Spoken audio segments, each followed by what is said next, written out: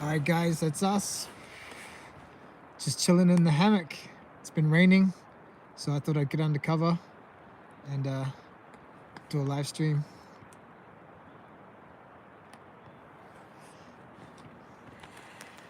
It's been grey, it's been cloudy, and yeah, been running around making content today. It's been fun.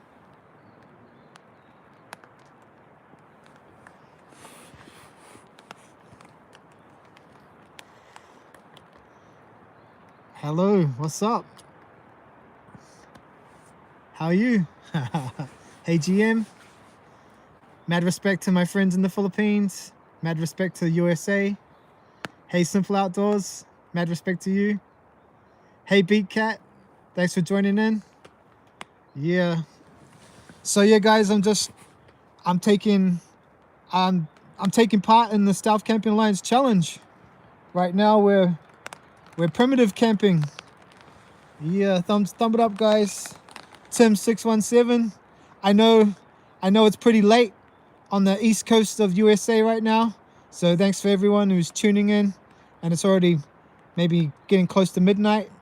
And if you're on the west side of USA, mad respect to you. I know it's early afternoon, or early evening, sorry. Hey Jeanette M. Hey Steph Tones. Thanks guys. Yeah, sorry I haven't done a live stream in a long time. I thought I'd do a live stream this way since I'm lying in the hammock. And yeah, and thanks to all the people tuning in from the Philippines. I know it's probably afternoon there. So yeah, what's been happening guys? I've been watching lots of movies so I could prepare for my primitive camp. I've been watching like real old school caveman movies.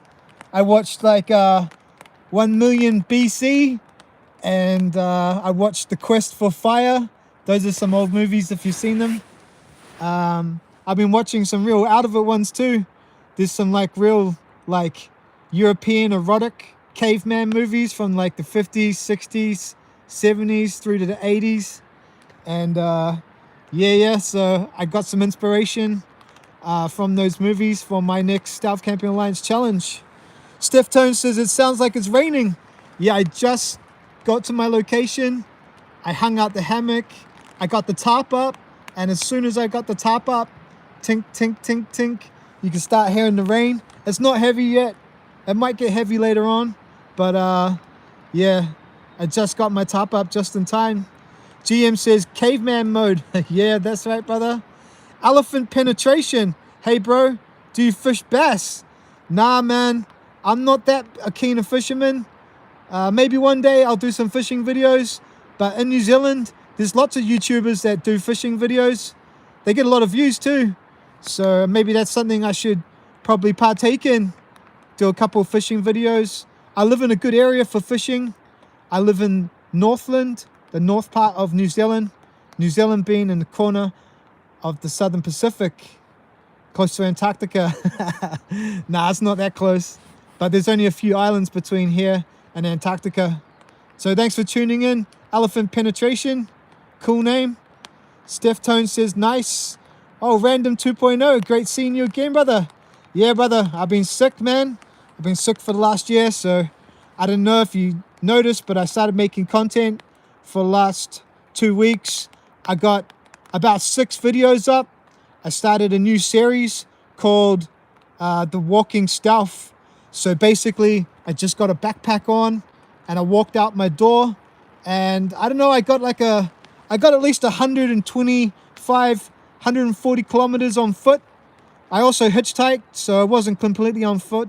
I hitchhiked and yeah, did some just stealth camping all the way.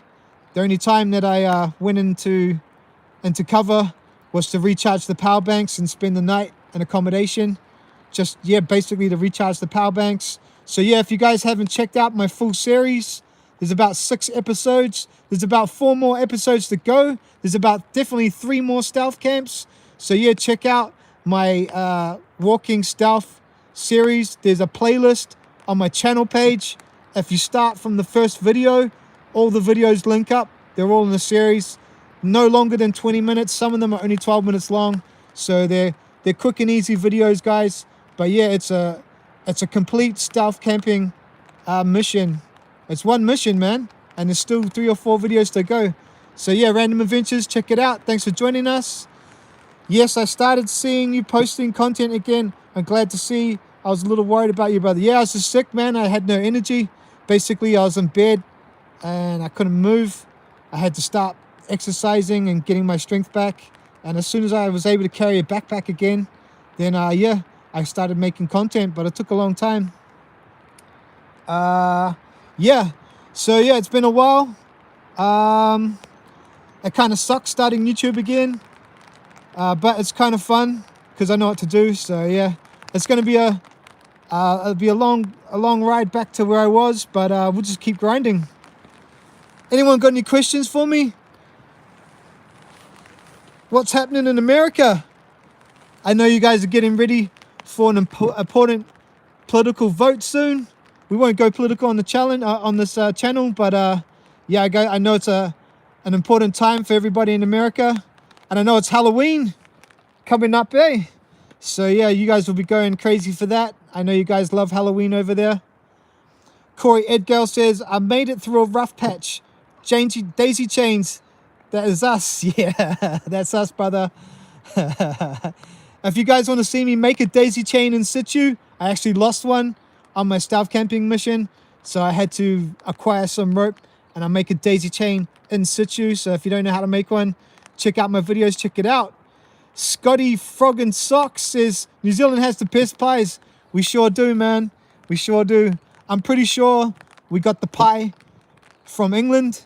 When they came here as pioneers, they probably brought the pie recipe with them. So, but yeah, ever since pioneers have landed in New Zealand, I'm pretty sure we've been making the best flipping pies in the world. You can Google it and check out the receipts. Random Adventures 2.0 says, yes, very important.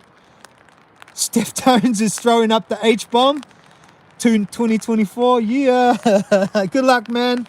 And some pumpkins. So yeah.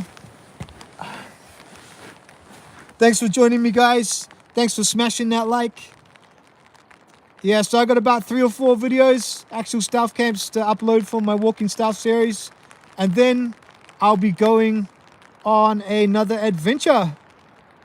Gonna get the backpack on. It's summer now, man. It's spring in New Zealand. All the flowers are out. The seasons have changed. And yeah. I just ordered something off the internet and I think it's gonna take hitchhiking to the next level. So yeah, I'm pretty excited for that. I'm waiting for it to come from China. And yeah, man, it's just gonna be such a development, man. I'm gonna take hitchhiking to the next level worldwide, man. No one's done this, man.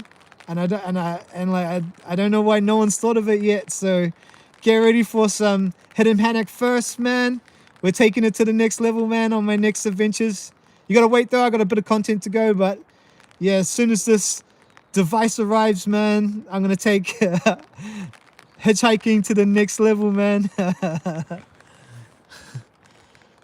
Random 2.0 says, we're heading into winter. Yeah, man, but that's exciting, man. Change of seasons.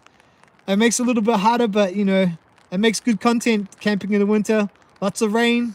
You guys had lots of rain there anyway, man. What was going on in Florida? That was crazy. It was crazy, man. Much love and respect to all those that got hit hard by the rain in Florida. My mad love goes out to you. Jessamur, what's up, my ninjas? Thanks for joining the chat, man. We're just chilling out in little old New Zealand, sitting back in the hammock. Just been in a little bit of rain, so I thought I'd do a live stream and just lay back in the hammock. It's still early. It's only 4 o'clock in the afternoon. So we still got at least 3 hours and 45 minutes of sunlight. I was planning to make a fire, but everything just got a little bit wet now. So I'm just going to hang out for an hour. And then after this live stream, I'm going to salvage up some wood. And yeah, I'll make myself a nice cozy fire in the forest.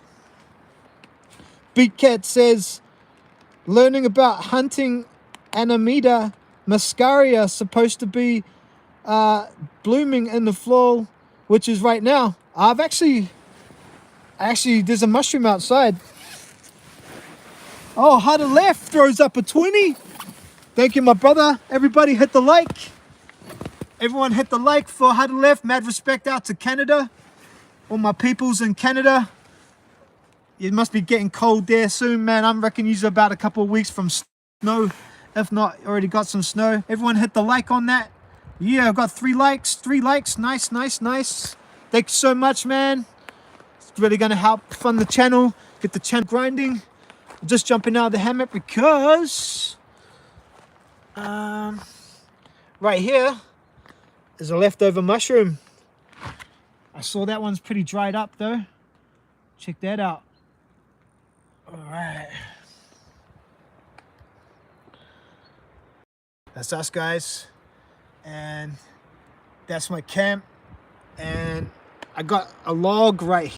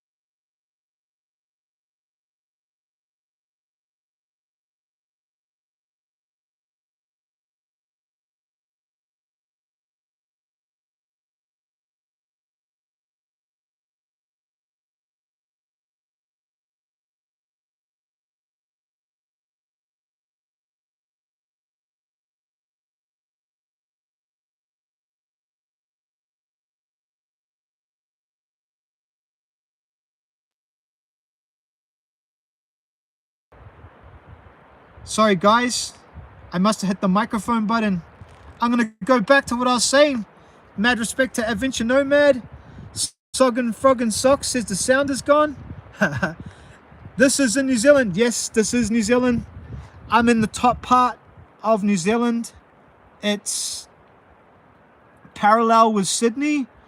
So it's actually pretty warm here all year round. It only gets cold here for a couple of weeks of the year. We get the most sunshine and the highest temperatures most of the time of the year. Everyone's back. Luke Gero, hi from Brisbane, Australia. I finally caught you live. Thanks for catching me live, bro. I don't normally go live that often, but thank you so much for joining me.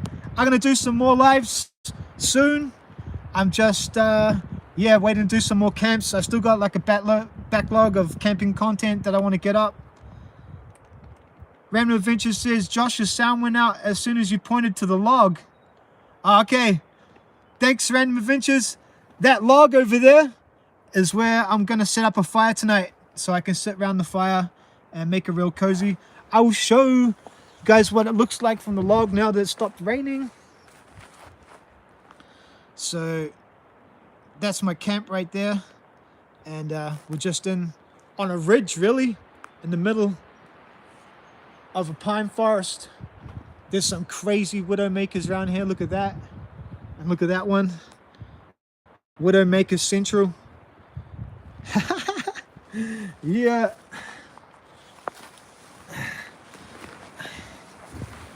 Just gonna get back in the hammock.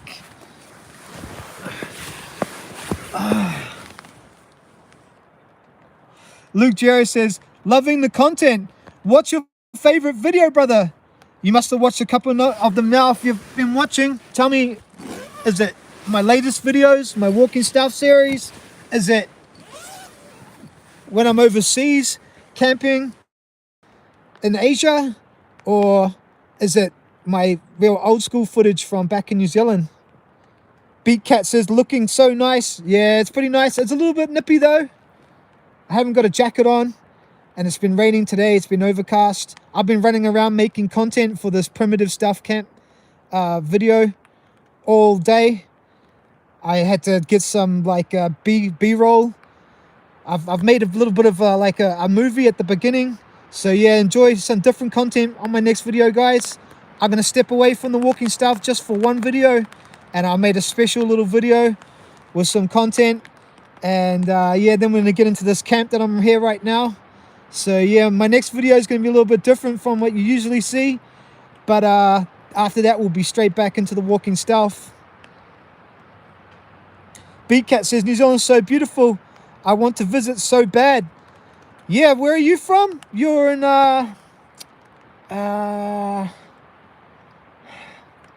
you're in the bottom of America, in the bottom east coast, not Florida, but further in. Are you in St. Louis? Where are you from, Beatcat? I forget now. Let me know in the comments. Luke Jarrow says, loving the content. Looks so nice. Josh, there's a problem. Josh, question. Josh, is there a problem with bugs in Australia? Man, I tell you what, man. Australia is wild, man. Some of the best camping is to be found in Australia, man. I lived in Australia for so long, but I never used to go camping in Australia. I was just working, because I've lived in Australia a few times. But when I went back on my last time and I was into camping and making content, I went camping in Australia and I went wild camping, and man, it is so wild. I had parrots landing on me. I had like a kookaburra take food out of my mouth, man. And the spiders there are just insane. Like, so crazy, man. The spiders are just insane.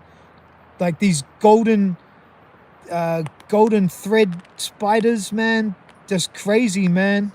There's all sorts of spiders there, man. But yeah, I had some crazy interactions. It's so wild. And you got wallabies and kangaroos. As soon as you get out of the city, man, in Australia, and it looks so barren and not much, man, but there's so much wildlife. It's crazy there. Scotty Frog and Socks, pissing down where I am in Northland. Whereabouts are you? Are you like are you in Whangarei, or are you out Ruakaka? Scotty, where are you at the moment? Are you in Auckland?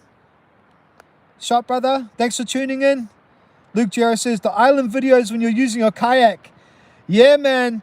So I've got 2 more islands out there that I want to stealth camp, but they're so dangerous. I've left the hardest ones for last.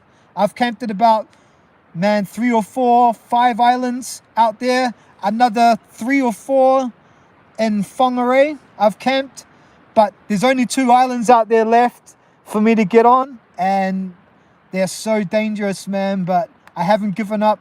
One of them's just this rock sticking out of the ocean, and it's got a cave right through it, and on top there might be 20 trees, but just getting to the island, you cannot do it when there's swell at all. It's got to be a crystal perfect day so you can get up onto it, and then I have to drag my kayak up onto the rocks and over the top of this cave island thing.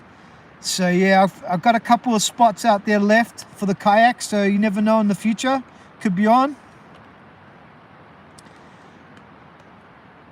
Thanks for watching though, Luke. Random Adventure says, beautiful spot. Nice one, buddy. Adventure Nomad, my favorite hidden hammock video is your latest videos, like this live stream. Oh, cheers, brother. Thank you, man. Thank you. Beatcat says, I'm living in America, Louisiana. I knew it was like St. Louis or Louisiana or something. I did look it up on Google, Big Cat. It looks like you got some good state forests there. Some places to explore. Bilbo 47 says, watching from Indiana in the USA. So happy you're back, brother. Missed you. Yeah, I'm back, man, but YouTube's not pushing out my content, eh? It's crazy. I'm going to have to work hard to get back to where I was. But that's all right. I like a challenge. We're going to get there, team. We're going to get there.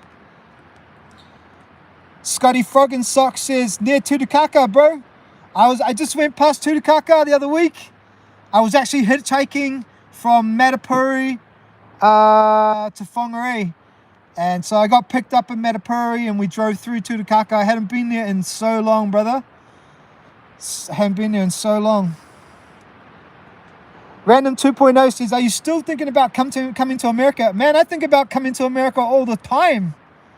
All the time, man, I think about it. But it's just the money, man. And because I've been sick, I've hardly been able to work. So yeah, unless my channel starts making money, then there's no way that I'm getting to America anytime soon, unfortunately. But if my situation changes, man, I'll be applying for that green card and getting me a month's worth of America for sure. I can definitely just jump on a plane and go to Canada, I think. But America's a whole different story for me. Even though I'm from New Zealand and we're down with America, man. Like, we have American, like, spy bases in New Zealand, man. Like, we just don't let, like, nuclear stuff in here. So, like, we're down as with America and New Zealand. And there's, like, flights every week, American, like, aircraft flying out of New Zealand to Antarctica to drop off supplies. That goes on. Not many people know about that, but, man, every week, man, there's flights leaving New Zealand, American planes going into Antarctica. I don't know what they're doing down there. Must be some scientific research or something. But, yeah, man, New Zealand's real tight with America. But unfortunately, they just don't let you rock up. I got to apply for some sort of tourist or green card or something to visit. Good question, though, random. I definitely would love to come to America for sure. Mad Matt's Adventure Days. Hi from Colorado, USA. Found a restaurant in town that sells New Zealand savory pies. Oh, really? That's flipping amazing. Amazing. Had a steak and mushroom one. Made me think of you, my friend. Oh, thanks, brother. Thank you so much. Yeah, we got some mad pies, man, in New Zealand. And the good thing is, like, I can pretty much go to each different town and try a brand new pie in every town, man. Like, every bakery is like in a pie competition. So they like all like in this big competition to like see who can produce the best New Zealand pie. And they have these big awards every year. So, man, I can go to any town in New Zealand and try a pie for the first time, a new pie. So, and like, they come up with these crazy flavors and stuff. So, yeah, I'll be definitely doing some more pie reviews in the future. Pretty much every town that I go to. Jack Coffee's in the house. What up, my good friend? Jack Coffee, man. You never ever give up on me, brother. You're such a good friend, brother. So much love and respect, eh? Whenever I'm down and out, man, you're always calling me up and making sure that I'm all right. Thank you, brother. You're a true friend, my friend. And how you going tonight? And what's the time there? Beat Cat. Oh, yeah, there's lots of woods. It's hunting season now, so it's a bit dangerous to explore. Oh, is it real dangerous to go into the woods because there's lots of hunters? I guess you probably have to go in with your fluoro camera on and, yeah, make sure you be seen if you're walking around your forests. Cody1611, smoking on some good old drugs. Shot, brother. I don't do drugs anymore. I don't smoke cigarettes. I just started vaping in the last year. So I'm on IC Max 10,000 drag bar. This is blackcurrant flavor. So yeah, it's made my life so much more healthier. And it probably, I was probably able to get over my sickness a lot better. Not doing drugs anymore. So mad respect. I don't care if you do drugs though, so smoke it up 420. Peace. Ideal Eileen TV, thumbs up, mad love to all my Filipino people. Mwah! I love my Filipino people, man. I love them. Guess what, man? Actually, The brothers in the Philippines out of bounds right now. Out of bounds is in the Philippines, right? And I tell out of bounds, when you go to Manila, you need to stay in Makati. And so the brother rings me up and he goes, I'm at this bar. And I look up the bar on the internet, and he's like 5 minutes away from the first place I stayed in Manila, and it was dangerous as, man. So I suggest to the brother before he goes away where to stay so he stays safe. And then he messages me from a bar. I need a place to stay, and he's 5 minutes from the first hotel that I stayed at in Manila, and it was quite dangerous there at nighttime. It was fine during the day, but at nighttime it was a different story, man. I remember like nearly getting mugged at like a basketball court right by my hotel. So I hope he's safe, man, because he's staying at the same hotel that I stayed at. So yeah, if you don't know Out of Bounds, check out his channel. Yeah, he's in the Philippines right now. Good content. So yeah, if you're gonna take some advice from the brother, take the first advice I give you.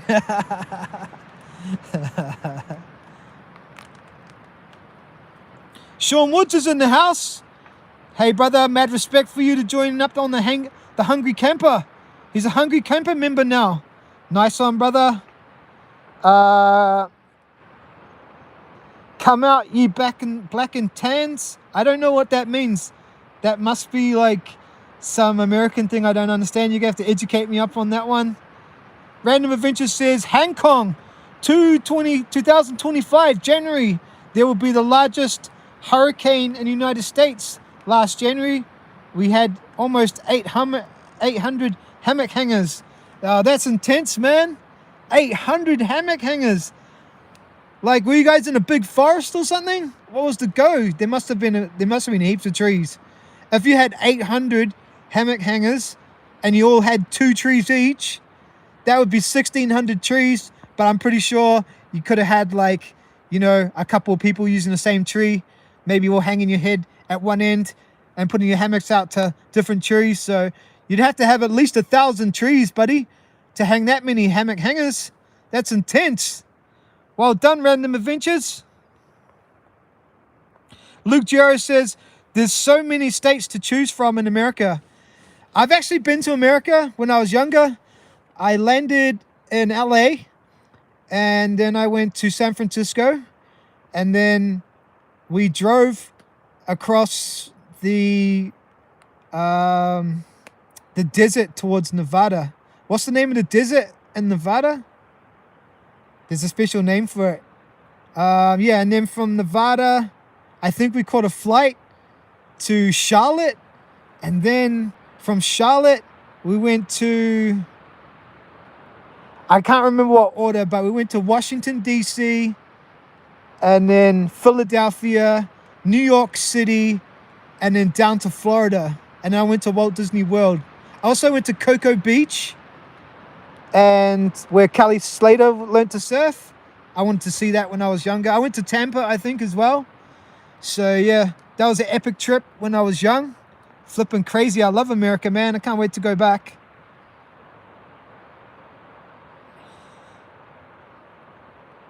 Jack Coffee says, I love you, brother. It's 8:22 in California. All right, man. Oh, man, California. Crazy, man. I'd love to go back. Luke Jarrett says, Death Valley. That's right, it's Death Valley for sure. That is for sure. That's what it was called, man. I stayed at the MGM Grand and in Nevada. And man, the hallways were so long that it was like in a curve, like, you know, when you put 2 mirrors back to back and it makes an infinity kind of feeling. That's how long the hallways were at the MGM Grand, that they were like in a slight curve because they weren't perfect. That was crazy, yo. And I remember being on like at New York on a roller coaster, and it was like flipping like 50 degrees outside, man. I could hardly breathe going out on the roller coaster. It was crazy, man. And I remember going into like, what's that, like Black Pyramid, like hotel casino. Anyway, I'm pretty sure that's the one. I walked in there. I don't know if it was that hotel, but then like like Caesar came out and all these guards and they had this big theatrical performance, man. And all these soldiers came out and everyone just stopped what they're doing and was like, "What's up, Caesar?" He was like just rolling through Las Vegas. It was crazy, man. Jeanette M says, "Yeah, Las Vegas. Yeah, man, Las Vegas. It was pretty crazy." Has anyone from overseas ever been to New Zealand? That question's not for anyone who's in New Zealand.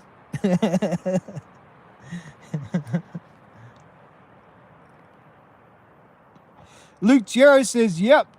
Where you from, brother?" I think you just mentioned that before, where you're from. Maybe you're from Australia. That's right, man. You're from Australia because you're telling us how intense the mosquitoes were. I've actually been to Brisbane. Far out. I went there for like a dance party when I was younger, and I remember partying in Fortitude Valley. Is Fortitude Valley a thing in Brisbane? I'm pretty sure. It was crazy, man. Like you go into Fortitude Valley, it's like this whole entertainment complex, and like you check your ID at the door, and once you get inside, there's like 6 or 7 nightclubs, man, in one place. It was crazy, man. It was going off, man. Jeanette M says, "The Luxor." Yeah, man, the Luxor. Is that the one that has Caesar in it? Or is it another one? I don't know. The Luxor was mean, man. It was so crazy. Adventure Nomad, are you on a stealth camp right now or stealth walk? I'm actually at the back of my home, in the back of my village, up in the forest, man. I'm not on my walking stealth adventure. I'm just making this video so I can take part in the latest Stealth Camping Alliance challenge set by Katia. The primitive challenge. This is my primitive challenge. So yeah, you'll see this video. It'll come out probably on Sunday in America, probably Monday if you're in Australia or the Philippines. It'll come out on Monday. So yeah, Sunday if you're in America or Canada or Europe, or Monday if you're in New Zealand, Australia, or the Philippines. And then after that, we'll be straight back into another 3 stealth camps of my walking stealth. Luke Gero says, Jeanette M says, "I want to visit New Zealand and Australia." I can recommend both, man. But they're totally different places, man. They're totally different places. They're totally different continents. Like, did you know that New Zealand is actually a continent? It's just that our continent has a really thin crust, so it sits underneath the water more. It's called Zealandia. It was only discovered not so long ago, but it's like the 6th or 7th continent of the world, and Australia is on a different continent. So yeah, different tectonic plate. So we actually broke away from Australia millions of years ago, before there were mammals. And so we never had any mammals in New Zealand. We don't have kangaroos, we don't have tigers, we don't have wolves. We've got no mammals. We've only got birds and lizards. So yeah, it's raining here. So that's the difference between Australia and New Zealand. Australia has like lots of mammals, man.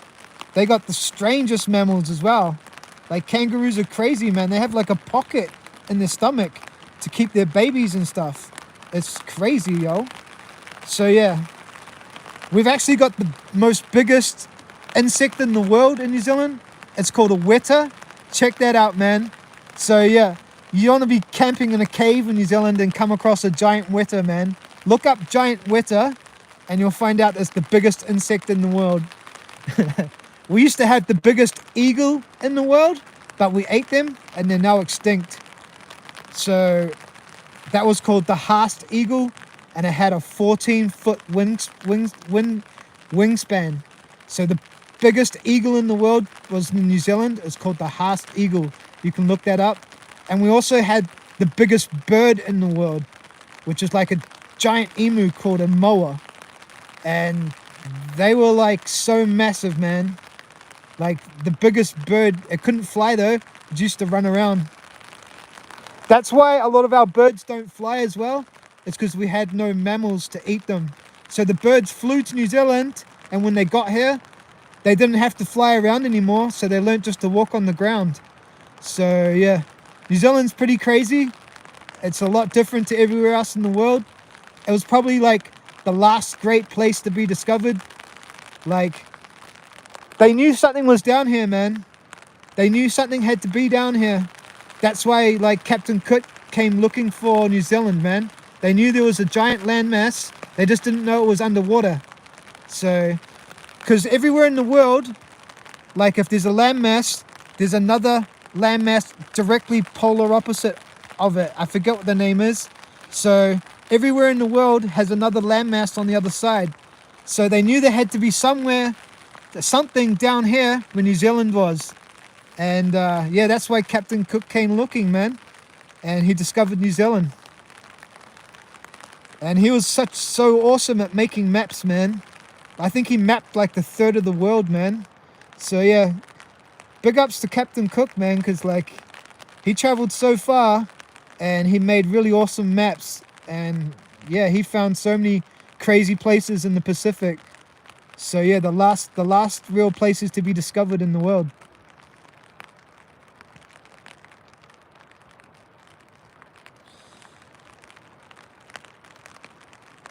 Luke Jarrett says, yeah, Fortitude Valley where all the nightclubs are. Yeah, I partied up there, brother, when I was younger. Jeanette M says, does Caesar Palace have Caesar? Oh, maybe it was Caesar's Palace. I don't know, man. It was so long ago when I was in Las Vegas. But yeah, I went to all the casinos. And yeah, one of them, they had Caesar running around. It was epic. Mahini or My Channel, it says it's raining. Yeah, La Shizzle says, yo. Hey, what's up, yo? Eileen TV says, Woi mean? I don't know what that means. That must be like local Filipino Tagalog. Here we go, some more Tagalog. Aileen Ulana. And then Payano Makalabanito. Jack Coffee says, brother. Luke Jarrett says, looks like a bit of a giant grasshopper. Yeah, man. And like we have these like wooden like boxes in the forest. Like you'd be on a walking trail and we have these wooden boxes, and you open up the wooden boxes, and like conservation people have made homes for weta. So yeah, like if you're on a walking track, we had these little installations on the side of the track, and you open this wooden box and you can check them out in real life. They normally live in really dark places, so you'll have to go like through the flax bushes and like get right down to the roots, and you'll see them in dark places, or they live in caves. The giant weta, they can be found, but you must find them in caves. So we have small weta, and then we have giant weta. They're the size of your hand. And the real big ones are found deep inside caves. Jack Coffee says, I have an epic stealth camp for you. Send me a private message, brother. Let me know what your idea is, and I'll see if I can do it. Ideal Alien TV says, where are you camping right now? I'm camping in the forest. I just better show my Filipino people. I'm camping in my hammock. Just gotta get my shoes on because it's raining.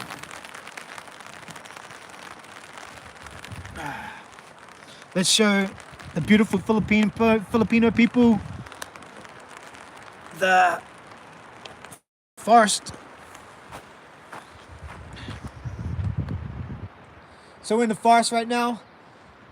This isn't a native forest. This is a pine forest that's been planted, and we mill the pine for wood and paper pulp, and we make products from it. So yeah, this is not a native forest. Check out my other videos if you want to see a native forest. And that's where we're sleeping, in there tonight. And you can tell it's raining because we've got a pile of water. That's how good my tarp is. That it holds water, retains its water.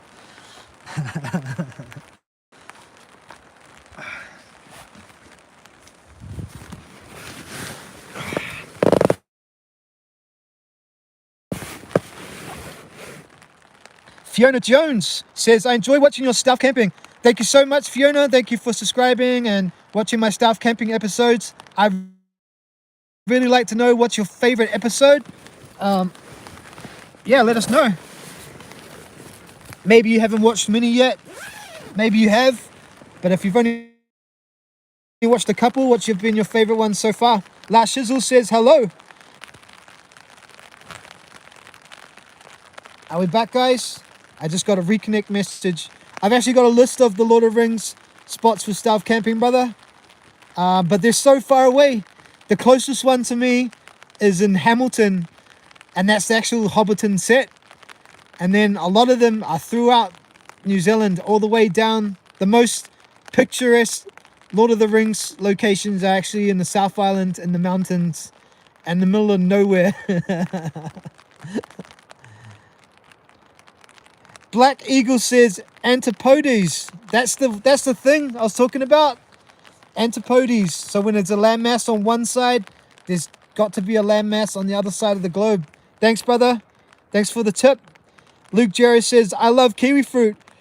I love kiwi fruit too, man. And I want to tell you something. Kiwi fruit actually comes from China. It was a gooseberry. It's about this big from China. And what New Zealanders did is we brought it to New Zealand and we engineered it and grew it for many years in a laboratory. Not genetically engineered it, but like propagated it and like grew fruit, picked the best fruit, grafted, and did everything we could to produce the green kiwi fruit. And then we started planting those big green kiwi fruits, maybe like 30, 40 years ago. It was quite popular. And then while we started selling those green kiwi fruits around the world, we went straight back to the lab and started working on the gold kiwi fruit that you guys have. And yeah, the gold kiwi fruit has they worked on that for like 20 years until they got it right. And so that came out a few years ago, and now they've got another one. I forget what the name is. It's like gold and it's got a red center. So you went from green to gold and red. It's crazy, man. So yeah, we take our kiwi fruit pretty seriously. It was a Chinese gooseberry when we first got it, but we nurtured it and loved it for many years. And now it's one of our biggest producers domestically for us. So yeah, if you like kiwi fruit, man, just think about how long it took for us to grow that stuff, man. Adventure Nomad says, you guys stole trees from Canada. We did, man. Pinus radiata. So yeah, the pines we grow here, Pinus radiata, and they don't take too long to grow. I think like maybe 20 to 30 years, maybe even shorter, 15 to 30 years, we grow pine here. And we have other trees. We have New Zealand native trees that we could grow for wood here, but they would take a long time to grow because New Zealand trees take a long time to grow. They take like, before we could harvest them and produce wood, it'd be 40 years. So yeah, we use foreign like pine to grow here for our wood. But yeah, if we could use New Zealand trees, we would. But it just takes far too long to get established. Sean Wood says, take care, everyone. Can't wait for the video on Sunday. Yeah, brother, it's coming out. It's coming out. Venture Nomad, I was going to say that looks like a forest near me. Yeah, man, you probably would get that same feeling. Because, yeah, this is like Pinus radiata. And it's not from this country. Luke Jarrett says, Hamilton, when you did that train video, man, that was one of my favorite videos too, brother. I knew that was like from Google Maps. I knew I could see that was a miniature train place, a miniature train park. But it wasn't until I got there that I seen that they had actual trains on display there. And you can't see that from Google Maps. So yeah, when I went there, I had to look through the front grille, and I could see that it was bloody hollow and there was no engine inside. So I was like, went around the train, and I was like, how can I get into this train? And then I looked through the grille again, and I could see the running work in the ground, and I could see a gap. And that's when I climbed underneath the train and see if I could get inside. And I got inside and camped there. That was awesome, man. It was awesome. And when I went to camp there, the bloody police were there. I couldn't flipping believe it. And this lady on oh man, it was pretty high risk, man, actually. As soon as the cop left, I went straight inside, man. And I got busted on the live stream. I was live streaming in there, and this little kid came and climbed up on the train and peeked his head through the train. So I don't know, go back and check out the live stream from there, man. You can see me get busted by a kid live on stream. Beat Cat, oh wow, I never knew that about Kiwi. So cool. Yeah, man, heaps of facts about Kiwis coming out today. Luke Jero, a Karen called the cops. Probably.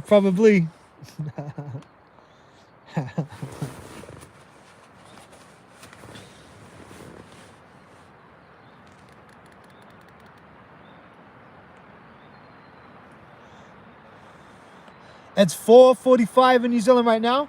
We still got 3 hours of sunlight left.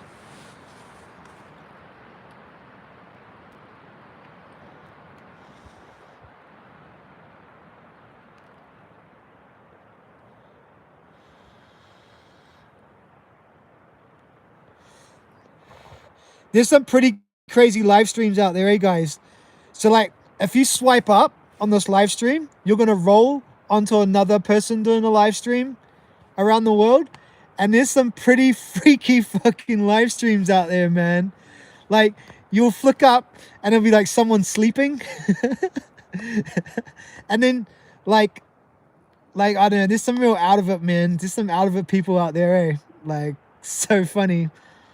Like, yeah, man. I've actually, like, recorded a couple of live streams, just snippets.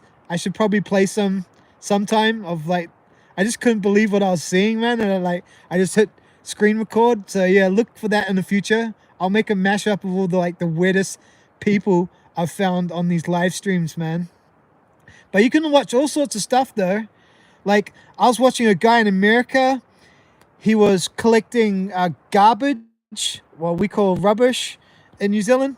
And that was really awesome. He had like a GoPro on the side of the waste truck, and like he was picking up recycling and stuff. That was cool. I watched this guy in the Philippines, and yeah, he's actually on a tricycle. So they have tricycles in the Philippines, but then they got tricycles with no motors, so they're just like pedal trikes. And like, yeah, there's a guy called AC47, and every day he just puts his GoPro or camera up in his tricycle, and he waits in line, and then he picks up passengers, and then he like push pedals them to their destination. So yeah, I support him. I also watch some Filipino channels, like where they like cut plastic fruit. Like, no, I'm not joking you, man. They buy plastic vegetables and plastic fruit and plastic toys, and then they'll take a plastic knife and then they cut them. And I watch that for hours, man, and I'm doing nothing, man. I watch people in the Philippines cutting plastic fruit.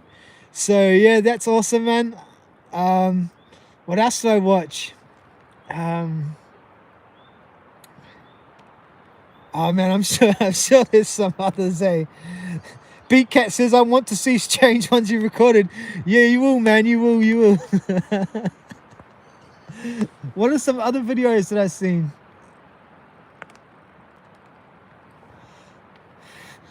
Yeah, that's crazy, man. It's crazy. There's heaps of food eating ones and people walking around. But yeah, it's the real strange ones that I enjoy.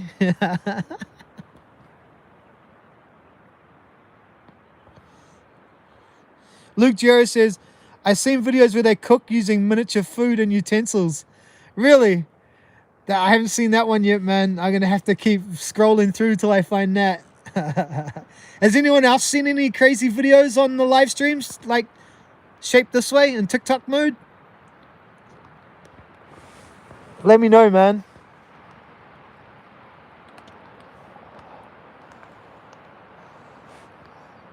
Bro, I love every single episode, every short, every live. However, my absolute favorite is cowboy camping video. Oh, really?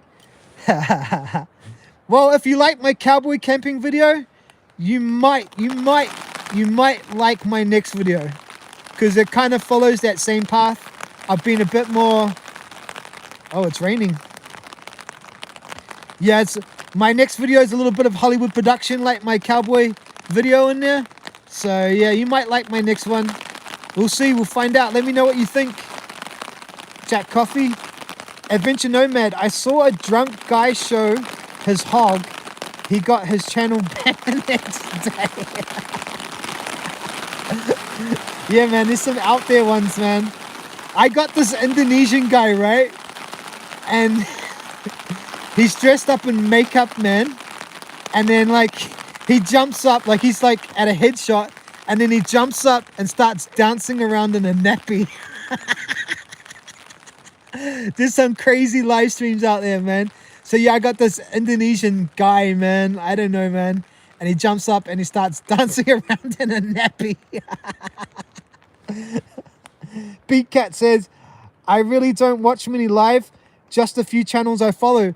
All right, Beat Cat, just do this for a couple seconds. Just go scroll up and then scroll back to mine. And you can keep scrolling forever, man. Never ending live streams of people across the world, man. And like, there's some crazy stuff, man. There's like people just filming their wallpaper. It's flipping crazy, man. There's people out there just filming the wallpaper. There's people just sleeping. It's flipping crazy, man. Yeah, just scroll up and then scroll back to my live stream, and then you know what to do. Fiona Jones says, I only just come across your channel and watched about 6 so far. Loved New Zealand Harbour Bridge and the rounder one about next to Hungry Jack's in Oz. Yeah, man. That one in Hungry Jack's, man. Oh, that was chaos for me, because like I couldn't find anywhere to hang my daisy chains, man. And yeah, I couldn't go around those palm trees. They were too wide, and I had to sleep on the ground in the rain, man. And it was crazy, yo. And like there's snakes and stuff in Australia, man. So like yeah, I wasn't really up for it. Beat Cat says, okay, I'll check them out. Do they make money while sleeping and stuff? Beat Cat says, I did it and saw a girl playing bingo.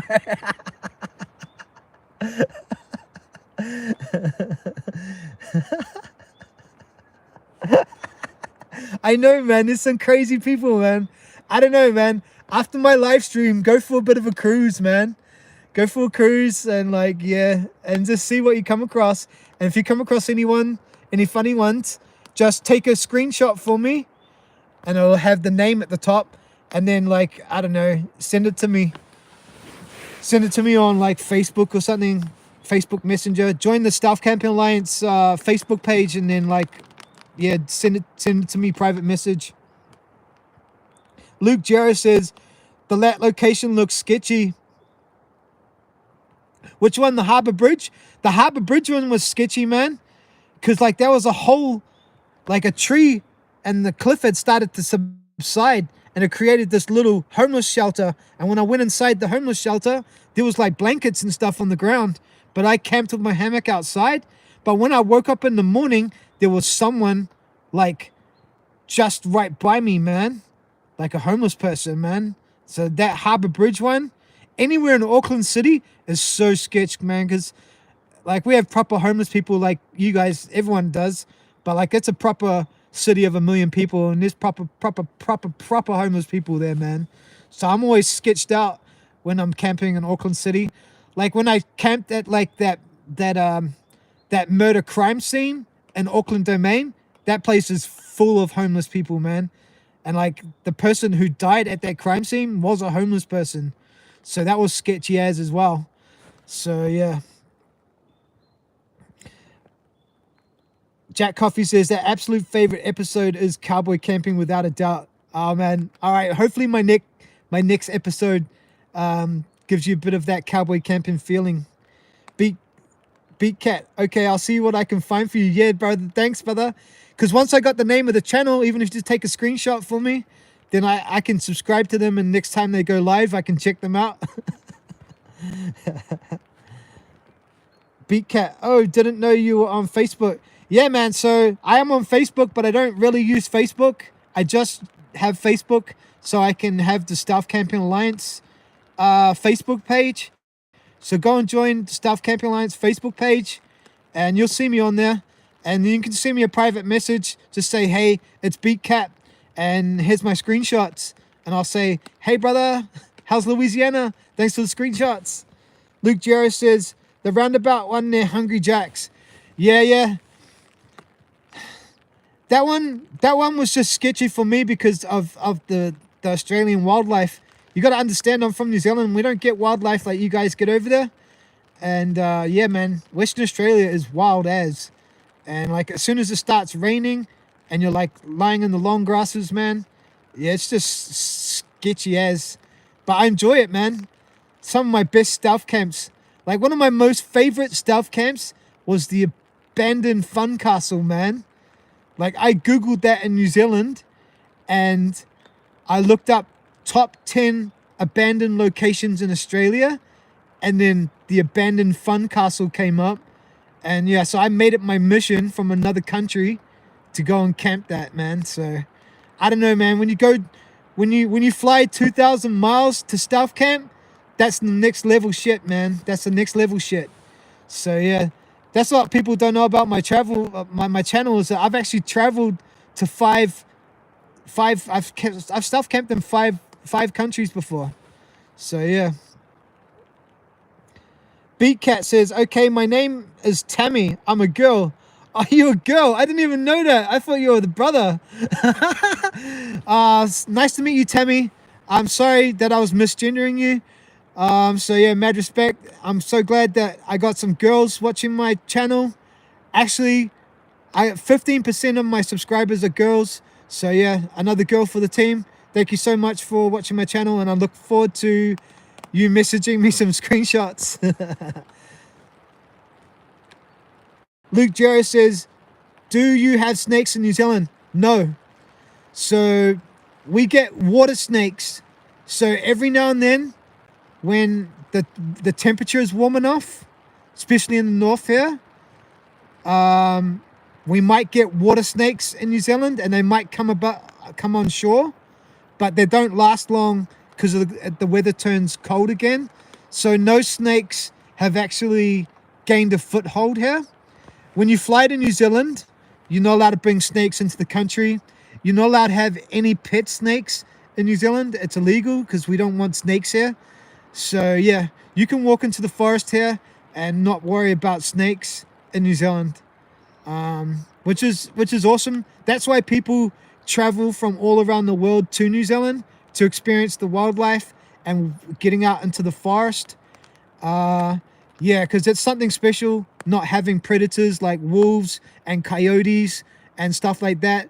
Like you can go and camp in the forest and just enjoy your camping and just enjoy the scenery, enjoy the view, and just be at peace knowing that all you got to watch out for is wild pigs, because they got introduced into New Zealand by pioneers. And yeah, and you got to watch out for people, because people are crazy in New Zealand. As much as you think that New Zealand is safe, New Zealand can be quite crazy. So yeah. Collaboration with Steve Wallace. I don't think Steve Wallace would ever want to do a collaboration with me. Man, he's got enough people wanting to do collabs with me and enough channels that are like a bigger and better, and that he could like probably profit from expanding his channel. So yeah, I used to follow Steve Wallace hardcore and want to camp with him, but I just realized that I'm probably never going to be able to camp with Steve Wallace. That dream is over. Jack Coffee says, hunker down with the king. Step 2 Stealth Pepsi. Yeah. Adventure Nomad. Hidden Hammock is international camper, stealth camper extraordinaire. Yeah, I'm definitely going to take my international stealth camping a bit further. Like, my next trip that I want to do, like, cause like I'm on a budget, guys. Like, I'd love to come to Canada for sure if I had the money. I'd love to come to America if I had the money. I'd like to go camp Europe if I had the money. But to be honest, and let's be real here, like, I don't have enough money, man. And I like to slow travel, so I'll probably go back to Asia. This time I'd like to land in Hong Kong and then catch a boat across to Macau and do Hong Kong and Macau. I'd like to go to the places where they filmed old Hong Kong ninja movies and stuff like that.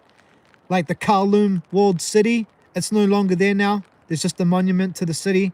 But I'd like to go there and reminisce about Kung Fu movies and ninja stuff. And then I'd like to go to China and experience China. China just changed their laws, so I can just turn up in China now and get a 1-month visa on arrival. So I'd like to go and visit the Great Wall and stuff like that. Maybe cruise around. I'd like to go to Chongqing, which is the city.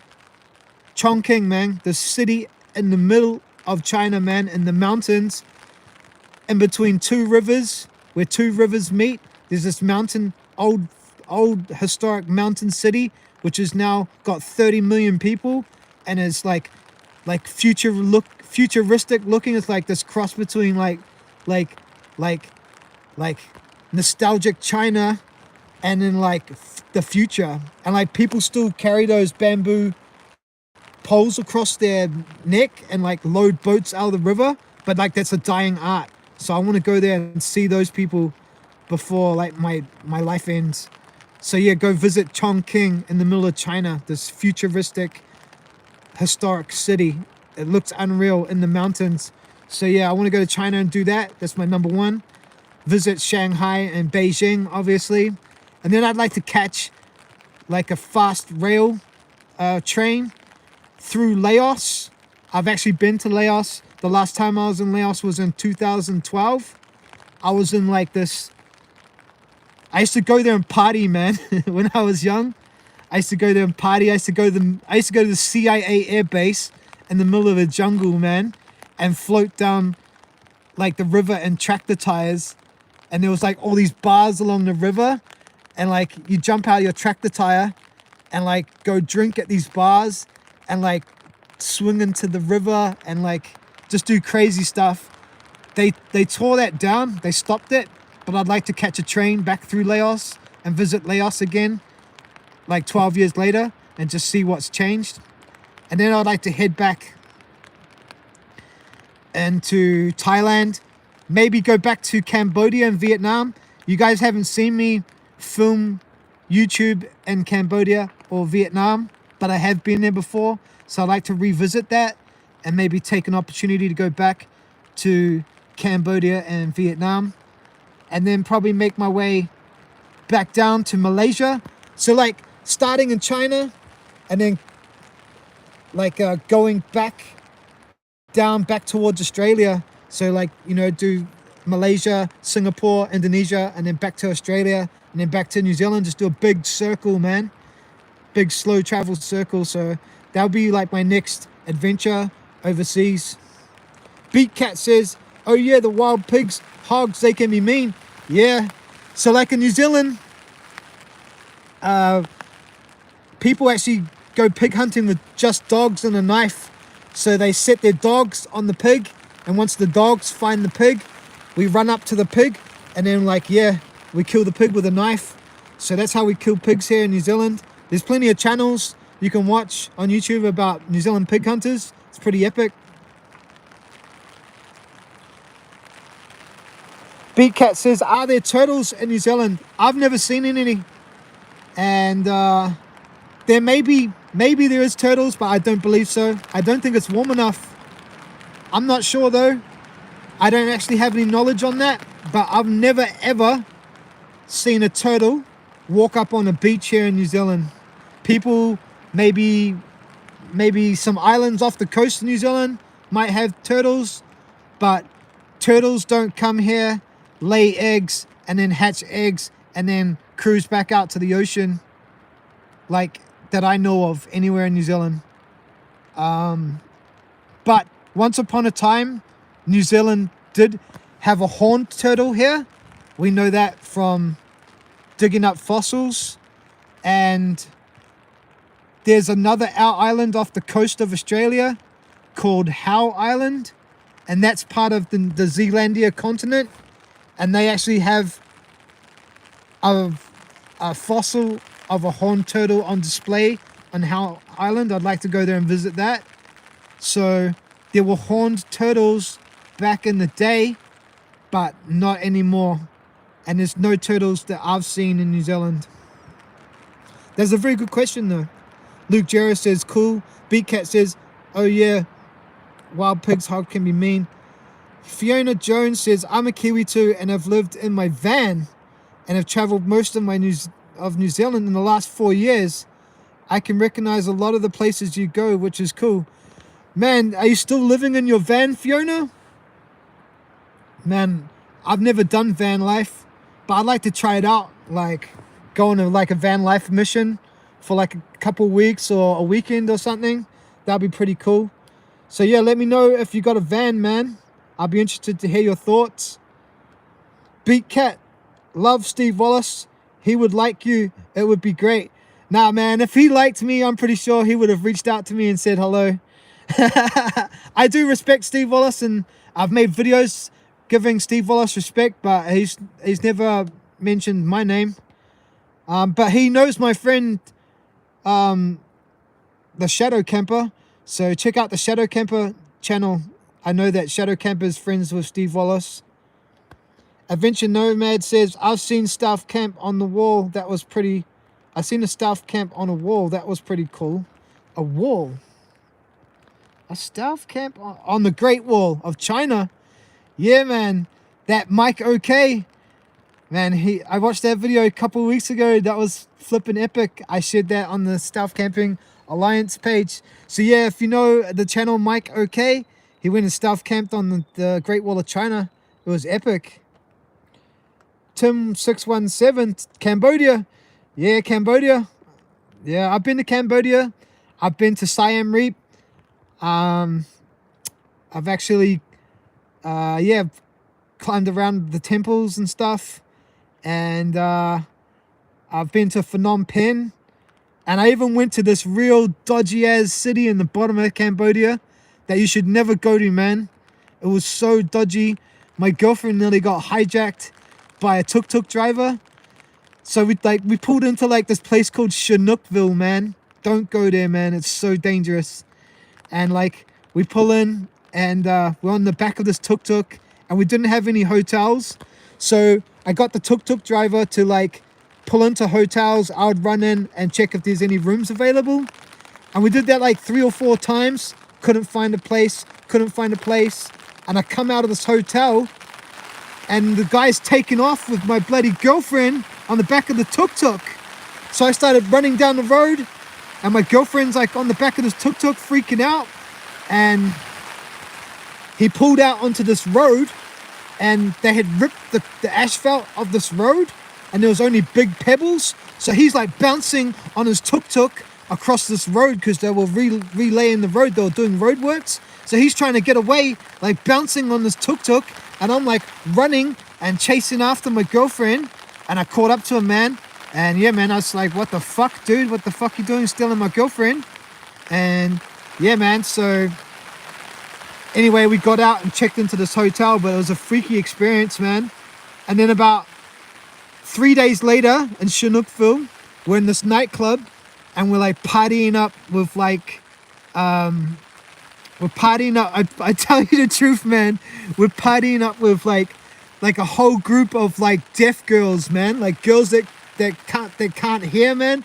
And like you'd think like if you're partying with like me and my girlfriend like met some deaf people and they're all deaf girls, and you'd think that like, you know, they'll be sweet as, right?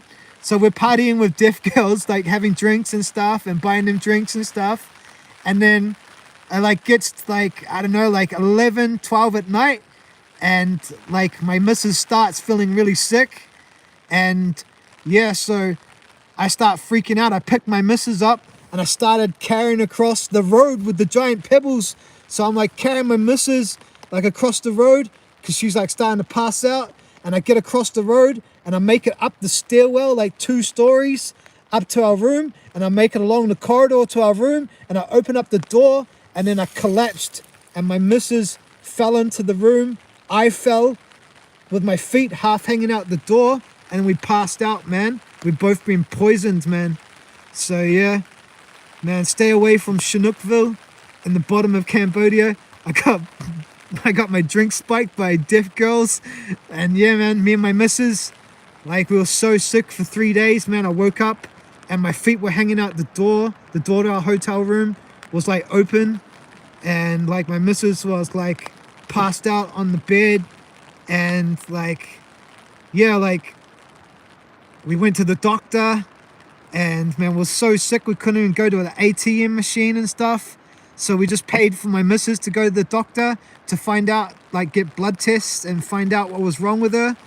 And so yeah, once she got all the blood tests and stuff, I knew that I had the same thing as her. So we got like double the medicine. And like, yeah, like we both, like it took like 3 or 4 days. I was vomiting like black, like liquid, like black vial. The vial that was coming out was black, man. It was so crazy, yo. So yeah, man, watch out for deaf girls in Chinookville. Flipping crazy. But yeah, man, that wasn't the only craziest thing that happened on that trip. But we were so glad to get out of Cambodia. From Cambodia, after we felt well enough, we were just saying we're getting out of Cambodia, man. And we went to the border of Cambodia and Thailand. And I remember like getting to the border, jumping out of a taxi, going through immigration in Thailand, getting to the other side and eating food, eating some Thai food, the first normal food I had for a while. And then watching like 5 like cages, like truck cages, like trucks with cages on the back, taking like people back to Cambodia, like Cambodian people back from Thailand, back over the border. And there was like, man, like it was like 50 or 60 people in each truck. And it was just like a cage of people, and 5 trucks went back. They were all like illegal immigrants from Cambodia. So yeah, man, it was flipping crazy times. I was so glad to get out of Cambodia, man.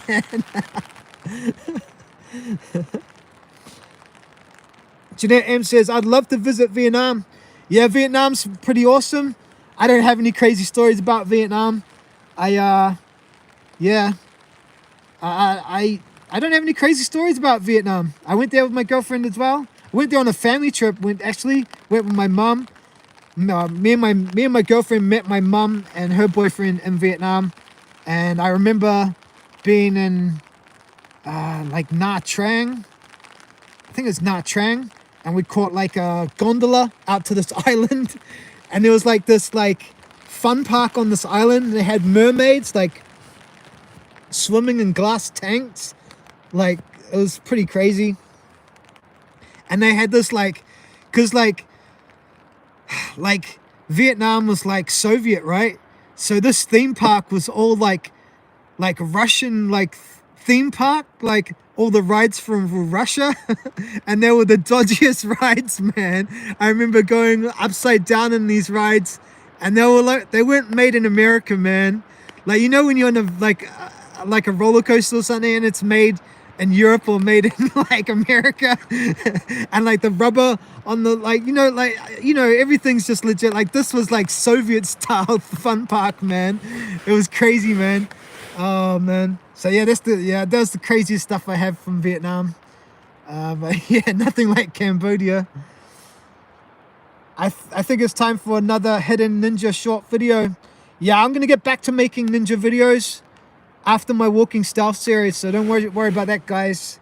Like ninja videos are my default, ninja style videos. But I just wanted to do the walking stealth because I was putting a backpack on and just walking 145 kilometers. I have a half brother in Vietnam. What, brother? That's so flippin' awesome. I didn't know that, brother.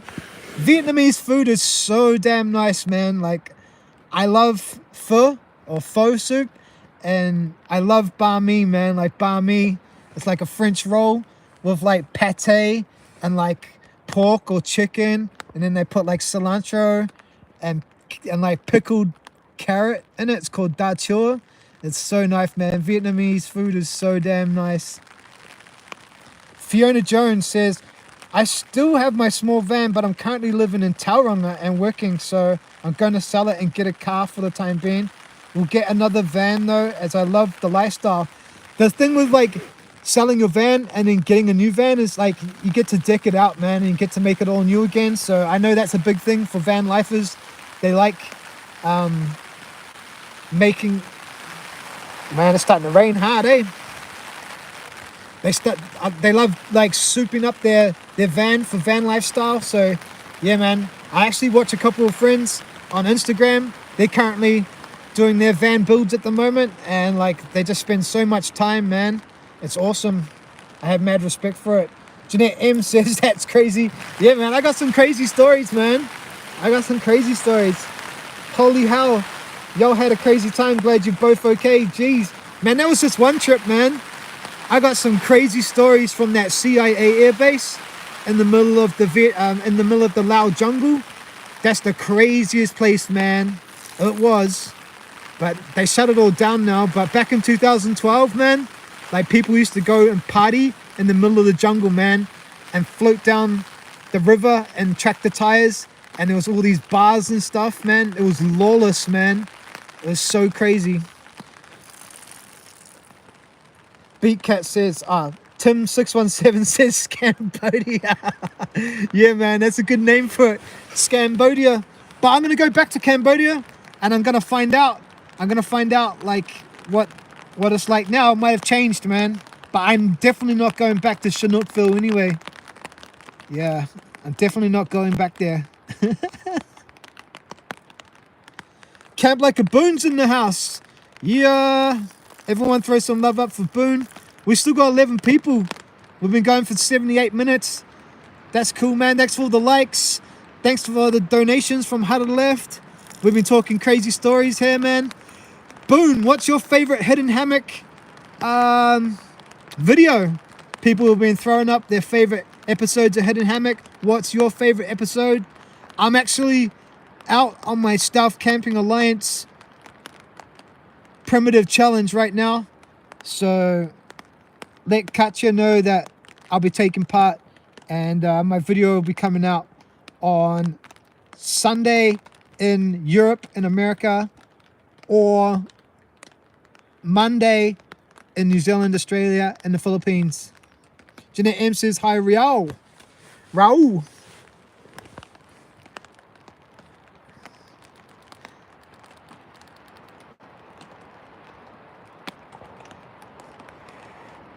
Tim617 says the building and you didn't know it was haunted. Yeah, man. That was the one in Indonesia, right? Yeah, man, that was crazy, man, because I didn't know it was haunted at all. It was only the guy when I left told me it was haunted, and like said that someone fell through the roof, and like we'd just been in there the night before filming the holes in the roof. That was crazy, man. There was some big ass geckos in that building too. They were like, you know, they're a good like 20 inches, 15 inches long, some of those geckos. And those are the ones they smuggle to China. They get like $3,000 each for them. Yeah, crazy as, man. I tried to get out that abandoned building that the people fell from, but that was all locked up. And those people living next to the abandoned building, man, and that shack, I never forget them, man, because they were from the Papua side of Indonesia, and I was on the Malaysian side of Indonesia, so you know they'd come a long way from Papua. Yeah, Indonesia's crazy, man. There's so many islands, hey. Like, you cannot visit the whole of Indonesia in 3 months. You need to spend 2 years, like, visiting Indonesia, man. And it's so vast. And so many herbs and stuff come from Indonesia. Like nutmeg and stuff. I can't wait to go back to Indonesia, man. Camp Like a Boon. You have so many cool videos. I laughed with the box video. Oh, when I camped in a box. Yeah, man, I gotta do that again, but it's so hard trying to find a refrigeration box. You gotta find a big box for that. Did you have Kran Tom in Indonesia? Kran Tom, are they the crackers that they put in soup? I'm unsure. I'll have to look what Kran Tom is. Maybe not. It's been a while since I was there, but I should check that out, Tammy. I'll let you know. Tim617, remember behind the sign, laugh easy. What sign though? I've stealth camped behind a sign in Western Australia. I stealth camped behind a sign in Indonesia. I stealth camped inside a sign in Malaysia. So you have to let me know which one.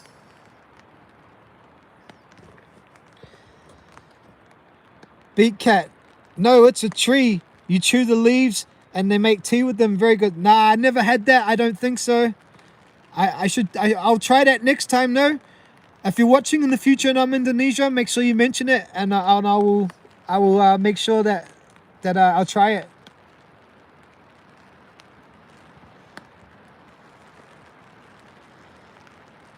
Oh, the M.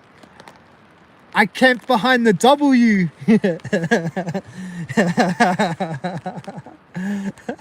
The W. Was it a W or was it an M?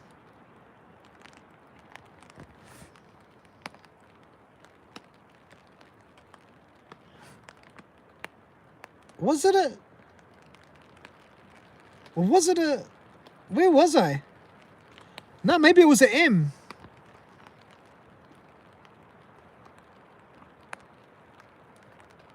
I can't remember.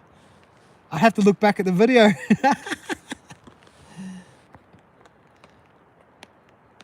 Tim617, dang, laugh out loud. I don't know. I must be mixed up, brother. You might be right. It might have been an M.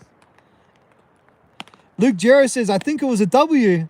Oh, man, we're going to have to investigate and get to the bottom of it. This is a Scooby-Doo mystery. Camp Like a Boom says, Crantom is an opiate.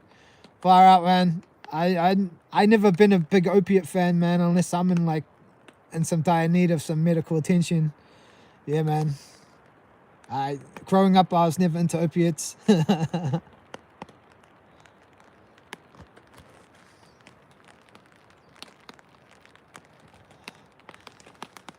We're gonna have to investigate whether it was an M or a W. Oh, you know what? It was a W because it said welcome to Batam, and I was right at the beginning. I was thinking, man, I'm sure it was a Batam sign, but it said welcome to Batam, so it was a W. So yeah, we've definitely got to the bottom of that one, guys. I had a light bulb moment. My brain went bzzz, and yeah, it was a W for sure. That was the safest place for me to go because it was the furthest away from where I'd come into anyway. So yeah. Luke Jarrett says, I think it was a W. You were right, brother. You were right. Beat Cat says, related to the coffee plant. Wow. Now, I really like coffee though, man. Coffee is one of my favorite things. I have coffee every day. Yeah. Adventure Nomad. Oh, Dirty Boon. Yeah. Tim617. He's having a laugh. Bill 47. The Cliffside Hangar episode is my favorite. I think that could have been my first actual stealth camp. I brought all this gear, right? And I tested all my gear camping. And then my next video was Cliffside Hangar. So yeah. Bill 47. just check that out, man. If I'm correct, that must have been my first stealth camp ever, was Cliffside Hangar. If you want me to go and camp there again, and so we can reminisce and check it out and see what it's like there 3 years later, I'm willing to go back there. It's actually not too far from where I am right now. It would probably take me about 20 minutes to get there. So yeah, if you want to see Cliffside Hangar again, my very first stealth camp, let me know. If that's not the video you're talking about, I've done many Cliffside Hangars before. So yeah, let's find out what video it is, and we'll get back to you.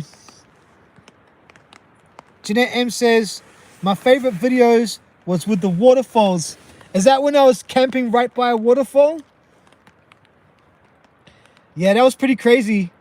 People were chucking stuff over the cliff, man, there. Like where I was camping deep down in the waterfall, you weren't allowed to go there, eh? And people had like walked up to like the viewpoint and like chucked speakers and stuff. It was crazy, all the rubbish down there. So yeah. I actually can't remember the exact coordinates for that one, Jeanette M. So I'm going to have to go back to Google Maps.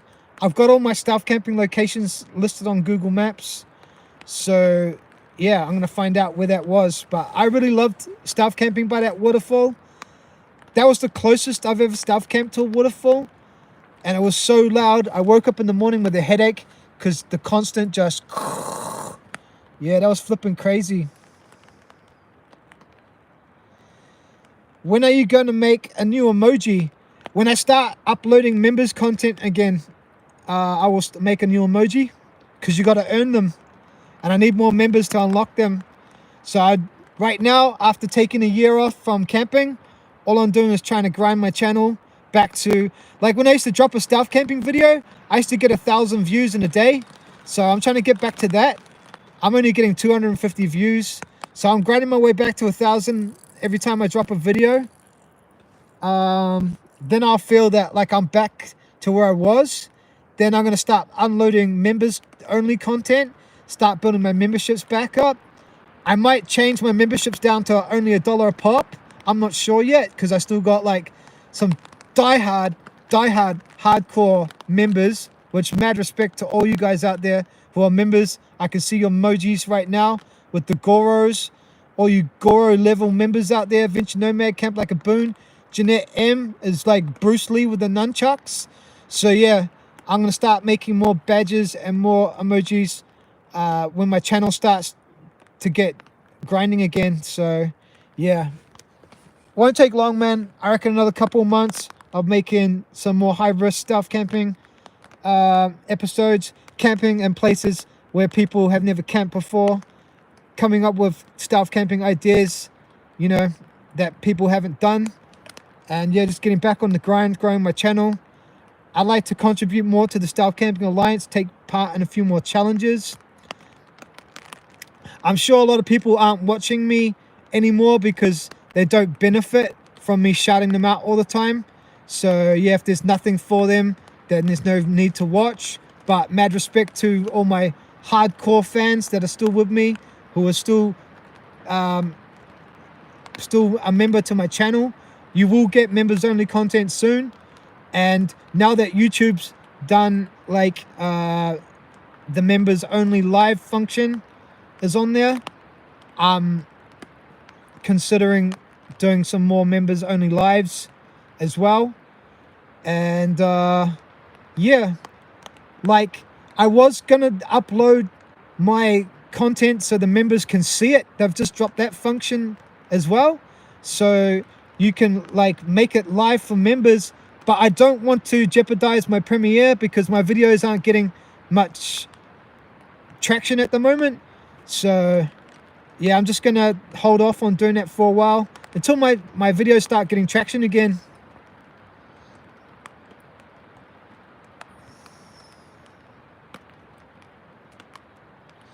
Beat Cat Tammy says it's not an opiate and it has no caffeine either.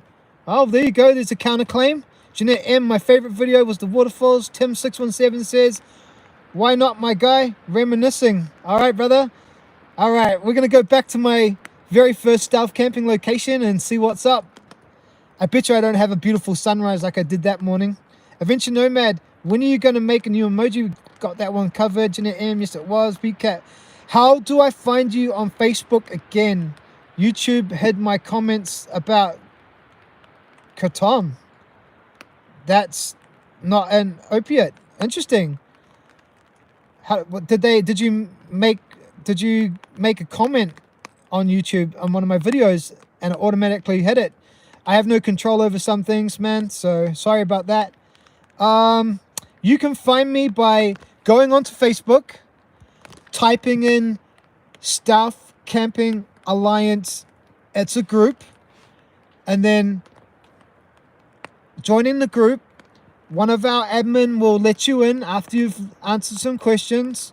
When you're on the Facebook page, look for one of my posts. You'll find my name, and then you can private message me and say, hey, it's Tammy.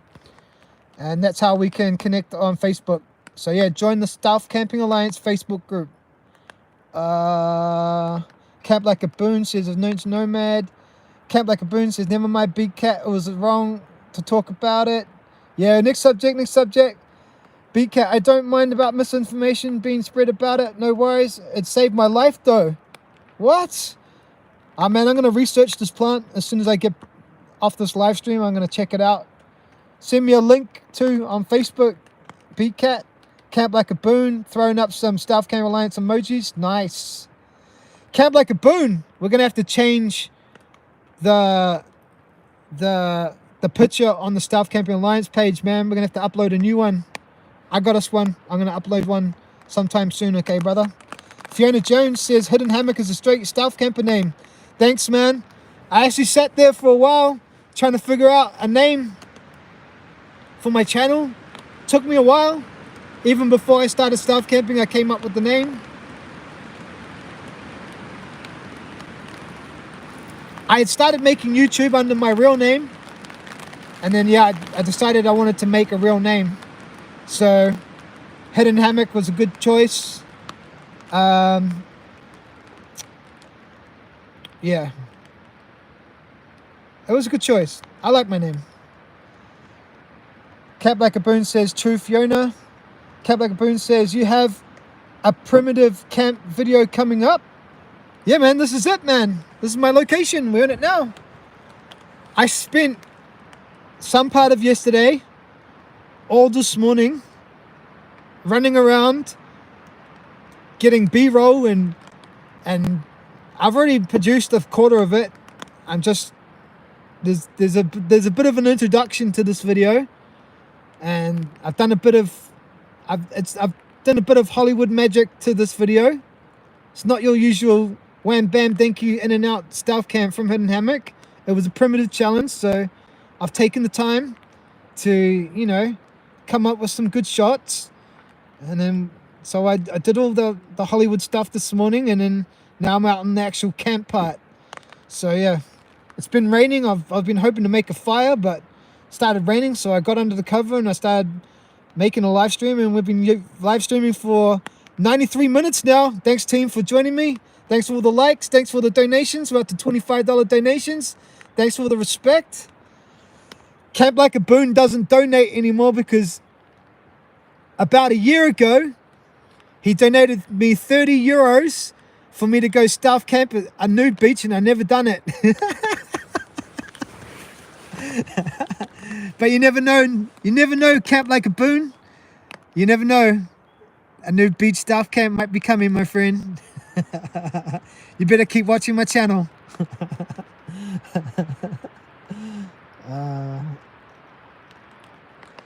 Bill47 says, I think I can remember you opening mail and packages from viewers in the Cliffside Hangar video that I'm thinking of. We're going to have to go back and check it out. I'm keen to know. I know I've camped on a few cliffs in my hammock, because that's all you can really do, man, is put hammocks in weird places, right? Beat Cat says, now you finally saw the comments NVM. Okay, cool. I will look at the group. I'm in Facebook jail right now, so I can't join groups. What? How can you be in Facebook jail? How does that work? Did you join some groups and then get naughty and then they banned you from all the groups?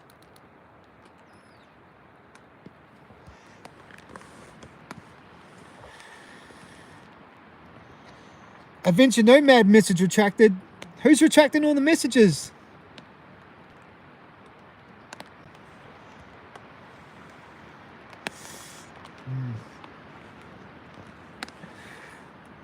Yeah, so I'm looking forward to taking part in this Stealth Camping Alliance challenge.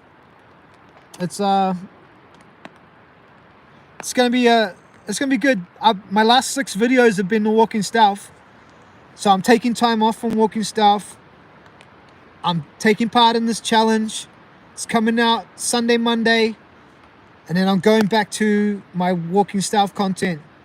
And then I've ordered this, let's say, device that's gonna evolutionize and take hitchhiking to a whole new level, man. Like Hidden Hammock is gonna take hitchhiking to the next level, man. I'm taking hitchhiking to the future, man. It's gonna be epic, brother. And it's gonna be so rad, man. So yeah, look forward to my Hidden Hammock comment coming up, man. It's gonna be epic. Beatcat says, nah, Facebook doesn't like a lot of stuff, and if you post about it, they punish you. I posted a pic of a mushroom in a mushroom ID group, and they tossed me into Facebook jail for that. Too ridiculous. Oh yeah, man. Well, you got to behave on our Facebook group too.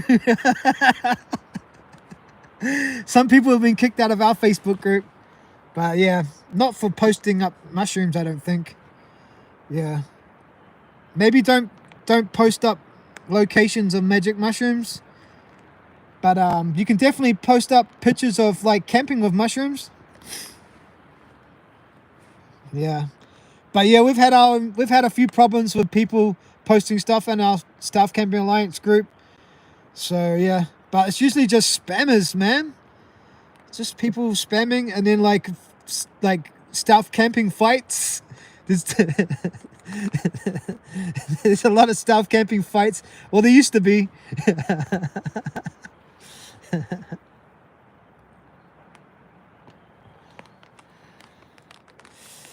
But yeah, I'm looking forward to growing the Stealth Camping Alliance group. We've had 200 members in the last year, so hopefully a few more members will be good. That'll be good. Adventure Nomad says censorship's becoming prevalent. Tim 617's having a laugh.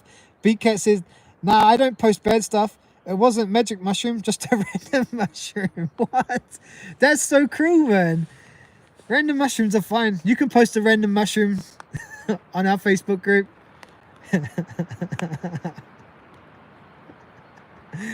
And just make sure you say, I'd like to camp next to this mushroom one day.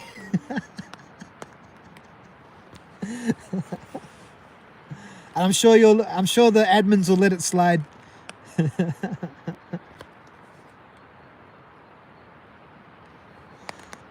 If you know why the screen's shaking, it's because I'm a little bit cold, guys. I'm a little bit cold. It's 5:37 and I still got 2 hours of light left. It's summertime nearly in New Zealand. It's spring. So 7:45 p.m. tonight. The sun's going down. Thanks everyone for hanging out in this live stream, man. I'm not planning on ending it yet. I just want to thank y'all for hanging out. I might do more continuous long live streams in this TikTok 9x16 form. It's just a good way to just relax and rant, talk stuff, talk about random adventures I've been on, tell you about troubled stories of my past, talk about random facts about New Zealand. It's been real cool seeing who hangs out. And plus, with the scrolling up and down option, you never know, we might gain some more subscribers or meet some new people in the chat. So yeah, if you are doing nothing and you do catch one of my live streams pop up on your notifications, which you should all have turned on. Hope you've all got your notifications turned on, that yeah, we can do live streams like this in the future. So yeah, make sure you go and hit the bell, man, because when my videos are being posted, I'm only getting like 20 people watching my self camping adventures, and I'm trying to crank it up to 1,000 views on my first day, because all my videos used to get 1,000 views when I pop them up.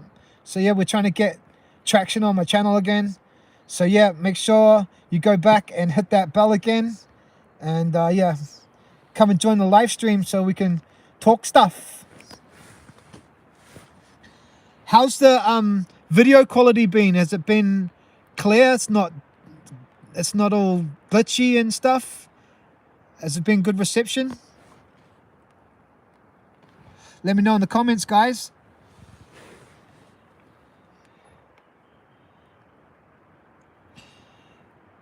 Tim617 says, yeah, hit the sub, guys. Yeah, hit the subs, man. Hit the subs. Head and Hammock is back, man. Took me so long to get over from being sick. So what happened was, my last night in the Philippines, no, like 2 nights before I left the Philippines, I got really sick. And then my last 3 nights I spent in a hotel preparing to fly to Thailand. And I got well enough to get through without getting stopped for COVID at the airport and stuff. So yeah, I had to really like just rest and prepare to get through immigration into Thailand. And then when I got to Thailand, I was running around at about 70%.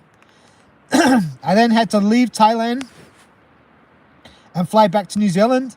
And then when I got to New Zealand, man, I just started getting sicker and sicker. And yeah, man, I lost all my energy. I don't know what was wrong with me. I went to the doctor, had all the tests, had blood tests, and tested for all, like, you know, all the sexual diseases and stuff. Came up with nothing in my blood tests. And so yeah, then I just had to just try to get well, man. I got cleared for everything, and they couldn't figure out what was wrong with me. So yeah, I just had to start like moving boxes in my family store. I started moving Coke boxes of Coca-Cola for no reason, just moving them from one point to another point, from point A to point B, just for exercise, moving one box at a time. A box is like, well, you know, there's 8 boxes of 1.5 liters, so I know, probably like 15 kilos each. So just moving 15 kilo boxes for no point, from one point to another, just to get my energy back. Just trying to wake up in the morning, walk around for an hour, and I'd go and lie back on my bed. And then yeah, I couldn't even look at my phone, man. I couldn't even edit my content. I'd look at my phone. I was so sick. I was just lying on my bed, man, just trying to recover. So slowly I had to get my energy back. And then yeah, and then as soon as I could wear a backpack, and then I'd walk around with my backpack on, just walking around my backyard, seeing how long I could wear a backpack for. Yeah, man, it was pretty crazy. I didn't want to film it, yo. I'm not one of those YouTubers that wants to film my life like being sick. It's horrible, man. I didn't want you guys to see that. So yeah, man, it wasn't for me. I know other YouTubers film their recoveries, man, but I actually didn't know what was fucking wrong with me, man. So I just had to like take one step at a time. So yeah, when I filmed that stealth camp below the tunnels, that's when I'd worked myself up enough to carry a backpack. But after that, stealth camping underneath the tunnels, I don't know, it was like 5 months ago, that shattered me, man. It shattered me. So I just, from there, I did a whole nother exercise regime and got motivated, went back to doing work for my family and stuff, got into a routine. And yeah, so when I started doing the walking stealth a few weeks ago, even that was a challenge, man. Carrying my backpack out of that first track in the forest, man. Oh, that was killer, man. I stopped so many times to rest, man. Ran out of water. But yeah, after 3 or 4 days on the road, I started feeling much better, and I'm feeling a lot better now. So I'm glad I'm back.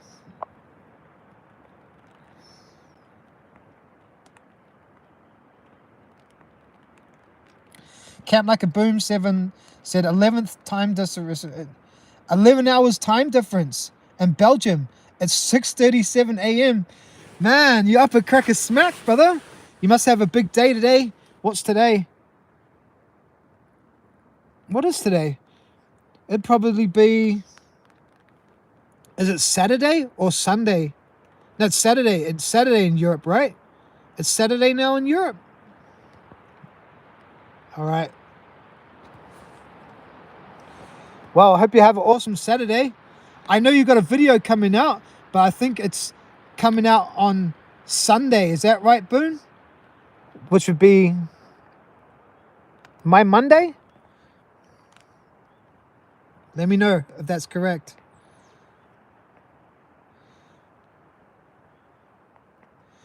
Beatcat, yeah, usually YouTube doesn't give me a notification a lot, but it notified me about this live. Well, that's good.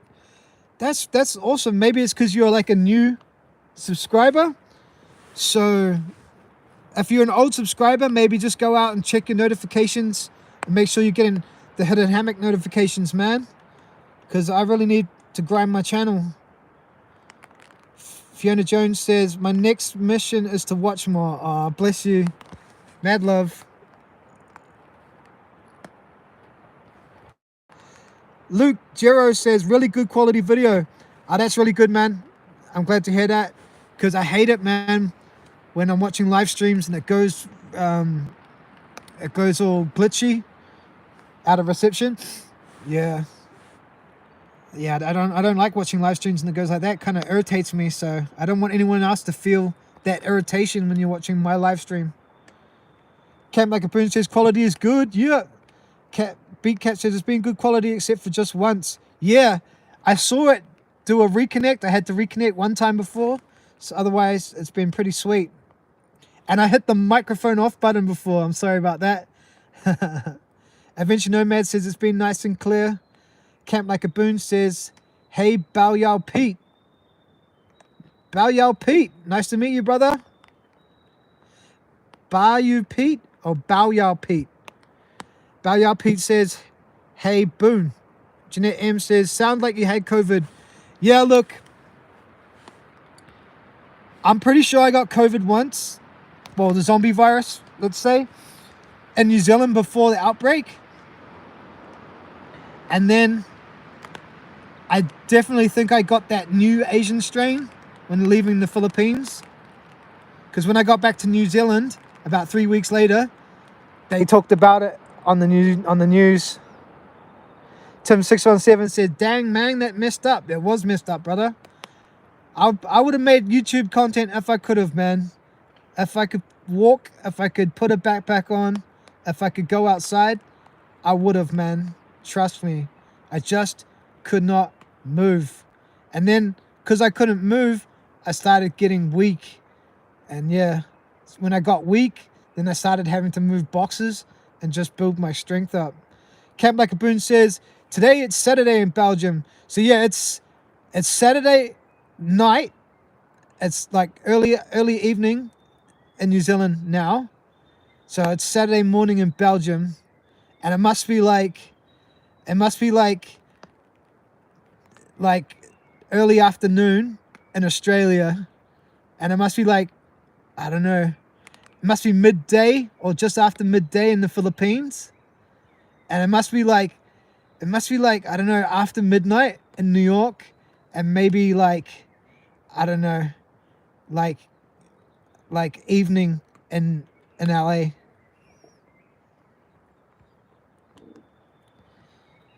Jack Coffee says, still on. Yeah, brother, we're still on, man. It's a new thing, man. It's a new life. We're gonna do like lots of these, like TikTok style 9x16 live streams. I've been watching some Out of Bounds. He does them all the time. So I'm like, oh, if the brother's doing them, I might as well do them too. Share the love. So yeah, Out of Bounds is actually in the Philippines right now. I hope he's all right, man. I love the Philippines, man, but I'll tell you, It's definitely in the top 3 most dangerous places I've ever been.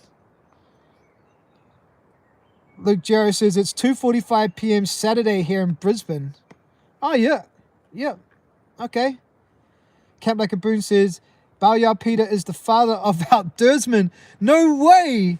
Oh, man. The outdoorsman, man. He's a legend. Congratulations on your granddaughter. Yeah, man. I like the outdoorsman, man. He's a flipping legend, man. He's a flipping legend, y'all. That's unreal. Nice to meet you. Jeanette M says, I had COVID like that 5 years ago before the outbreak. Wow. Crazy, man. Tim617 says it's 12:47 a.m. there. All right. I was right. Jeanette M says it's 9:46 in LA. Well, my world time clock is pretty good, guys. Like, admit it. My world time clock is pretty on. Speaking of world time clock, I told Ranger Trips to start dropping his videos like early in the morning in Australia, because he was dropping his videos at like evening in Australia, and like the main audience, America and Canada and Europe, were all asleep. So yeah, if you guys don't know Ranger Trips, big shout out to Ranger Trips, man. If there's anyone who should be doing the primitive challenge, it's Ranger Trips. But yeah, if you don't know his channel, man, please go and subscribe to Ranger Trips. I really want him to hit 500 subscribers, man. Man, I would donate 10 of my subscribers, unsubscribe from my channel, and go and put them on Ranger Trips. I don't care. I want that brother to have them. Man, Ranger Trips is just flipping awesome, man.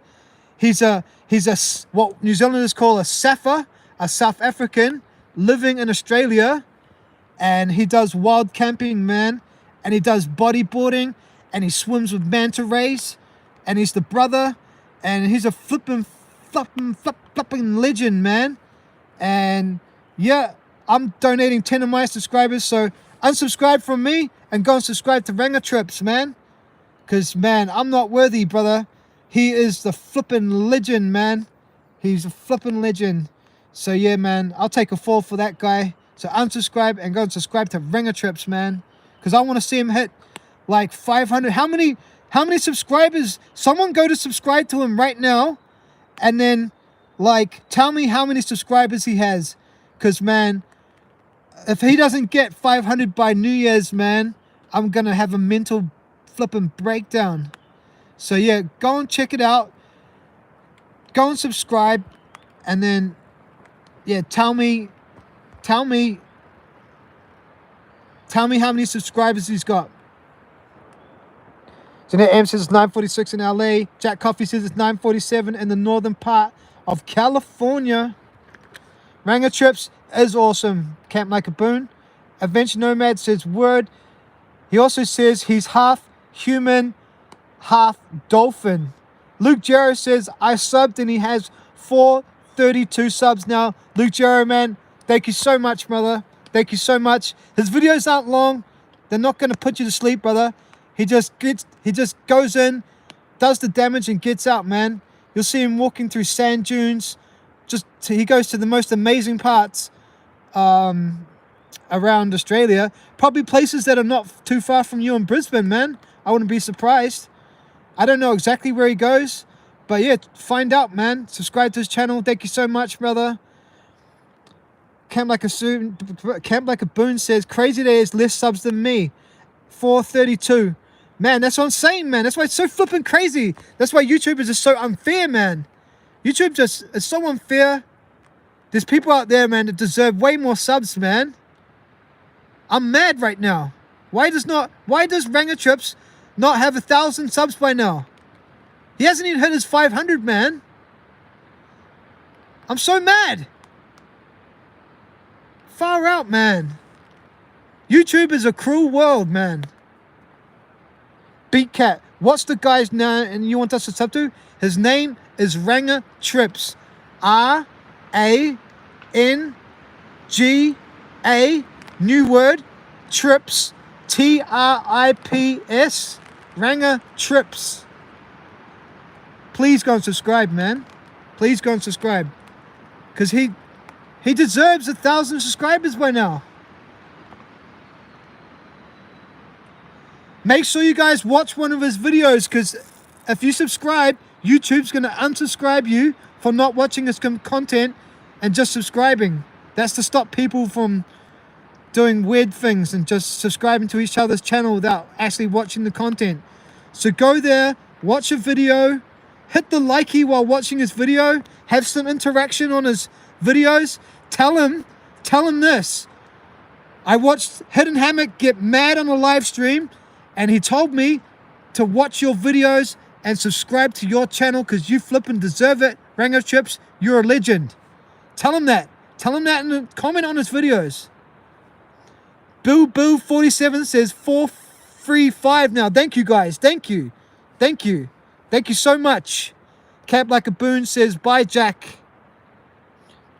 Jack Coffee's going? I have to go now. He's got a car audio event. Oh man. 5 hours away. Leaving at 5 a.m. To all the Staff Camping family. Good night. God bless y'all. Man, send me some video footage, man. I want to see some OG Sherwin Vegas pumping, and I want to see some cars doing this from California, man. Send me some content, Jack Coffee. I love you, bro, and I'll see you on my next live stream or video, brother. Peace out, brother. Cab Like a Boon says Ranger Trips. Yeah. Bye, Jack. Tim617 says he subbed. Thank you, brother. Thank you, brother. Beat Cat. All right, I subbed to him. All right. His thumbnails are really good too. Yeah, man. I don't know why YouTube is so cruel to him. So we're going to do everything we can to get him 500 subs for Christmas. 535. So he needs 65 more subs. That's all I want for Christmas, man. As Ranger Chips to hit 500. That's all. I don't want a new hammock. I don't want new shoes. I don't want a trip to Hong Kong. I don't want a girlfriend. Those are all things I want, guys. I want Ranger Chips to hit 500 subs, man. Ian Watts, official. G'day, champ. Hey, brother. How you going, Ian? I think I met you on Out of Bounds' channel. Thanks, brother.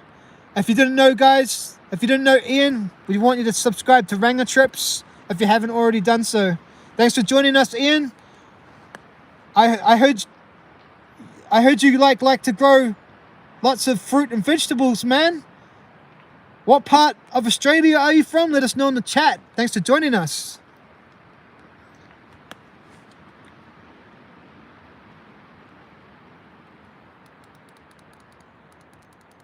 If you haven't already subbed yet, guys, if you haven't already liked, hit up the likes.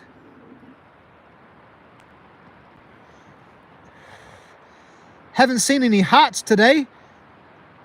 Is no one pressing the heart button? Someone send me a heart button. Is that function going, or have I got that turned off? Ian Watts is saying, I got an uncle in the South Island, New Zealand. Sunnyvale, Green Island. Sunnyvale? As in Sunnyvale, Sunnyvale. As in like where the cult is. We got this cult that lives in Sunnyvale. Does he belong to the Sunnyvale church? That's amazing, man. I've never met anybody from Sunnyvale, and if you got an uncle from there, man, that's crazy, man. Man, let us know. Ned Dunedin. Wow. Have you ever met your uncle from Sunnyvale? Is he part of the church? Do you know?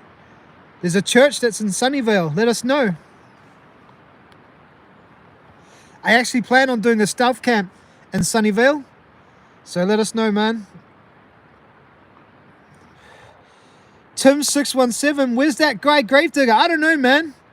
He sent me this message saying, Hidden Hammock, if it wasn't for you, I never would have like gone ahead with my YouTube channel, and I owe all my YouTube success to you, Hidden Hammock. And then I haven't seen him. So where is Gravedigger? Someone find out where Gravedigger is. I miss him so much. ever since I started posting content lately, my last 6 videos, he hasn't even commented on my videos. So someone find out where Gravedigger is, man. I miss you, Gravedigger. Where are you? I'm gonna send you a message, man. Where are you? Beatcat, I've been sending some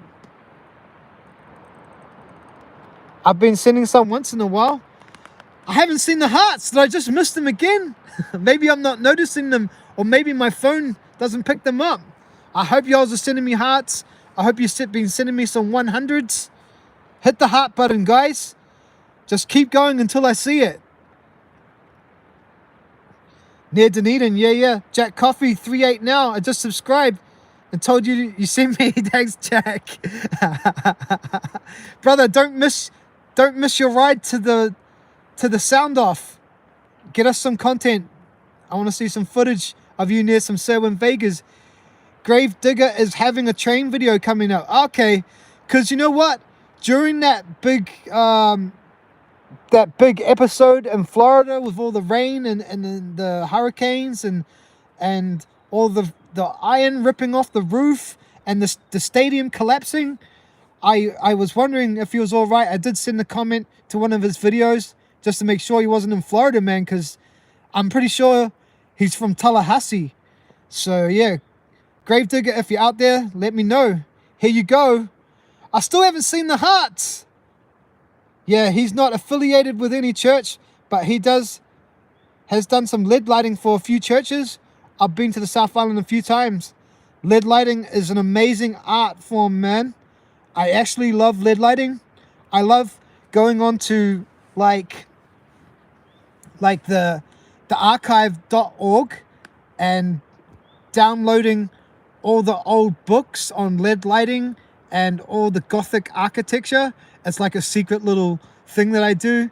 I just really love, I love medieval stuff. So yeah, unfortunately we don't have too much medieval stuff in New Zealand because we're only 200 and something years old, but we do have some fantastic churches and some lead lighting that needs to be maintained in New Zealand. So there are still some lead lighters left in New Zealand still doing the trade. It's awesome that your uncle is one of them, man. That's quite fascinating. You should send me a link on the Stealth Camping Alliance. Join the Stealth Camping Alliance Facebook group and send me a private message to me, and yeah, show me his company or some of his work or some pictures of his lead lighting. That'll be quite flippin' awesome. Gravedigger rolling with yard buzzard. What? Rolling with yard buzzard? That's flippin' crazy, man. He's up to something. I'm gonna have to investigate what Gravedigger is up to and send out some love to Gravedigger. If he's not up to much, he might message the brother head and Hammock back. Maybe he don't like me no more. Maybe we're not friends. We're gonna have to find out if me and Gravedigger are still friends. If we're still friends, even if we're not, I still love Gravedigger. Gravedigger is the man. Yeah, I love Gravedigger, y'all. Camp Like a Boon says, I gotta go prepare for a beach weekend. You going to the beach? What do Belgian people take to the beach, man? What do they take to the beach? Do they take a blanket and a cane basket? And do they take wine and cheese? Let me know, man. That, when I think of Belgian people going to the beach, I think of them doing that, man. Taking a nice plaid blanket and a nice basket with some cheese, and the cheese has got a picture of a windmill on it, and then a nice red wine. If that's what Belgian people do, man, let us know, man. Champagne, yeah, champagne. and then they sit there romantically, and they sit there all the way to nighttime, and then when the stars come out, they watch the meteorites go past. That's how romantic Belgian people go to the beach for the weekend. Camp Like a Boon says we bring umbrellas. Adventure Nomad Adventure Nomad reckons they bring Belgian beer, chocolate, and horse meat. Oh man. Going back to Ian Watts, he says Dunedin's amazing with its old buildings. As my father pointed out, it's so much like England. Yeah, so like when pioneers came to New Zealand, a lot of people from Europe went to Dunedin and a place called Christtown or Christchurch.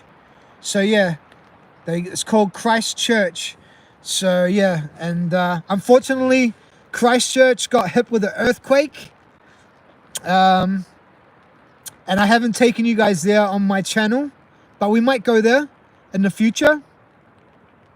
And I'd love to go to Dunedin. Central Dunedin is pretty awesome. It's pretty old. I've never been there on this YouTube channel either, but I have been there in my lifetime. But we should take the channel to Dunedin and Christchurch. They're two good options. And yeah, Dunedin is full of wicked old architecture, and it's a uni town there. It's a university town now. So yeah, pretty awesome. Anyway, Camp Like a Boon, thank you for hanging out with us tonight. I know it's really early. You got to get to the beach now. Take that umbrella, take that champagne, and I hope you have a lovely day with your family.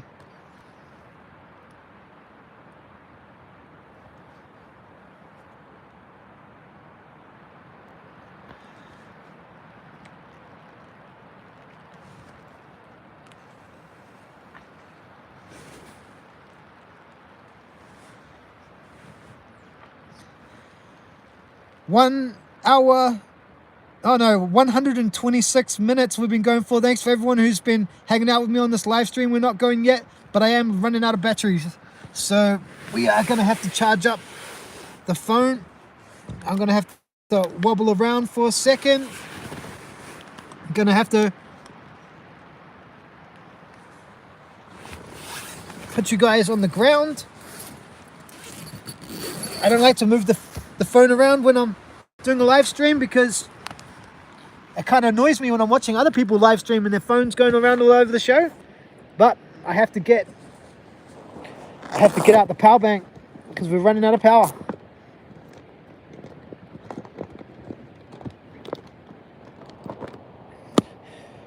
Check out this power bank, man. A lot of people use this power bank on adventures. Like, I actually see other hikers on the trail with this power bank. It is a Nightcore MB 20,000 energy brick. I don't know if you can see that, but yeah, it's the most smallest lightweight power bank you can get. Well, it was 2 years ago. I really recommend them. I roll around with two of them in my backpack. Sorry about this, guys. Moving yous around. But we need to power up.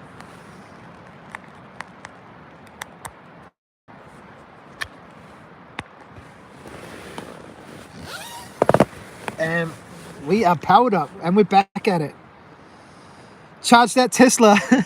Man, how crazy is Elon Musk, man? Like, I know, like, a lot of people around the world are divided on Elon Musk, man. But, man, I'm a big fan of Starship, man. And I've been watching that thing since its prototype stage. It's still a prototype.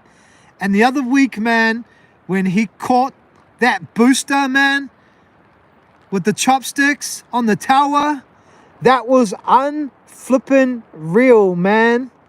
So yeah, a lot of people I know, they don't like Elon Musk, man, but man, that was groundbreaking technology, man. Like, we caught the flippin' biggest bloody rocket by the arms. That was flippin' crazy, man. And then if you did have Tesla shares, man, I did watch that We Do Robots or We Love Robots or something, or We Robot presentation. And like those Tesla taxis, man, they were awesome. And that that taxi self-driving van that takes like 20 people. It's like a bus, man. That was flipping crazy, man. And the robots, that's crazy, man. That's flipping crazy. Like, what are we gonna do, guys? What are we gonna do in the future? Nothing, man. How are we gonna survive, man? Robots are gonna have our jobs, man. Like, what are we gonna do, man? What are we gonna do? We all can't be YouTubers. That's how it is these days, man. Everyone's a YouTuber. Everyone's a, what are they called? Influencer. Psh, I hate the word influencer, man. Like, I will never take products from people and then try to sell them to you, man. Never, man. Flippin' never. But what are we gonna do, man? We all can't just make YouTube, man. Only the smart people are gonna survive, man. And then we're gonna live in this world of like poverty.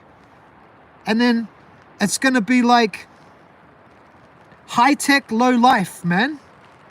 It's like we're gonna have all this leftover technology, recycled technology, resalvaged technology. We're all gonna be poor. We're not gonna be able to afford the new technology. So we're gonna be like living off old tech, and we're gonna be low life, man. And only the real rich people who have jobs that robots can't use are going to be living, and we're going to be high-tech, low life, man. It's crazy. What are we going to do? Tim617 says, my shares are up. Dude, Tesla shares are so expensive, man. So expensive, dude. How much are they? Are they like $140? Man, if I had money, man, I would invest in Rocket Lab, man. Rocket Lab, man. Rocket Lab. Grab those shares now, man, because no one can afford Tesla shares, man. You've already got to be made it to have Tesla shares. Rocket Lab. This ain't like the share channel anyway. Don't just scroll onto this live stream and think we're talking about shares, but we just popped on the subject because of Tesla. But man, Rocket Lab, I think they're $10 a share at the moment. Check that out. Adventure Nomad says, I love Elon Musk. I think he's a legend, but I can see how some people are politically divided, especially with your election going on now in USA. God bless USA. I don't really care who you choose for your next leader, USA. As long as they're like, as long as we can all live in peace, man. Just remember that there's other nations around the world. USA is not the only nation. I don't really care who you choose as a leader, but choose a great leader. It's so important, man. It's so important. Just choose us a great leader. Because, man, when you choose the leader for the USA, you're choosing a leader for the world. Tim617 says, Tesla robots. They are flipping unreal. Man. Like, if we got a Tesla robot, like, my job in my parents' store is gone. They can move boxes, restock alcohol, deliver trucks. I don't actually work like the cash register. My sister works the cash register. But like a Tesla robot could do that job, serve customers. It could probably roll an ice cream. We roll ice creams in our shop. A Tesla robot could probably roll an ice cream. So yeah, my job's gone, man. Are we gonna send a robot out to stealth camp? That could be the future, man. I'm running out of options, man. As soon as we see a robot out stealth camping, man, I'm doomed, man. My life's over.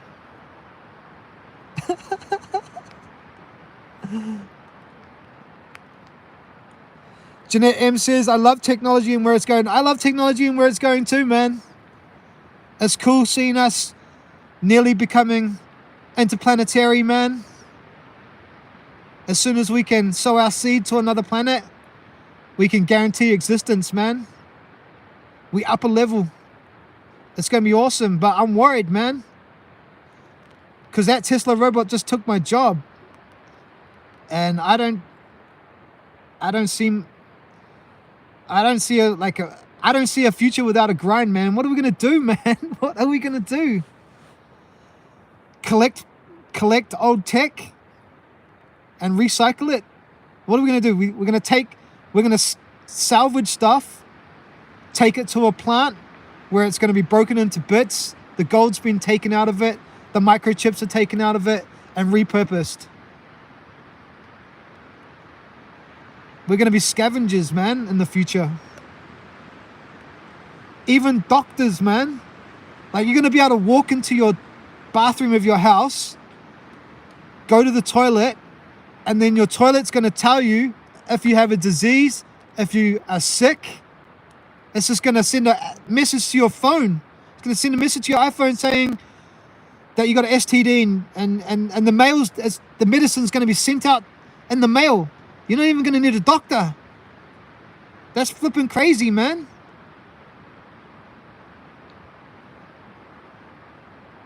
We're going to have like wallpaper, which is just a screen. You're going to walk into your room at night, and then anywhere on your wall is going to be a screen. That's crazy. You're going to be able to watch Hidden Hammock on your screen, man. It's flipping good. The future is crazy, guys. It's flipping crazy, man. I'm scared and I'm excited at the same time. And what's the future of stealth camping? Who's taking it to the next level, man? Where else is there to stealth camp? That's going to be a big question, man. Who's taking stealth camping to the next level? How are we going to take it to the next level?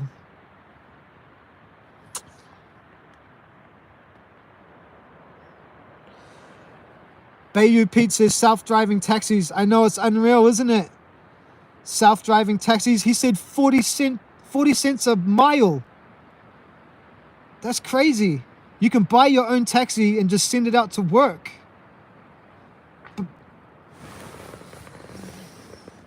I just heard something over there. It's flipping crazy world we're living in. Tim617, Tesla ice cream truck genius. That is genius, man. Mad respect, brother. A Tesla ice cream truck. Let Elon know, man. We're waiting for the first ice cream truck. Jeanette M, if voting made a difference, they wouldn't let us do it. If voting made a difference, they wouldn't let us do it.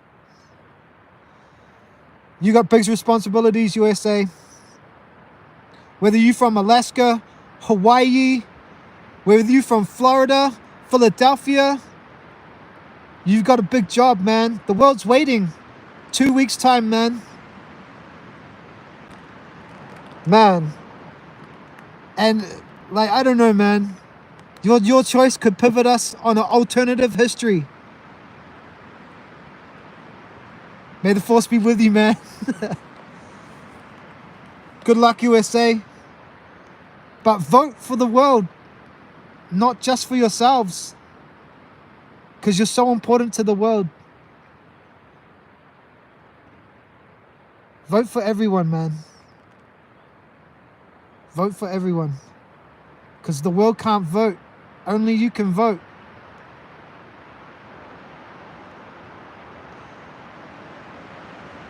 Stealth camping on a Tesla. It's already been done. Someone's already stealth camped in a Tesla. Stealth camping a Tesla factory? Different story. Adventure Nomad. It's impossible to make a robot that doesn't break an ice cream cone. Is it? I still might have a job then, rolling ice creams in my parents' store. Thank you so much. Good point. But the technology's advancing so fast. Beat Cat said exactly, Jeanette. Beat Cat said, oops, sorry, Jeanette. Tim617, Lol, yo, got me rolling. Yeah, man, Hidden Hammock can say some pretty wild stuff on these extra long live streams, man. I get to open up on these extra long live streams. Luke Gero says, hopefully no flying cars. Some people can't even fly properly on the ground. You know what, man? Flying cars is going to be annoying, man. Because you know how loud, like, drones are? Imagine giant drone taxis, man.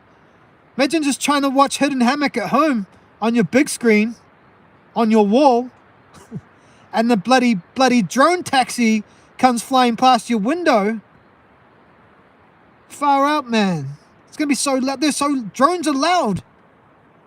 It's going to be crazy, man. Imagine when everyone's got a flying car. It's going to be loud as. It's fucking scary times we're coming, man. Tim617 says in my room, which is hidden.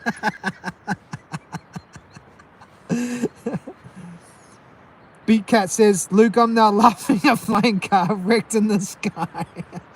Tim617, got you an ice cream. Got you on the ice cream truck.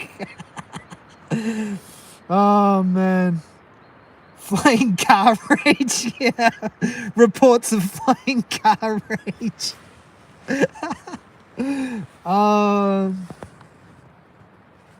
Far out, crazy, guys.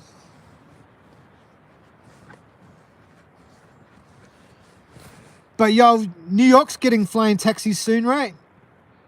China's already got them, haven't they?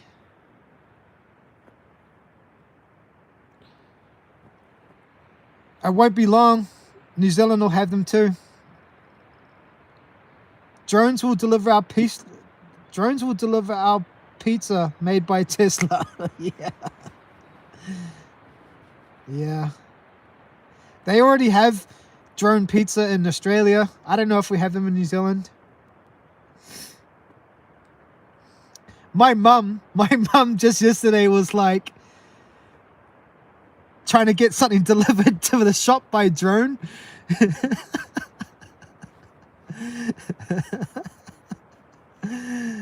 I don't know what she was talking about, but yeah, she said that the other day. So the world's crazy, man. Good, we won't have to tip then. Yeah, you guys in America have to tip, man. That's so crazy. That's so crazy.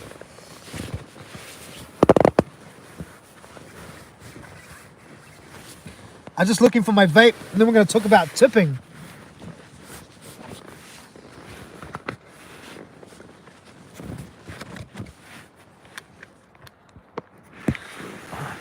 Man, like, when you're in a hammock and you lose something in the hammock, you might have your vape, you might have your munchies, your phone, it disappears to the bottom of the hammock, man. It's the most annoying thing about being in a hammock is losing something in the hammock.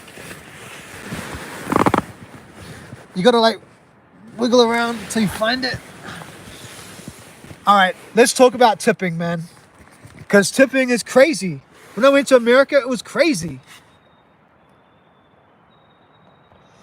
And I've seen some things on YouTube which are crazy. When you go to eat in America, right? You guys have to tip, right? How much is the percentage? Is it 5%, 10%, 15%? Or is it like at your own disclosure? Like, what's the deal, America, with tipping? Let me know in the comments. And like, then like you got all these other little secret charges on your receipt. Like I've been seeing these people on the internet showing their receipts, and there's all these like secret little hidden charges. So you gotta like pay for your food, pay for your tips, service charges, seating charges. What's going on, America? That's crazy.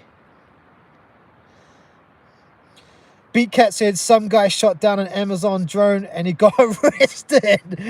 No shit. Is that a thing now? People shooting down drones. That's what I like about America, man. America's so big, there's always something going on.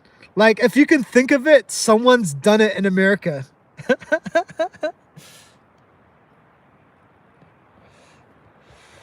Luke Jarrow says, we don't tip in Australia. It's not in our culture. We're the same culture too, man. Like, to tip someone, is a genuine thing. Like when you get good service, like, or like you want to make an impression on the waitress or something, like tipping is like a good thing. I especially like tipping when I'm like in Asian countries, because you know they only make, like say I'm in Thailand and they make 500 baht a day, and you give them like a $100 tip, a 100 baht tip, which is about $5 New Zealand, maybe a couple bucks American. Like, you're making a big impression on your life. They can finish their shift, they can catch like a motorcycle taxi home, maybe stop and get like some like rice and egg, like, you know, stir fry for dinner, and just from your one tip, and you've made an impression on their life. Bayo Pete says 20%. Wow, man, that is crazy. 20%. So like, if I go out and take a girl on a date, and I go and sit her down in a restaurant, and we have some deep fried prawns, maybe a couple of like something nice to drinks, and the meal comes to like $100, they're gonna charge me an extra, what, $20? 120 US? That's crazy. Tim 617, land of the free. Oh, land of the fee. So what I get from this is that in America, like, what's the minimum wage in America? Is it like $7? I seen on TV the other day, it was like $7 US, $7.49 or something. So you guys basically pay your wait staff $7, and then they make up for it in tips. Is that the deli? Out of Bounds is in the house. Yo, yo, yo, what's up, my man? I want to know exactly where you are. Are you safe? And yeah, whereabouts in the Philippines, in Manila are you? Let us know, bro. Give us an update. I've been talking about you on this live stream. This live stream's been going for 147 minutes. It's been awesome. We've been talking about all sorts of stuff. And yeah, we've been talking about you. Where you been? Beat Cat says, we don't have to tip, but if the waitress was good and polite and all, then you should tip. And basically whatever you want.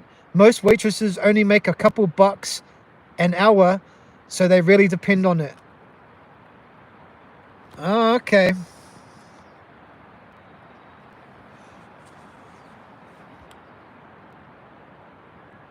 I thought tipping was compulsory in America, and they took it out of your bill automatically.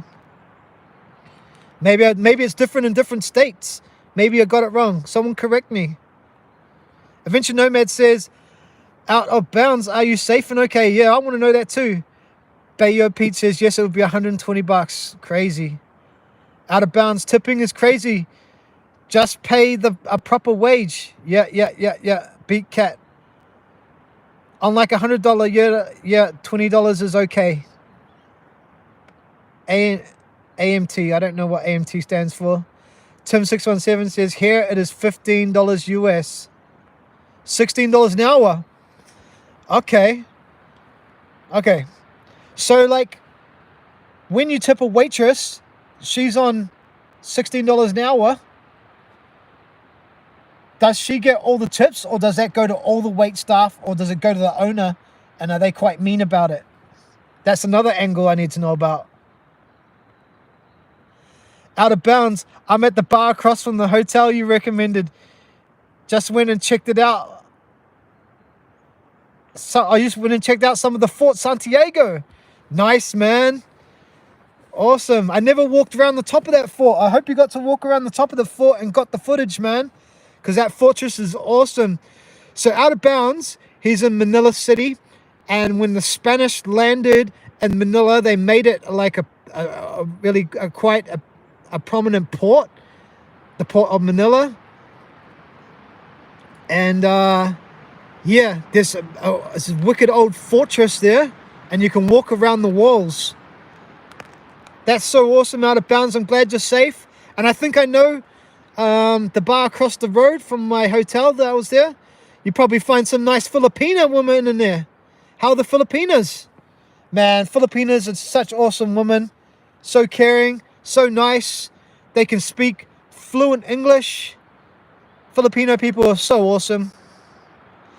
Beat Cat, in Louisiana, the minimum wage is still $7.25 an hour. It's ridiculous.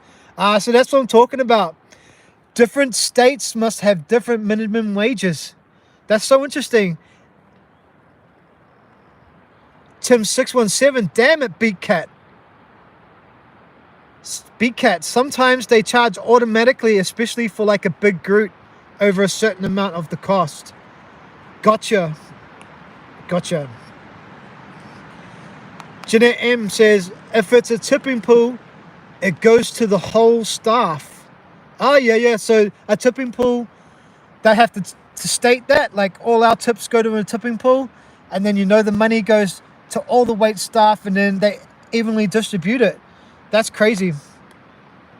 Luke Gero says, in Australia, we pay a goods and services tax called GST. Yeah, that's correct. We pay a goods and services tax in New Zealand. I think it's 5% GST, goods and services tax. So that is paid on everything, even before it gets to the restaurant, I think. So everything that you buy from a supermarket, like everything you buy, there's like a 5% tax. I think I'm correct. I'm not too sure though. You'd have to ask my accountant. Beat Cat says AMT means amount. Yep. I was talking about $7.25 an hour is legally the minimum amount. Companies pay you per hour for work. Louisiana is the poorest state. Well, other states are like $15 an hour. All right. So that's probably a good thing about like different states, I guess. Like, there'd be different opportunities in different states. So once you're an American citizen, you could move around any state in America, I guess, and look for opportunities. Sometimes you find opportunities in more richer states. If you have a Chinese belief, you'd probably go to the poorer states because that's where they believe more opportunity is in poorer places. So yeah, that's crazy. Beat Cat says, I worked at a Waffle House many years ago and made $2 an hour, but I got to keep all my tips. We didn't have to split the tips, thankfully. Man, that's crazy. $2 an hour. That's intense. So tell me, Beat Cat, did the pros wait out the cons? The con is you're only getting paid $2 an hour, but if you were good at your job and you provided a good service, were you able to tip? Well, I mean, will your tips suffice for your job and for your lifestyle? Let me know what you thought of that. What was it like working for $2 an hour? And did you make good enough tips to equal it out? Oh my God. Whiskey Adventures. How you going, man? How was your family trip the other day? I was watching a video and you guys were heading out on a family trip. Hello, Hidden Hammock. Hope all is well, brother. Yeah, all is well, brother. I've been sick for months, man, but I'm finally back at it. I made 6 videos for the last couple of weeks. My YouTube channel's not going so great. I'm only getting like 250 watches on the first day. I used to get 1,000 within the first 6 hours. So I got a lot of work to do to grind my channel back up. But I can say that my health is better and I'm able to make content again. So thank you for joining us, man. How's you and your family? Did you have an awesome trip? Good to see you. Bayo Pete says, but Louisiana is cheaper to live than in New York or California. That's why the minimum wage is less. I'm not saying it's fair. Yeah, man, like New York is hella expensive, man. New York is crazy to live there, man. It's like New Zealand and Australia. So like, believe it or not, guys, New York and places like Sydney and Auckland, they are like some of the world's most highest property prices in real estate. Places like Japan and Tokyo. So yeah, I feel you for that, man. And when I was looking up Louisiana, like I asked BeatCat the other day in a YouTube comment, because I'm always interested to know like where my subscribers are from around the world, where you guys live. And I asked BeatCat where he lived, and he said Louisiana. And I always get on Google Earth and I start looking for stealth camping spots. And then Louisiana, man, along its ports, they've got these giant like grain buildings, like these giant grain buildings. Some of them are abandoned and stuff, man. So I'm telling you, man, if you want looking for some stuff, camping locations, and you in the USA, man, go to Louisiana, man, because I've seen some good spots there, man. Shot to all my Louisiana people. Jeanette M says, yeah, we can go to all the states. That is so wicked, man. Has anyone ever been to Alaska? Like, if you're from mainland, like, USA, like, have any of you gone to Alaska or to Hawaii? Because those would be pretty far places for you to go, man. Because, like, didn't you guys buy Alaska from Russia or Canada? You guys got it for, like, I don't know, like, really cheap, man. Like 14 US cents, like, an acre or something. Let me know in the comments, what was the deal with that? Did you guys buy it from Russia or Canada? Let me know, man. Because, like, Hawaii and Alaska are, like, one of your guys' newer states, right? They're quite new states. And, like, it's like Puerto Rico or something, like a state of yours as well? Is there, like, a couple more states in South America that are on your flag? Let us know in the comments. Teach New Zealander about the USA. Whiskey Adventures, what up, brother? My family's doing good, brother. Glad you're feeling better. Thanks, Josh. Thank you for checking in with me, man. Thanks for joining on this live stream today. Yeah, I was pretty rough for me, man. If you want to go back and watch this live, I was letting y'all know what happened to me. But yeah, it's pretty rough. Thanks for tuning in, man. And I'm feeling better. I am making the content, and we're gonna grind our way back.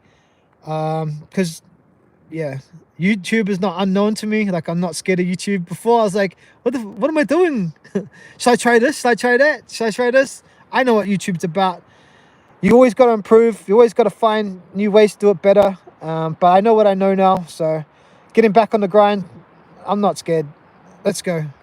Big Cat says, yeah, there was nights where I made good tips, but the other nights just depend on how busy the place is and how nice the customer is. I had one customer who was regular and would only sit at my tables. Oh, that's cool, man. So you like make friends with the customer and they would come in just to eat and be served by you. That's awesome. And that's what it's about, I guess, really. That's the culture, the tipping culture over there. I bet there's a bit of rivalry between you and the other waitresses. You probably find that like going into like in Thailand when you go into like beer bars and stuff. The girls that work in the bars as waitresses there, they're the same. Like if you like get served by a girl in a Thai bar, if you go back to that bar, they only like you being served by them in the future. So I can see the rivalry that could build up, but like, man, you could build up a good rapport with your customer, man. And then even I suppose if they were only going there to be served by you for the service and you change restaurants, they might move restaurants with you as well. So the restaurants better be careful about letting you go. Otherwise the customer might roll with you and your good service. So there's heaps of different angles there I can see. B-Cat said they bought gifts for you as well. Man, that's awesome. That's so cool, man. That's flipping crazy. Speaking of tips, man, I want to give a shout out to Huddle Left, man, for the donations. Dropped me $20 before. That's flipping crazy. $20 Canadian. Thanks, brother.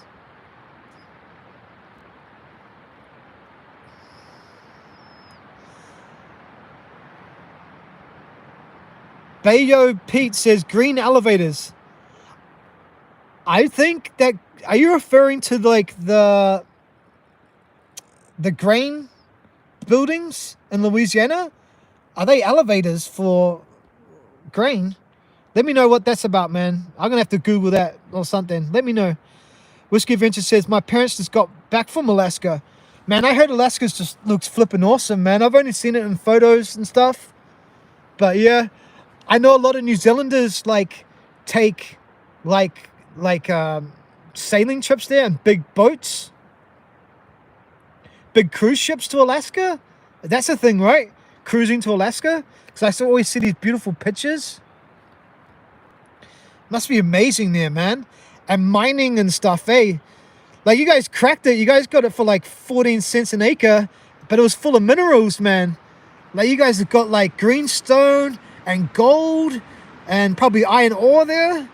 Crazy, man. Bayo said, yeah, I know. That's how it works out. Some states are cheaper and others, so less minimum wage. Yeah, got it. Jeanette M, we brought Alaska from Russia. Man, I bet Russia's just like rolling, man. I bet they wish they'd never sold it to you, man. Like, that's the deal of the century, man. Buying Alaska. Far out. Imagine how much gold, man, and like how much greenstone and jade is there. And like how much iron ore and like logging. Like, that's crazy, yo. And like now there's like petroleum there. That's so crazy, man. You guys bought Alaska from Russia. That's so crazy. Bayo Pete says, United States bought Alaska from Russia on March 30, 1867 for $7 million.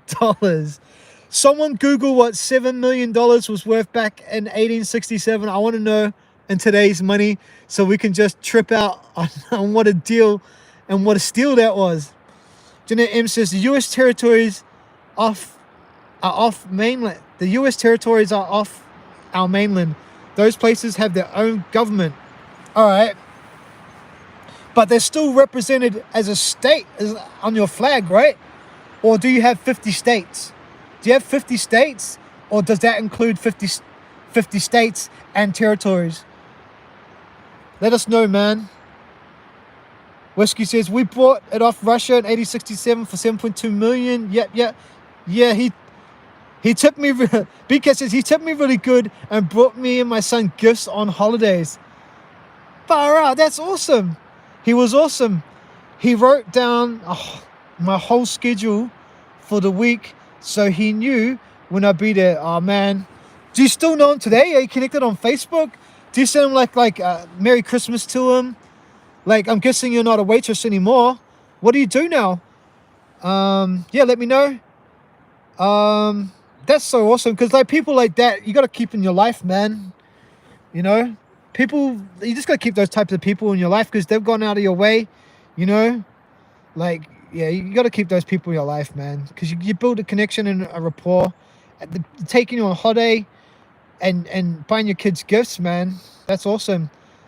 Eli Welkin. Kia ora, boss. How you doing? Are you from New Zealand, or are you just you know my nationality, and you know our local Maori language? Kia ora to you too. Thank you for joining the chat. That's so awesome, man. If you have been in the chat or you are just joining, hit the like. Don't forget to subscribe to the channel. We've been here for 164 minutes, but it ain't over, because we're learning about America right now. Thank you so much, Eli, for saying kia ora to me. It means a lot to me, being a New Zealander. Are you in New Zealand? If not, have you been to New Zealand? If not, whereabouts in the world are you? Jeanette M says, like Jamaica? Man, Jamaica. We got to talk about Jamaica one day, because, oh, man. Maybe we talk about Jamaica soon. But, oh, Jamaica. I'm going to Jamaica one day, man. I'm going to Jamaica one day. Puerto Rico, Hawaii was a territory before it became a state. Okay. Like Jamaica, Puerto Rico was...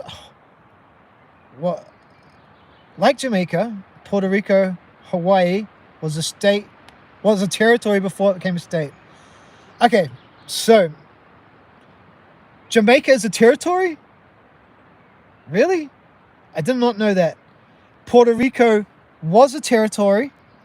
Hawaii was a territory, but now they have become states of America. Okay. So Jamaica governs itself. Does Jamaica use American currency? I'm guessing that Puerto Rico does now. Hawaii definitely does. BJ, Miss Adventures. Hey, BJ, how's it going, buddy? Thanks for joining us. What time is it there, BJ? Good to see you, buddy. Now Russia wants it back. That's scary. Yeah, man. And, you know, Russia can just come up with any excuse, man, from way back in the day, man. And, yeah, man, Russia could come up with any excuse, man. But you guys shouldn't be scared because you're America. BK says, oh my God, 7 million. That would be so much now. But I still think it would be a good deal. I hope someone's found out how much 7 million is in today's currency. Whiskey Adventure says 50 states and territories. 50 states territories do not have stars on our flag. Gotcha. Tim 617's come through with a number 157 million. That is so cheap, man. We've got people in New Zealand that could buy Alaska for that much today. So we have people in New Zealand that have that money, I think. 153 million US. And there's plenty of billionaires. And I don't know, how many billionaires are there? Like 1,000 or 3,000 billionaires are now around the world now? So there's plenty of multi-millionaires who could afford to buy Alaska in today's currency. That's so interesting. Whiskey Adventures, 50 stars, 1 star for every state, 13 stripes for the original 13 colonies. All right, man. I just learned something today. Thank you, Whiskey. I knew you had 50 stars on your flag, man, but now I know that the 13 stripes are for the original 13 colonies.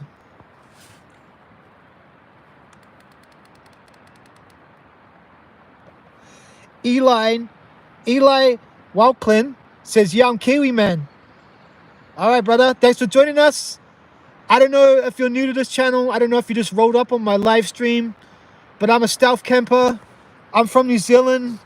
I'm from Northland. Whereabouts are you from? If you haven't seen my content, check it out. I might have camped near you. Yeah. Thanks for the support, brother. B-Cat says, I got to get off here and go to bed. Hope everyone has a good day, night. Love the live. Good night. Thanks so much, B-Cat, man. You've had so much input to this live stream. Thanks for the talks. Don't forget to join me on the Stealth Camping Live Facebook group. Thanks for sending me a private message and send me all those screenshots, all those crazy live streams you find. Thank you. BJ Misadventure says 100. It's 10:44 p.m. Oh, it's getting close to midnight there. Not long. Tim 617 says Jamaica is an island like Cuba and Puerto Rico. Yeah, nah. I know a little bit about Jamaica. But guys, I'm getting really cold now. Before we start talking about Jamaica, just gotta put the power bank down. Just gotta put you down. And I'm getting a little bit cold, guys.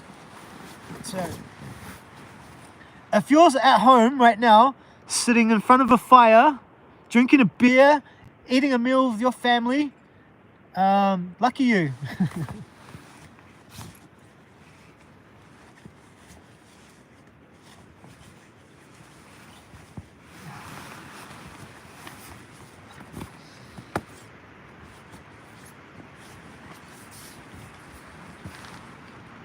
I was gonna just put the puffer vest on, but I need something on my arms. So we're going to put this thermal vest on, thermal base layer on.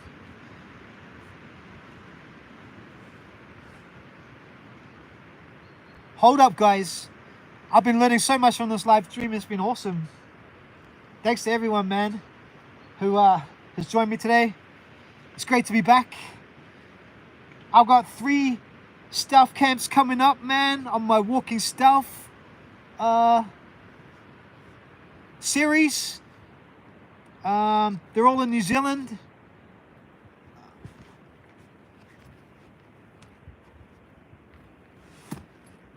This camp that I'm on right now is for the Worldwide Stealth Camping Alliance Challenge. It's a primitive camp challenge, but I'm hitting hammock, so I had to bring my hammock anyway. And that video will be coming out on Monday, New Zealand time, Monday, Australia, Monday, Philippines, and Sunday, USA, Canada, and Europe. So the next video of Hidden Hammock isn't walking stealth, but after the weekend we'll return back to my walking stealth series, and that's where I just put a backpack on, walk out my back door, and I went stealth camping for 12 days and I filmed the experience. So make sure you watch all the videos from my walking stealth series. There's a playlist on my YouTube page called The Walking Stealth, and you can watch all the episodes back to back. We're up to video 6 now of a real stealth camping adventure around Northland, New Zealand.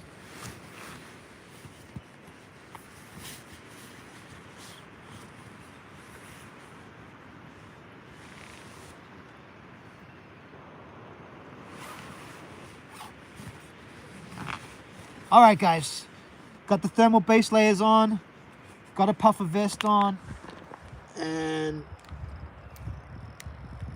I can unplug this for a while because we've got some power back. And man, when you're in a hammock, right, this always happens. If you're in a hammock and like you got the mattress instead of like what's it called, what's the thing that goes on the outside of a hammock, hammock quilt. Like if you don't use the hammock quilt and you use the mattress inside, it always moves around.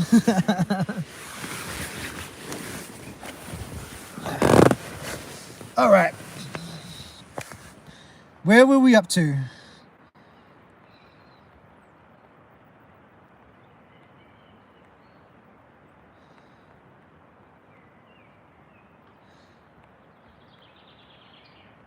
All right, Whiskey Adventures was teaching me about the 13 stripes. I didn't know that, and thank you for the intel. Beat Cat's gone, we said goodbye. Tim617 says, Jamaica is like an island off Cuba and Puerto Rico. Yeah, I know, man. Soul Uzi. What's up, Soul Uzi? How you going? How you going, brother? Thanks for joining in. Eli Wolklin says, do you watch the Outdoor Boys? They're in Alaska, or Vagabond in Russia, and I've been watching for a couple years actually, bro. I just never caught a stream. I'm in Manawatu. Oh, thank you so much, man. You've been watching for a couple years. Thanks, man. Thanks for the support. I actually had like a year off, so I've been on YouTube for 3 years. I had a year off, but I did upload a couple videos just because I didn't know if YouTube just cancels your YouTube channel if you don't upload or does anything like that. So I did put a couple videos up in between, but I had the last year off because I've been really sick. But I'm back to making content again. So yeah, plenty of content coming from me, brother. Thanks for the support. Whiskey Adventure says, here from North Carolina. Michael Jordan played for University in Mount North Carolina, right? Whiskey Adventures, 1:46 a.m. here. Oh, it's after midnight. BJ says, I'm in BC, Canada. Yeah. Soul Usay says, I'm from Auckland, living in Northland. Support your fam store down the bay. Oh, brother. Thank you so much, man, for supporting my family. You literally actually support my family, which is awesome. My family have had that shop since I was 15. So it's like, man, maybe like 28 years now. I moved out here when I was 15. And when we moved here, it was a different store. We built a house on the back of it. So like, man, thank you so much for supporting my channel for so long and supporting my family's actual store for so long.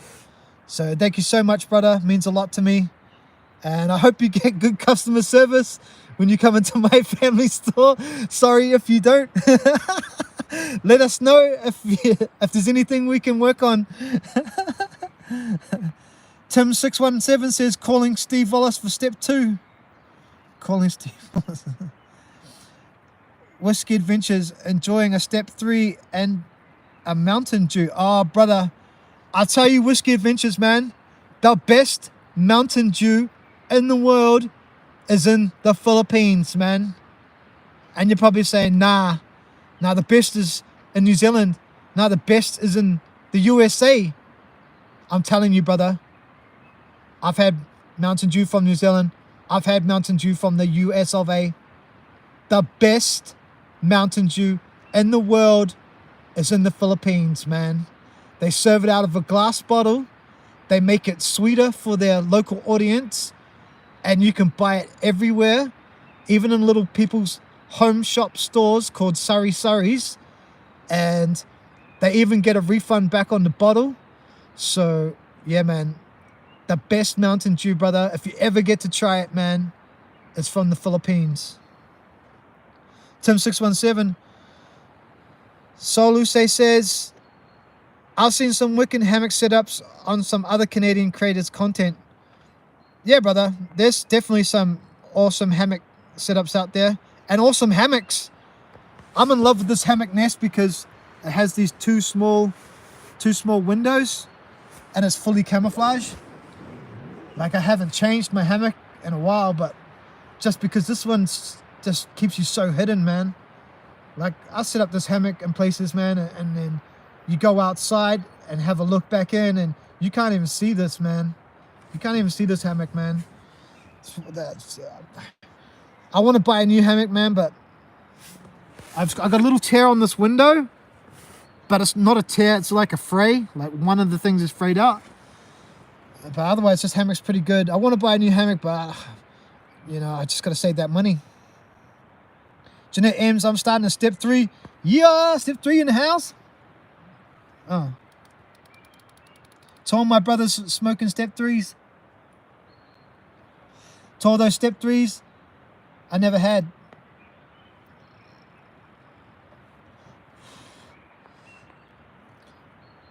BJ says, me too, Jeanette. Jeanette says, hi, BJ. Whiskey Adventure says, my wife and daughters got me the Hammock Darau MR 5.0 XL lay flat hammock. It's really comfortable. XL? Oh, you could definitely get 2 in the hammock, man. Let's have a talk, guys. Honestly, has anyone ever had 2 people in a hammock? Because I have. I've had 3 occasions where I've had like girls in my hammock. Like, let's be honest, let's be real, man. Let's be real. Let's be hidden hammock real.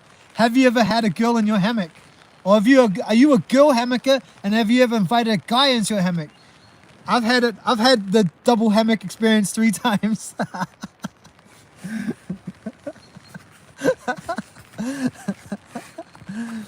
Oh man. All the good stuff comes out on these 9x16 TikTok lives, style lives, I tell you. BJ's Misadventures. Hey Jeanette, I'm back doing lives again. Just finished the games night. Oh, BJ's doing live streams, everyone. Make sure you go and check them out. Live stream. Whiskey Adventure says, if you ever get a chance to try one, I highly recommend it. All right, Whiskey. I'm going to watch your channel.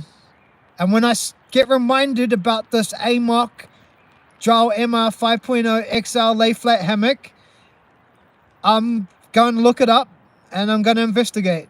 So I hope you have a video on your channel previewing it for me so I can get inspired. I'm gonna check it out, brother.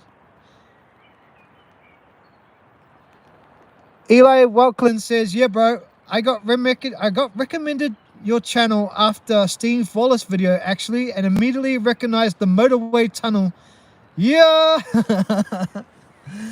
I actually went back to that tunnel, brother. So I know the tunnel you're talking about. It's called the Johnston Hills Tunnel, and it's on the way out of our Auckland mega city, heading north. And I actually lost one of my cameras there. I was meant to hold my camera over the tunnel and get some Insta360 footage, but I lost my camera and I found it on the way back. So I've always wanted to go back there and get the shot that I never got, man. It like cringes me, man. And I actually went back to that tunnel 5 months ago to the other side, and I camped below the bridge. So one side is a bridge leading to a tunnel, and then the tunnel goes through the mountain. And the video you're talking about, I camped on top on the other side. But 5 months ago, I actually went to the other side and camped underneath the bridge. So I even asked the Kiwi camper to come and camp with me there, but I don't think he was up for it, eh? But yeah, if you haven't checked out the other side, I fully recommend that, Eli. Eli says, I got inspired and got myself a DD frontline hammock. Haven't stealth camped yet, but it's pretty sick for normal camping, eh?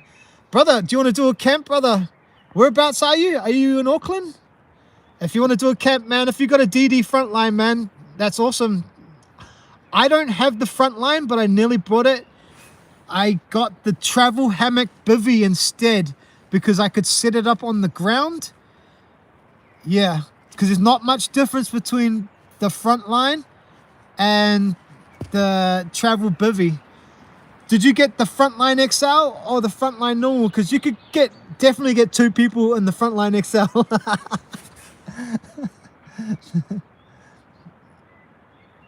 Whiskey Adventures, my last video, I used one. All right, man, I'm gonna go back and check your video out again, Whiskey Adventures. Trust me, brother, you're on my mind now, you're on my radar. I'm gonna go back and check it out.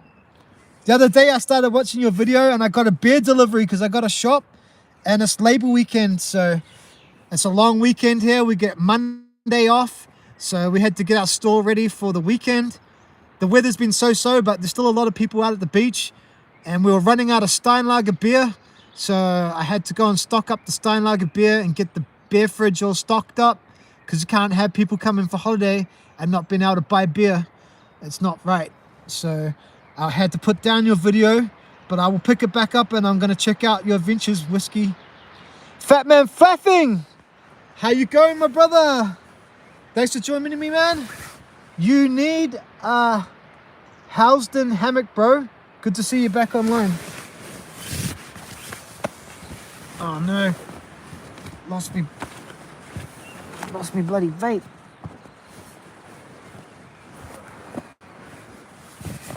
That's the thing about hammocks, man. There's a dud thing, man. If you lose something in a hammock, it's gone.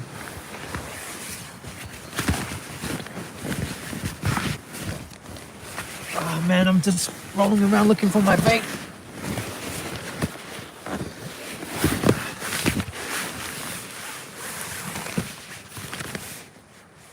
It's not here.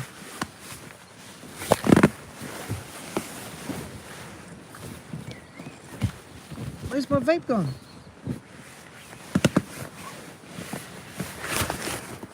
Oh, you know what?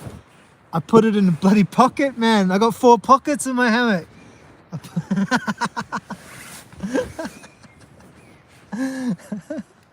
I found it, man. I found it. Fat Man Faffing. Good to see you, brother. Sorry about everything, but I've been really sick. When I left Philippines, I was really sick. I struggled in Thailand, and then when I got back to New Zealand, I got worse. It got worse, man. And I had to have some time off YouTube. I'm sorry, brother. I'm back now. I made 6 episodes of Hidden Hammock. series. Go back and check out my series. Go back and check it out. I got 3 or 4 more videos on my walking style series coming up ahead. But this weekend, on Monday, Sunday, I release a Stealth Camping Alliance video for the Stealth Camping Alliance challenge, the primitive challenge. So yeah, check it out. Fat Man Fat Theory, sorry to be back, guys. I think we had a bit of a disconnect there. Fat Man Fat Theory, did you see my snow camp video in the Housden, -6 degrees and on the ground? Nah, I'm gonna check it out though. I'm gonna check it out. Let me know if I'm reconnected, guys, and you can hear me and the screen's not glitchy. I just had to reconnect then.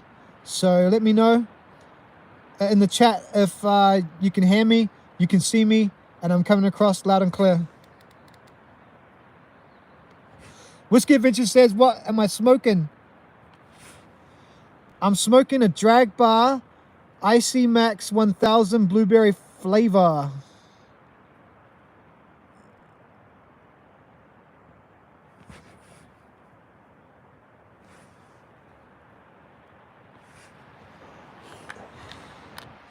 Fatman Faffing says, you should have reached out. I got friends there who would have helped you. I was staying with a Filipina, and I was staying in a village. I actually haven't released, I've still got content from the Philippines to release, but I was so sick I couldn't edit any, I couldn't even look at my phone. I was so sick I couldn't even look at my phone. I couldn't edit any content. And then my channel lost momentum, so I thought I'd just hold back on some content. So I got content of me staying in this Filipino village, and I got some awesome content of the village, man. It's like a banana farm and coconut palms, and they're growing vegetables and just real village life, man. And I got content of me flying from the Philippines to Thailand, and I was having a rough time in Thailand. So I got some content from Thailand, but I promise you guys I didn't stealth camp in Thailand. I did not achieve that.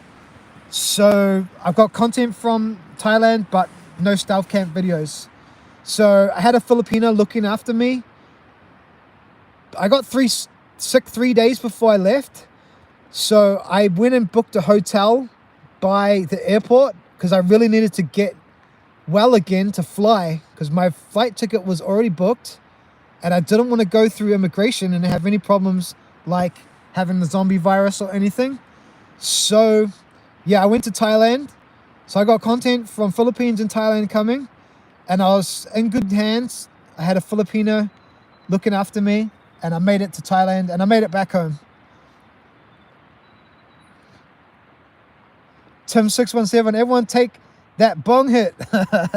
If you guys are 420 friendly and you're having a step 3, make sure you vape up, bong up, do whatever you're doing. If you're step 2ing it, if you're sitting at home in front of the fire with your family, drinking a wine, drink some wine right now. Cheers, y'all. Thanks for joining this live stream. And thanks for all the likes. Thanks for all the hearts. Thanks for all the subscriptions. If you're new to my channel, please subscribe. Yeah, thank you very much. Janet M says, I almost got a vape. Instead, I got the Dime Peach vape. Oh, you almost got this vape, but instead you got the Dime Peach vape. Oh, so you guys have these ones in America too? Bayo Billy, where was it you tried to camp in the middle of the street and heard some shit moving around, so you bailed?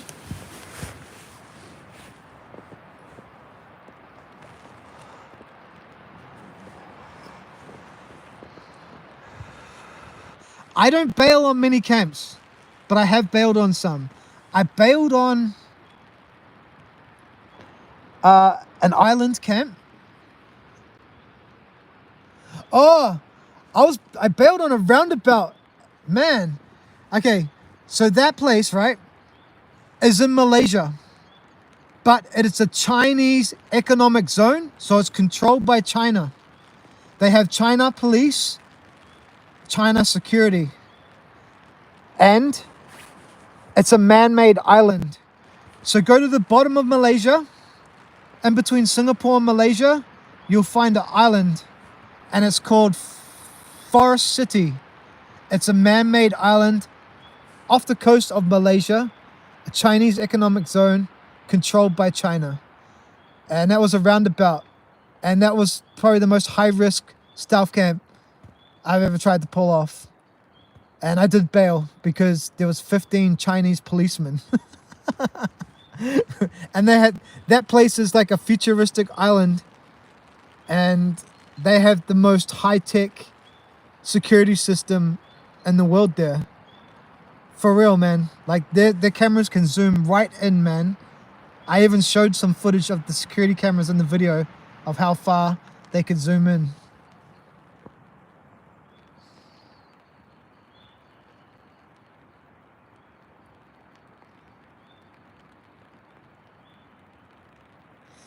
Whiskey Adventure says the world's biggest roundabout, wasn't it? Nah, I stealth camped the world's biggest roundabout. Man, that was a journey, man. That was a journey. It's crazy going somewhere, traveling somewhere to stealth camp somewhere. Like, the only reason I went to Malaysia was to stealth camp the world's biggest roundabout.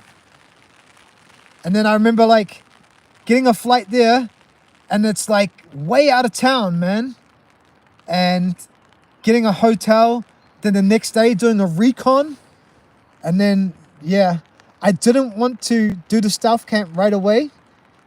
So I spent like 2 or 3 weeks in Kuala Lumpur in Malaysia, because I wanted to stealth camp it just before I left Malaysia. And then I went to Thailand.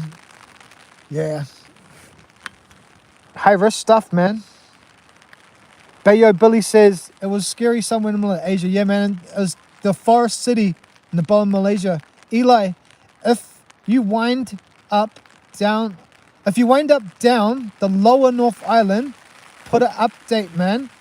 I got a good spot, maybe. Spooky as. Have you heard of Lake Alice? Was the biggest mental hospital in New Zealand. Real bad shit there went down there, bro. I have, and I'm keen. Will you do it with me? I've stealth camped at that place in South Auckland, that mental hospital called Spookers. You know where Spookers is? Well, next to Spookers, there's an abandoned mental asylum that burnt down twice. I stealth camped there, so I'm quite familiar with stealth camping in haunted hospitals. So I'm real keen to do it, and it makes it so much more awesome when someone else is there. So, if you want to do it with me, you got to commit it, man. Like, I'll come down to Lake Alice, and we'll stealth camp the hospital, but you got to commit, brother, because I'm not coming all that way and end up doing it by myself, because I'll be freaked out, man. And it's so much better if I got someone with local knowledge. Have you been there before? If you got local... it's raining now, eh? If you got local knowledge, man, I'm definitely keen to do it, man. So much more safe with 2 people. It's all demolished, but there are woods around there where it used to be spooky at night. Sure, man. I'm keen. Tim617. Roundabout stealth camp with the barbecue grill. Anyone? I don't like cooking on my stealth camps, guys. I know that's my weakest point to my channel, is that I don't cook food all the time. It's just that, like, my stealth camps are real, man. My stealth camps are real. The places I go, man, you do not want to get caught. Right? If you're cooking food, you're gonna get caught, man. I can't get caught, man. Sure, there's spots where I could cook, but then when I'm stealth camping, it's me and my backpack, man. And I probably walked to that place. I probably caught a bus to that place. I probably, like, got there with my backpack, man. And when I show up, man, I don't want to be carrying a barbecue grill and, like, some stuff, man. My stealth camping channel is real. It's not like, yay, I pull up in my van or my car and I got my backpack loaded full of, like, stuff that's pre-chopped from home, and I'm gonna run and then do a stealth camp and set up a cooking scene, cook some food, pretend that I camped there, really stay back in my car the night and then move back in there in the morning and then set up my camp again and pretend like I camped there, like I see all these channels out there. My channel is a real stealth camping channel. It's me, my backpack. I've walked miles. I got there. I got in. I snuck in. I'm real quiet. I do everything that I can that I can get out alive, man. My channel is a real stealth camping channel. Ain't no fake channel. Ain't no la ha ha, let's take 20 bottles of whiskey and cook a 4-course meal. I know people want to watch that, man, but if you want some real stealth camping, come to Hidden Hammock. You want the real stealth camping? Come to my channel, man, because I'm sick of all them fake ass stealth camping channels out there. Rah!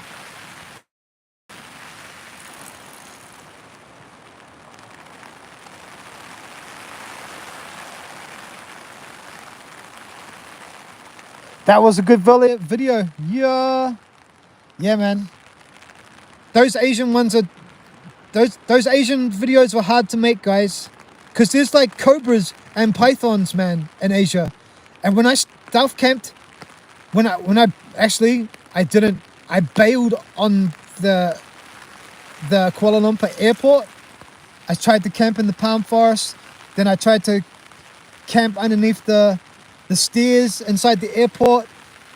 People were saying that where I was trying to camp out in the palm forest, there were tribes and wild pigs that come and eat the palm berries and king cobra snakes, man. So I'm so glad, because when I heard some freaky shit in the forest, man, and the planes were landing and I decided to bail that night, I'm so glad that I went inside and slept in the airport. Because, man, people were telling me in the chat, man, local Malaysian people, that I was flipping crazy because there was wild pigs, wild tribes, and king cobra.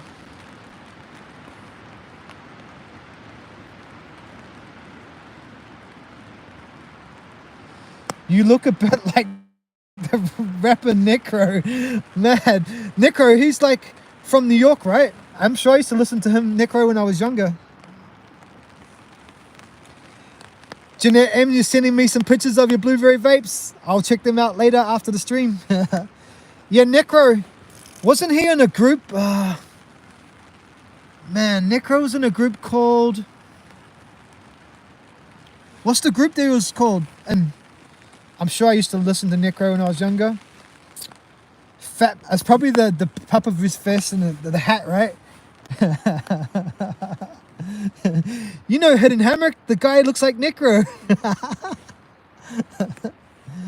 Fat Man Faffing says, oh, what Whiskey Adventure says, preach out, brother. Oh, preach it out, bro. Oh, are you going, brother? Or am I preaching too hard? Nah, but it makes me mad though, brother, because I can see it. I can see it that you're fake stealth camping. I'm not talking about my brothers. I'm talking about campers out there, man, who pull up in their cars, load all the shit in, and then like pretend to camp there. And I know you didn't camp there. At least you know with my channel, you know that I walked there, I bust there, I hitchhiked there. You know that I can't fake it, man. You know I can't fake it. So yeah, I'm preaching. But I don't know. Tell me if you guys see it. Tell me if you see them fake campers out there. Fat Man Faffing, if you sneak in after dark, no cooking or fire, and leave before dawn, you can stealth camp everywhere. I used to do it in the army. That's right, man. That's right. You guys forget, man, that like before I was a stealth camper, I was actually homeless in Australia. Like my parents had to beg me to come back to New Zealand, and the only reason I come back to New Zealand was because of the zombie situation. And then when I got back to New Zealand, I had to start doing something, so I started stealth camping. I was homeless in Australia, man, and I was actually living in a car with a chick, and sometimes she'd go crazy and just leave me in the middle of nowhere with nothing, man. And then like 2 days later, she was real crazy. Then she'd like feel sorry for me and come pick me up, and like we'd continue living in a car and stuff. We'd like camp in a graveyard and like drink water from the graveyard taps to stay alive.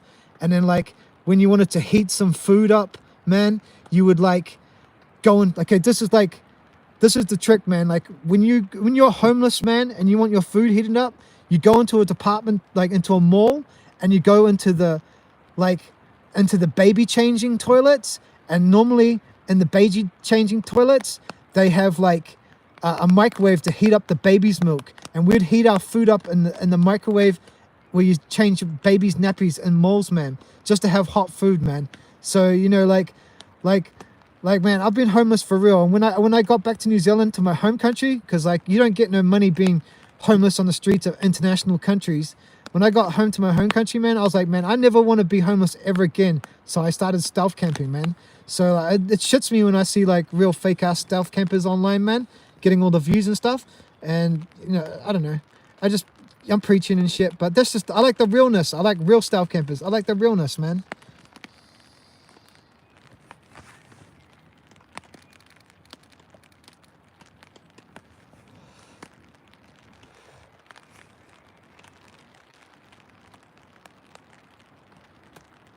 Eli, I one-wheeled there. Yeah, I've still got my one wheel, man. I don't know, like I was gonna sell my one wheel so I could have a bit more extra funds when traveling overseas, and then I couldn't, and then I should have, and then like I don't know, now it just sits in the box. It was all cleaned up, ready to sell. I don't know. I got a one wheel still, but I haven't used it. I did like 1,000 kilometers on it, so it cost me about $4 a kilometer. They're pretty awesome though. I love one wheels. Whiskey Adventures says, I know of a few channels that fake it all the time. That's what I'm saying, man. I can see them fakers, man. I don't know. If you got a stealth camping channel out there and you're faking it, man, I know you are. Watch out, brother. I know you are. Bayo Billy says, Psycho plus Logical Records.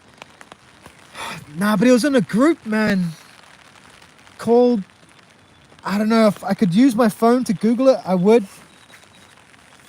But I'm going to look that up, Bayo Billy. Because Necro was awesome. I seen Necro live, I think, in Auckland when I was younger.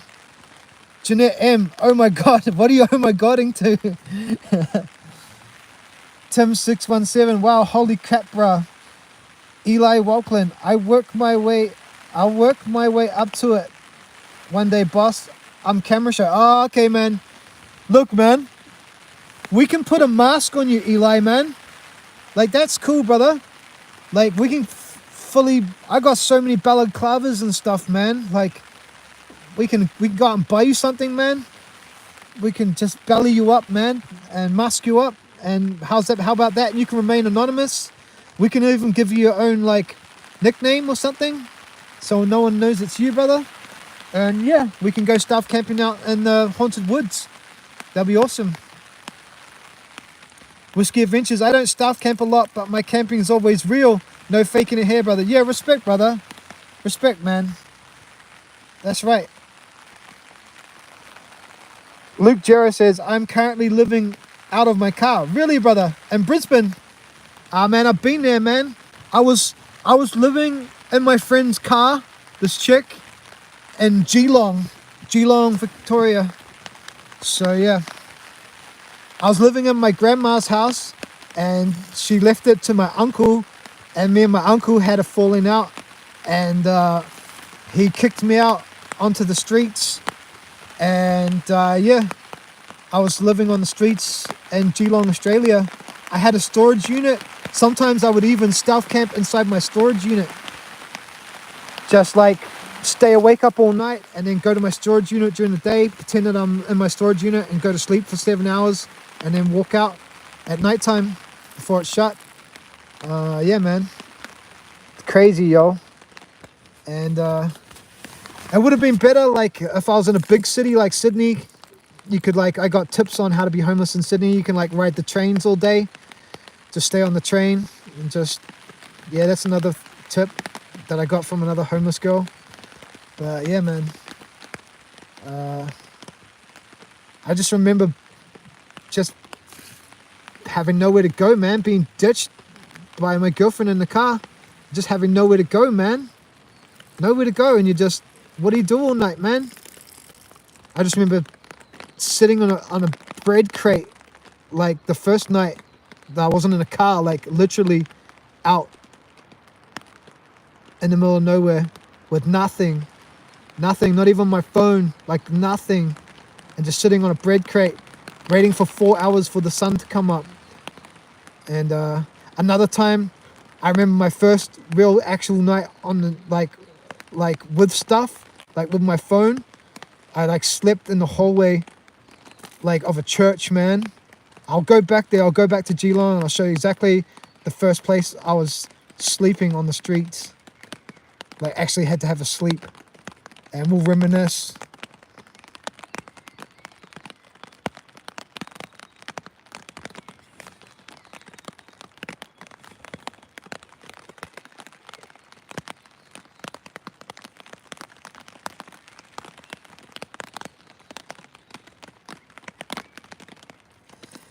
Fat man faffing. If you haven't been to Southeast Asia, you can't appreciate how dodgy stealth camping there can be. Man, Asia's unreal, man. I heard someone like on Out of Bounds' live stream the other day while he was in Manila saying you should do a stealth camp in Manila.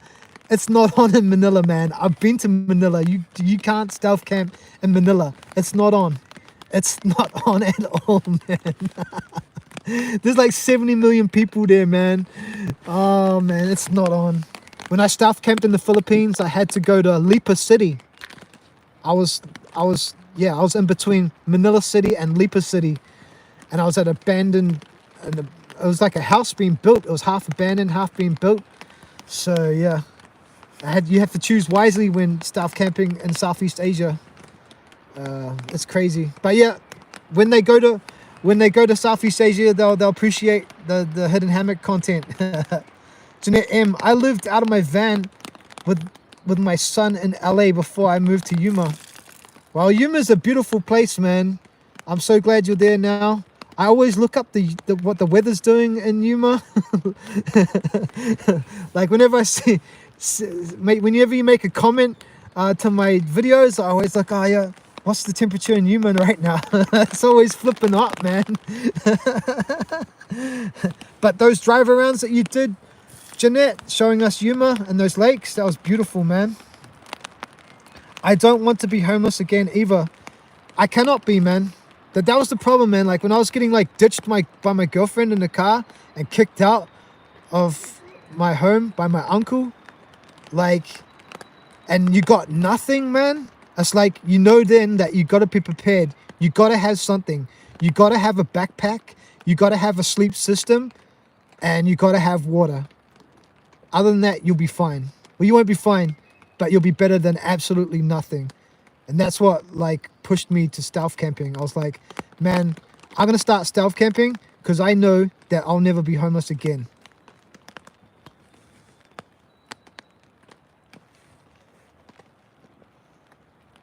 Out of Bounds, how you going, buddy? Yeah, I just seen, I have seen the fake videos. I often try to film the sunrise and prove it's real. Yeah, man, you gotta prove this. You gotta prove it's real, man. You gotta wake up there, man.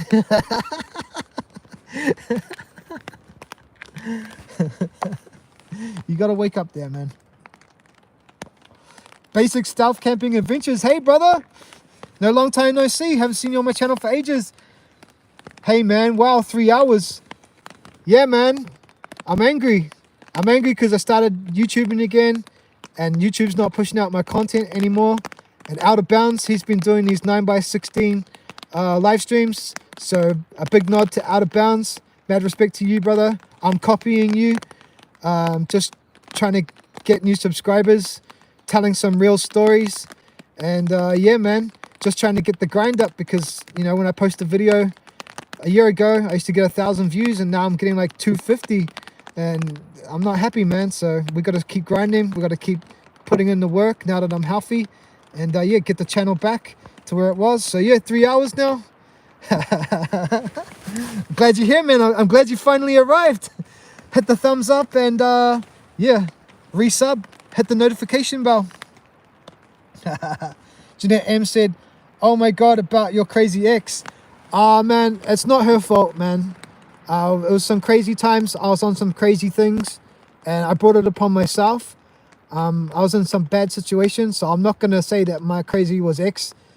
I mean, that my ex was crazy. We were both crazy. I was like, these days, guys, I'm well more balanced than I used to be. So, yeah. Yeah.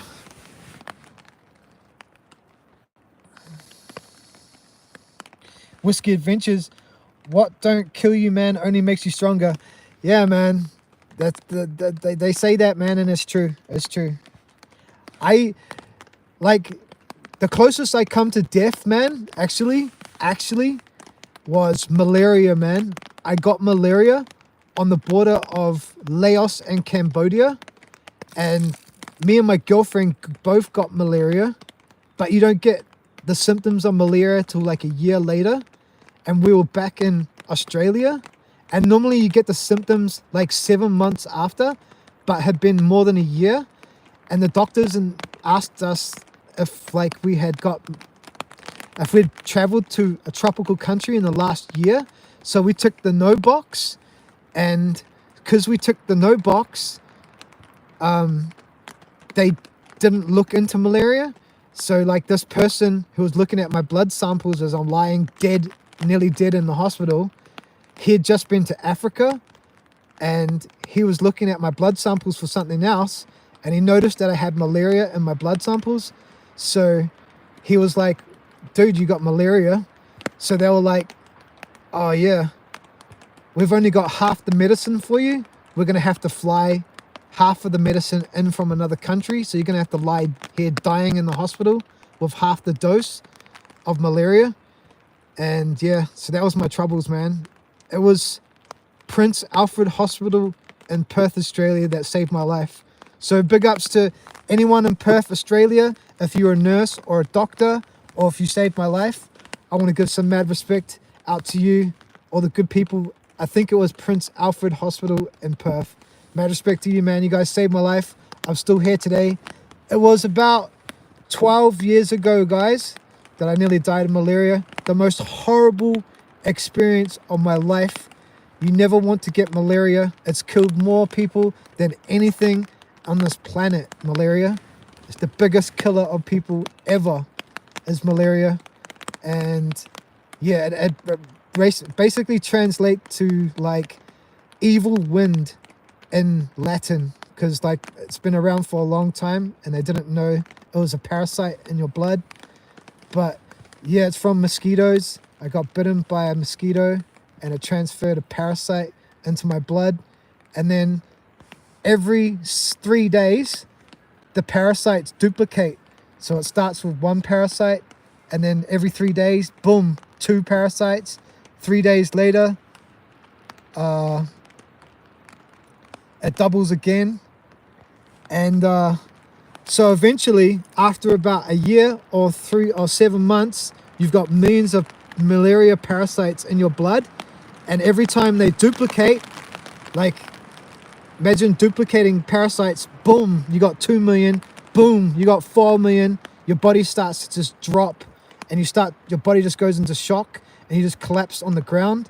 And then your body's just trying to like handle it for hours. And then eventually it passes, your body gets normalized to it. And then in 3 days time, it's coming again. It's coming to kill you. And like, it's crazy, man. So after 7 months, as soon as you feel you got malaria, you just drop to the ground, you go to hospital, and then you recover. But in 2 days time that wave is coming again, and it's coming to get you. And you could die, man.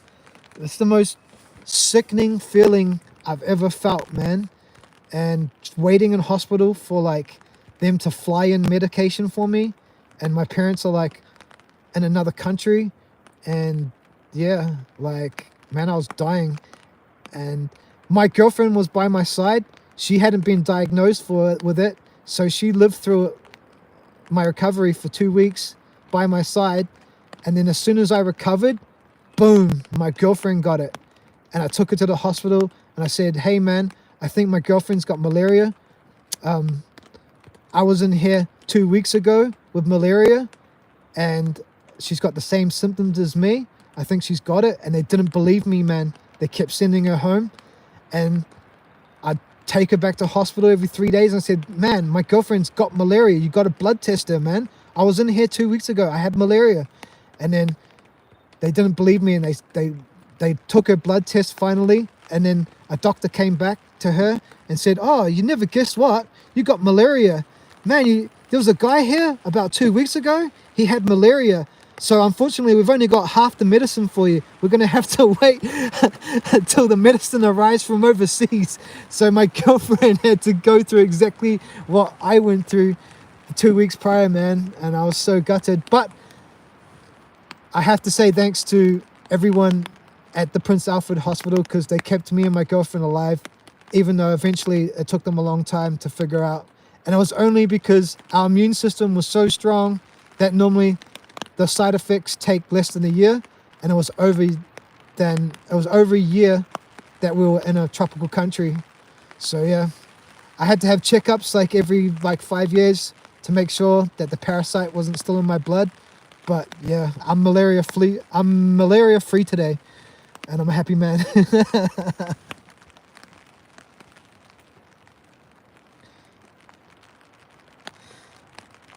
You learn how crazy some people can be. Yeah, there's some crazy people, man. I remember being homeless and walking along the street with a satchel, and I used to do wood carving. So I had wood carving tools in my satchel. So I remember this person following me, and yeah, I had to turn out and just pull out a wood carving tool on him, and yeah, he actually stopped following me. But yeah, he was definitely coming to get me, and he only was discouraged when I pulled out a big wood carving tool on him. So yeah, there's some crazy people out there when you're sleeping rough. Fat man faffing. As a young soldier, we spent hours sleeping, standing up in phone booths at Flinders Street Station. Wow, man. Flinders Street Station is the main central railway station, historic railway station in Melbourne, I believe. And yeah, that's crazy, man. As a soldier, sleeping upright. Was that a challenge that you soldiers did, or was that something you had to do? Where's your survival Pepsi? I'm on the pineapple mango juice tonight. So, no Pepsi. I actually don't sell Pepsi at my family store. We only sell Coca-Cola. That's why I'm a big fan of Pepsi, because we don't sell it in our store. So whenever I'm outside of my family store and in town or something, I'll buy Pepsi. That was the big thing about my Pepsi. Fat man faffing. In Manila, you spend the night at the funeral parlor if you caught out. Open 24/7, and it's always people there, so it's safe at 4 a.m. Wow. That's crazy, man. That's such a good idea, though. Sleeping at the funeral parlor. I'll remember that. I guess with 70 million people in one city, there's always someone dying, man. So that funeral parlor would have to be 24/7, I guess.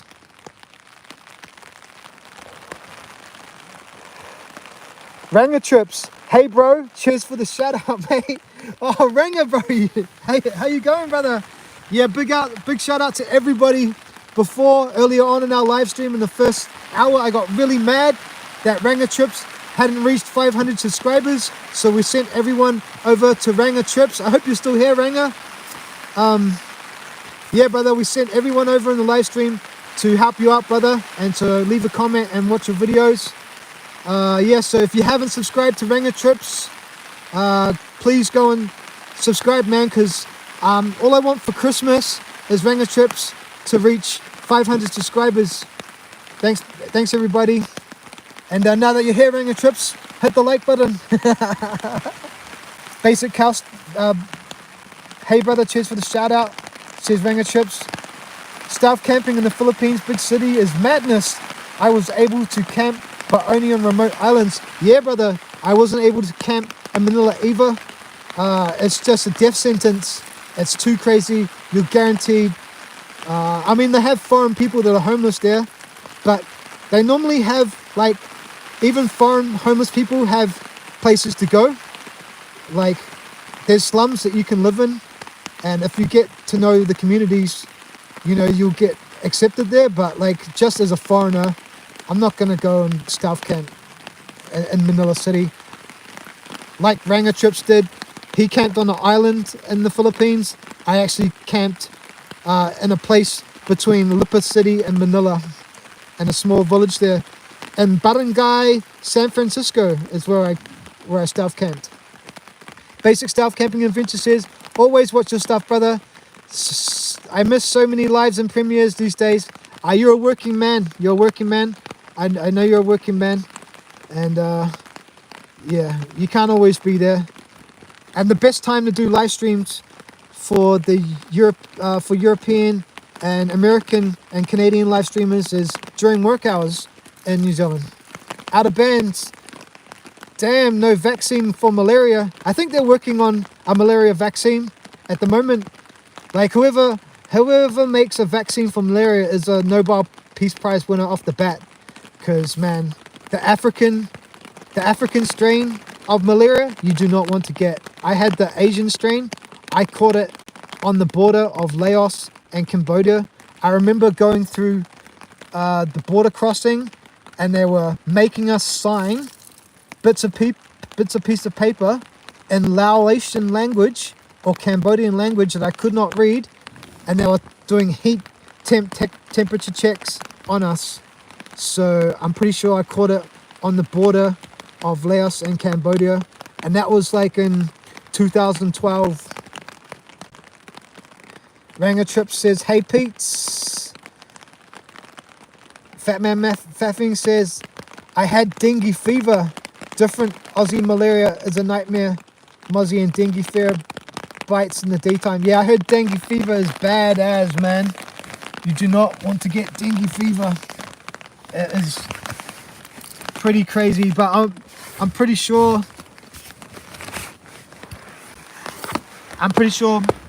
malaria's killed more people. It's getting dark inside the hammock. I came out to do a camp today, and I pretty much set up my hammock, and I've just been on this live stream. So I hope I get some content later for the video. Video's coming out Sunday, Monday, guys, for the Stealth Camping Alliance Primitive Challenge. Just setting up a little bit of a light in here, guys, because we're approaching nighttime. This is where I normally put up my red light. There we go. How's that? Is that romantic? Is that better? All right, where were we up to? Yeah, dengue fever is really bad. You don't want to catch that. I guess if you're in like the tropical regions of like Australia, like Darwin and stuff, that's probably the most problematic place for dengue fever, right? It's also prevalent in Bali and across Asia. But malaria is definitely one you don't want to get. Fatman Faffing, we were out on the piss and missed the last train back to camp. Oh, I get you now. That's why you're sleeping upright in the phone boxes. I bet the phone boxes were sweet back then, because you had the traditional English red phone boxes in Australia and New Zealand back then. So they had doors on them, so they would have been pretty sweet to camp in. Tim617, where's the fire in that rain? I was going to make a fire, man, but it just hasn't stopped raining, and I got to collect wood for it. So who knows? I'm going to keep rolling on with my live stream, so because I'm loving it. I'm seeing all these old people. I'm catching up with y'alls, and I get to tell you my deepest, darkest, craziest stories. Whiskey Adventures looks like it's getting dark there. Yeah, man. I'm trying to catch up, guys, but we got the red light on. Ranger Trips. Oh, from Out of Bounds at Ranger Trips, best stealth camp on an island where there isn't a typhoon. Yeah, man. Please, if you haven't already, guys, subscribe to Ranger Trips, man. Absolute legend, man. Like, totally deserves to be at 1,000 subscribers or more by now. So this Christmas, all I want is Ranger Trips to get to 500. That's all I want for Christmas, guys. Ranger Trips, smash that like button. Cheers for the support, mate. Yeah, yep. YouTube punishes you when you take time off. It does, man. If you got a YouTube channel, man, don't take time off. Keep pumping out the content. weekly. But you know, I'm not afraid of YouTube. Like, I'm not scared that my channel's taking a dip, because I'm confident that I can produce content that you still want to see, whether I'm here or not. I'm confident that I can take you to staff camping locations that haven't been camped yet. I'm confident that I can come up with ideas that other staff campers haven't thought of yet.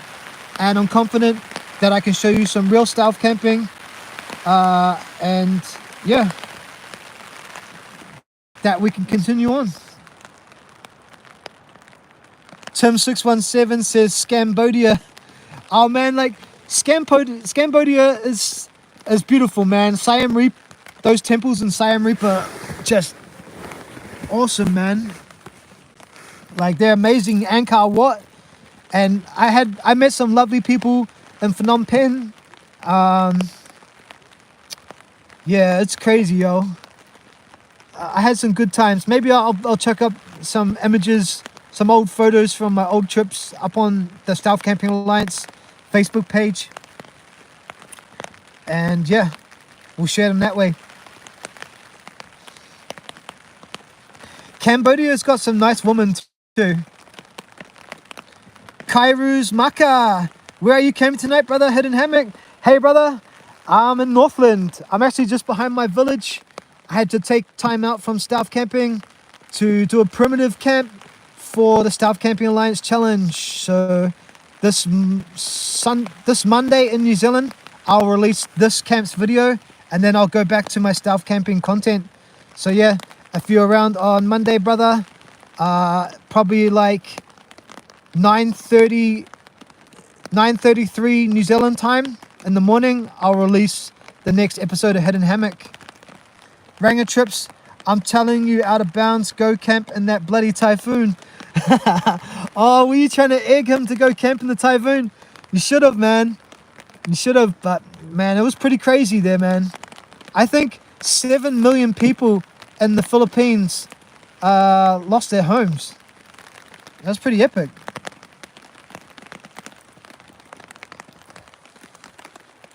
Out of bounds, Ranger Trips, I'm not dying for your entertainment. Plus, I ditched my hammock. Oh no, you ditched your hammock. What did you do? Did you like throw it away, or did you send it back home, or did you not bring it? What's going on there? Out of bounds.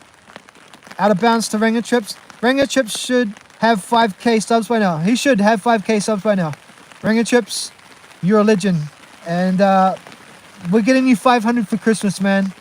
I'm going to be mad. If it gets to Christmas time and Santa doesn't give me 500 Ranger Trip subscriptions, I'm going to be gutted. I think you're on like 435 now. So you need like 65 odd. I'm sure we'll get there, man. Whiskey Adventures, good chatting with you, brother. I'm going to bed now, almost 3 a.m. Thanks for the love, man. Thanks for hanging out with me. Don't forget to try that Filipino Mountain Dew whiskey. It's the best in the world. Yeah. See you on the flip side, brother. Peace. Jeanette M, did you get to enjoy your Asian adventure? Did I get to enjoy it? I've totally enjoyed it. I've actually been to Asia many times because I can only afford to go to Asia. Like, let's be real, guys. Like, whenever I've gone to Asia, I've never gone for less than a month at a time.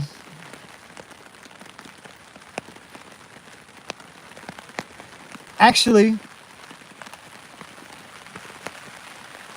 the shortest trip to Asia I've ever taken, I think I spent like 2 or 3 weeks in Bali once.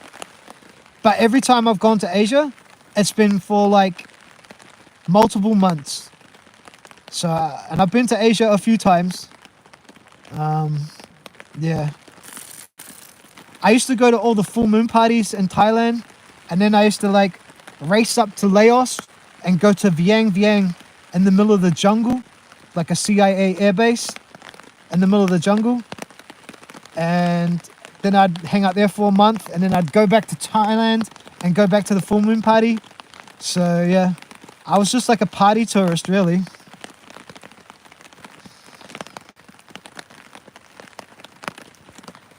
Out of Bounds left his hammock behind to cut on weight. Oh, because you don't do any chicken luggage, eh? So, I get it. Yeah. So, just gonna wipe that screen, guys. Must just be getting dark. It just looks a bit murky, or it's a bit misty in here because it's raining. So yeah, Out of Bounds. What did you fly to Manila? Like you flew out of Melbourne direct to the Philippines? Did you get a direct flight, or did you have like a stopover? And did you fly? What did you fly? Air Asia? Ranger trips, cutting weight for Cebu Scan Pacific. I've never flown Cebu Scan Pacific. I heard Laos parties were crazy back in the day. Ranger trips, man. Dude, they were the craziest, man. I'm not going to talk about them on this live stream. I'm going to save it for another live stream. My Vieng Vieng stories. Because I told some pretty crazy stories already on this live stream. If you want to go back and hear some flipping crazy stories, go back and check out this live stream when it's finished. Get a recap on what went down. But I've got some pretty flipping crazy stories from Vieng Vieng, Laos, man. It was the craziest place to party, but I'm not going to go into it. Just check it out, Vieng Vieng. Look up Vieng Vieng, the party is over. It's like a PBS network news piece they did on it. And that'll give you an idea. It was like 1 month after my last trip there, they banned the tubing and Vieng Vieng in this party area. And man, I got so many stories there, man. It was lawless, man. Like when you go to Thailand, like you got tourist police and stuff, but in the middle of the jungle in the Laos, man, it was lawless, man. Ranger trips. Jeanette M says going, good night, Josh. See you next time. Alright, good night, Jeanette. I'll see you on the flip side. I know it's probably really late there. Thanks for hanging out with me. And I'll see you next time. And before you go, Ranger trips, I just want to ask some questions. So, you're from South Africa, and but I know you live in Australia. So, how long have you been living in Australia, and when did you move from South Africa from Australia? And what town or city are you from in South Africa? I really want to know that now. Good night, Jeanette. Love you. Out of Bounds says, I flew direct to Manila, then to Puerto Princess, then back the next day on Cebu Pacific. Shittest airline ever. 2 Air Asia flights left on time while I was waiting 7 hours on a Denali flight. Oh, brother, I'm so sorry for you. I'm so sorry, brother.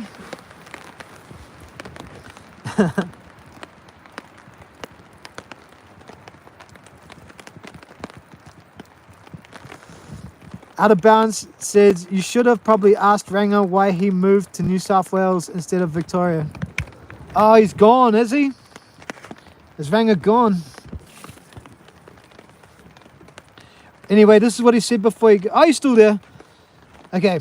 Ranger said, I heard Laos parties were crazy back in the day. They were so crazy, dude. Drinking and drugging on the river. Yeah, brother. It was crazy, but I'm going to go into that another day. What I want to know is,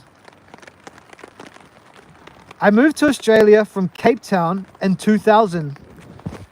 My mum is Aussie, so I got the passport. Oh, congratulations, man. Cape Town is pretty crazy, eh? Like I heard Cape Town's like pretty rough. Even like, you know, like if you grow up white in Cape Town, that's a hard time right there, right? Like, what's that group? Okay, like, I remember being at the big day out, and my mate, he was on the radio and stuff, and he worked in a nightclub, and he was like into bands and stuff, and he was into music, and he was like, oh, I'm going to like see the South African group. I forget the name, and he took me there, man, and they were so awesome. What's that real famous South African hip hop group? I forget the name, but I know them so well. It's got that guy Ninja in it, and he's saying Cape Town is mellow, dude, easy life. Johannesburg is the crazy place, lots of crime. Out of Bounds is saying Ranga is Zeph as. Out of Bounds says Ty Antwood. Yeah, Ty Antwood, brother. I've never been to South Africa, but like what I'm getting from the Ty Antwood like video clips is like it's pretty rough there, man. So tell me the truth. Cape Town pretty cool, and Johannesburg is sweet. So which is the one that has the big mountains? So Johannesburg's got the mountains, and Cape Town. Ranga Trips is okay. Die Antwoord. It's pronounced Die Antwoord. Okay, man. All right, we're learning things. Thank you, brother. Thanks for the heads up. Yeah, so all I know about South Africa is Die Antwoord. So I know that like when the All Blacks go and play South Africa in the rugby, when they're in Johannesburg, they can kick the football really far because it's so high in altitude. I don't know. Let me know, brother. Let me know.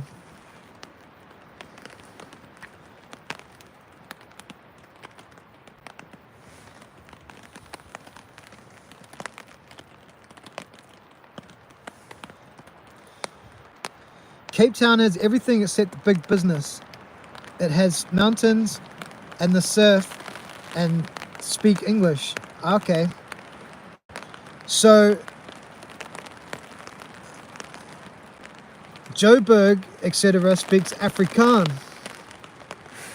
So when they say Afrikaan, is that a mix of like maybe Dutch and German or something with like local dialect? Or is it strictly Afrikaan, just local dialect?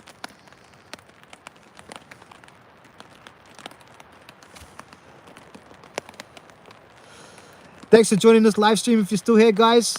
I've learned so many things about the USA tonight, and I've been teaching you guys a lot about New Zealand. It's actually good to have Ranga Trips on the live stream right now, teaching us the ins and outs about life back in South Africa.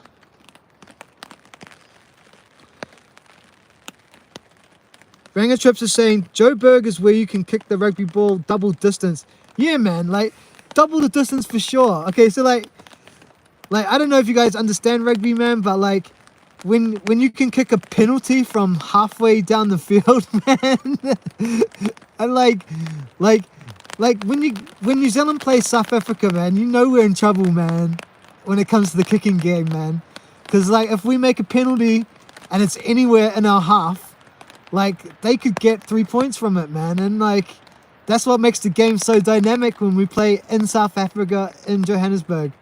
That's just crazy. Out of Bounds is saying, I only know of South Africa from Die Antwoord. I would only know of Philippines from rudimental songs like Not Giving In.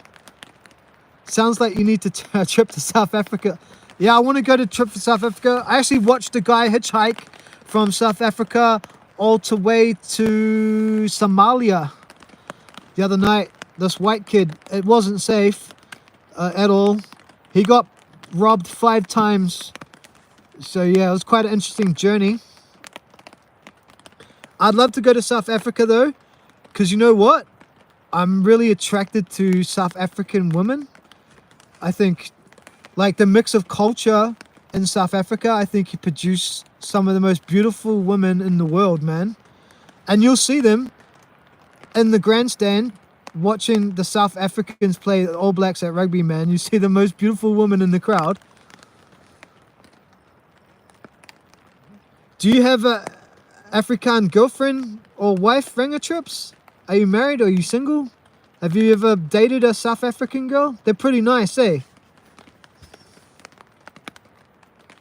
Let me know in the chat if you like have ever dated a South African girl. I actually dated 2 South African girls when I was younger. When I was in my teenage years. When I was into skateboarding and stuff. I'm not going to mention their names. But we have beautiful South African immigrants from New Zealand living in New Zealand. Ranger Trips says stealth camping in South Africa would be a death sentence. Man, I heard camping in the wild is a death sentence. I met a South African the other day at a homestay.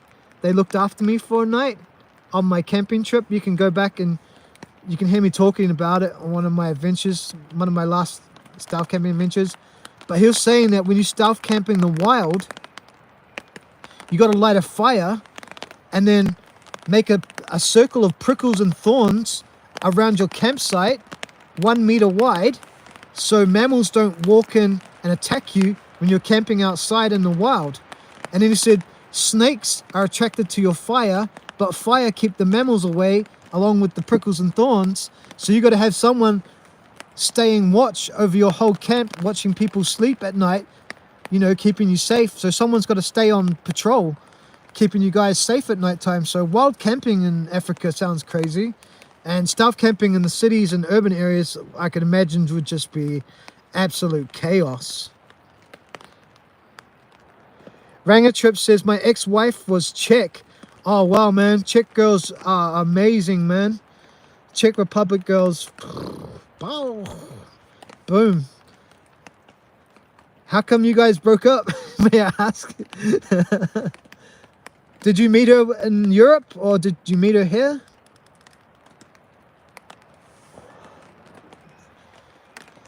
Out of bounds, good like looking like Yolandi from Dianewood.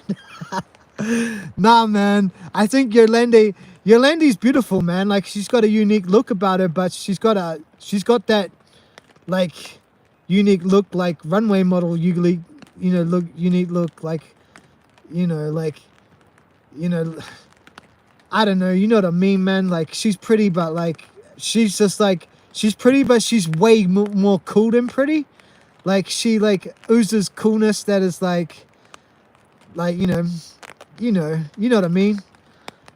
But like there's some real pretty like mixed race South African girls. There's some real pretty white South African girls.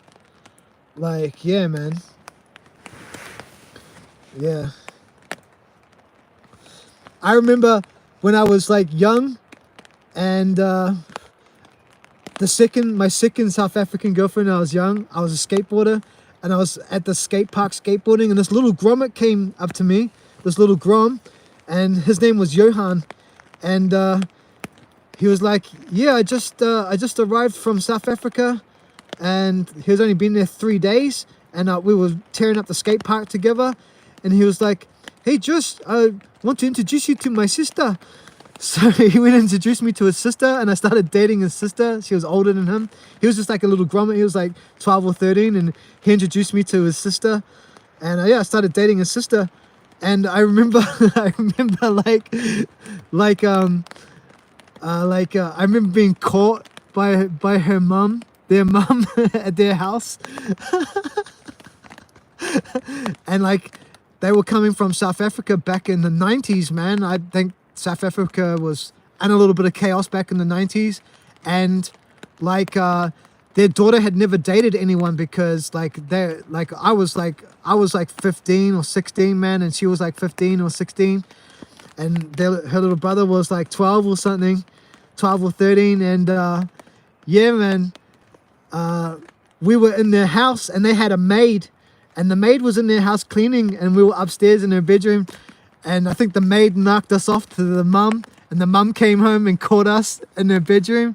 And the mum was freaked out because I think back in South Africa, they never had guys over to their house, and girls were never allowed to leave. This is what she was telling me, the mum was telling me that girls were never allowed out of the house in South Africa back in the 90s. And yeah, it was a bit of an eye-opening experience to her. But the mum, she was okay with me after that, and she did let her daughter come and visit me. But I was only 15 or 16, man. It was like young love, you know.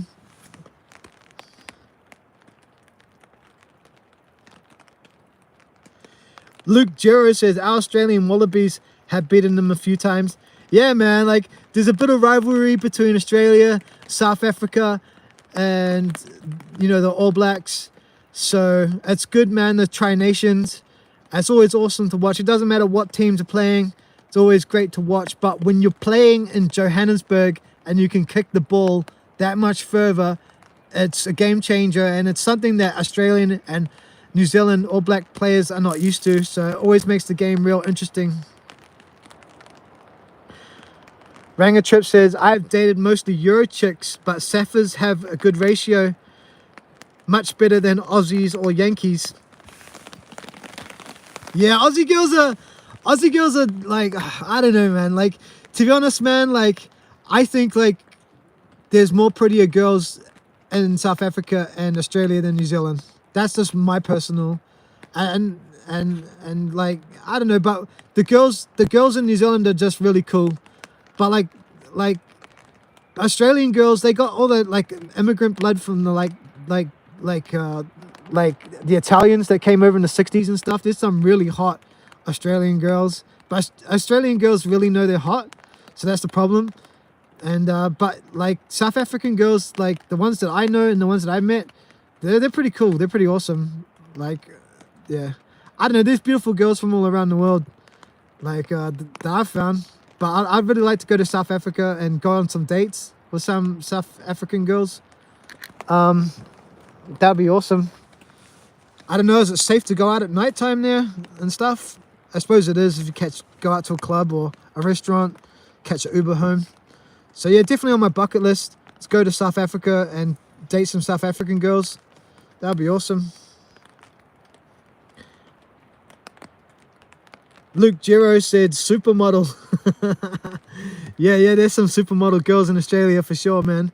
There's hot girls in Brisbane, brother, for sure, and Surfers Paradise.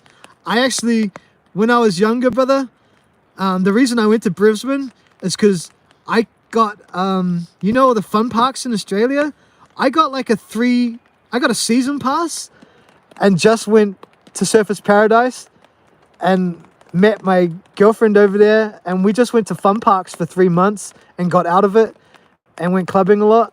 And that's all we did every day, was go to the fun parks every day on a season pass and surface.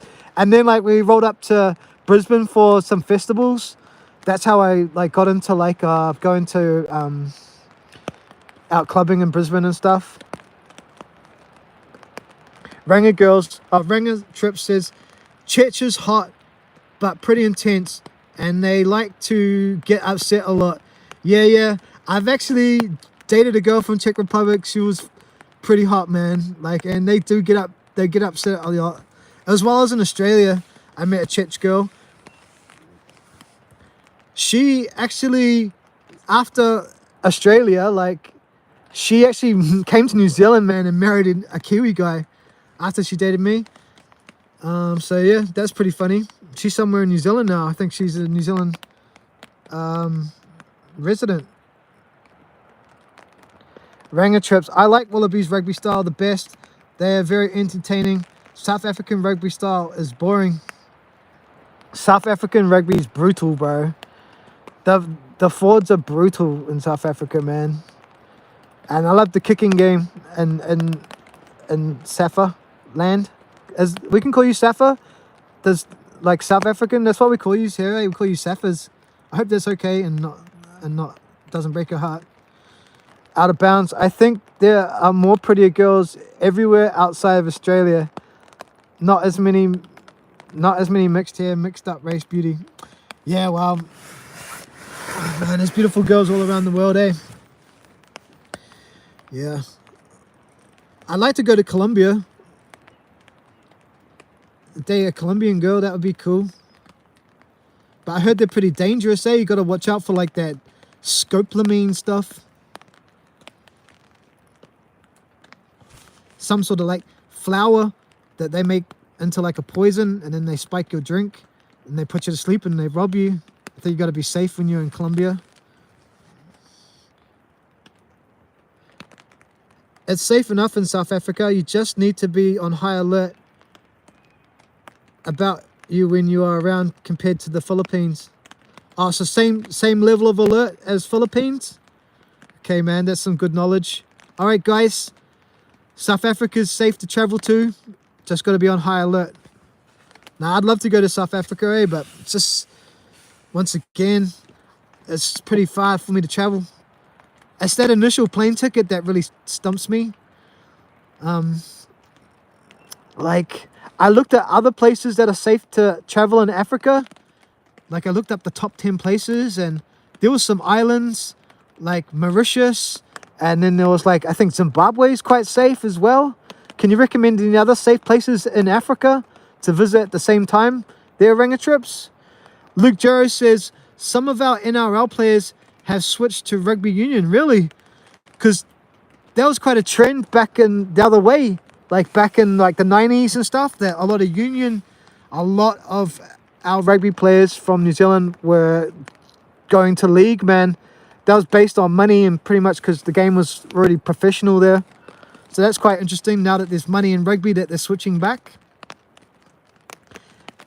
Out of bounds. Got to go hit the pub, man. Catch you later. All right, brother. Don't spend too many pesos. Make sure you keep your passport in the hotel room. And yeah, man, I hope you meet some nice Filipinas because those Filipino women are really, really hot. Good luck, brother. And thanks for joining the live stream. Ranger Trips says Zimbabwe is not as safe, bro. Lol. All right, I must have got that wrong. They must just be trying to say that on the internet so they get people going, doing all the outdoor nature stuff.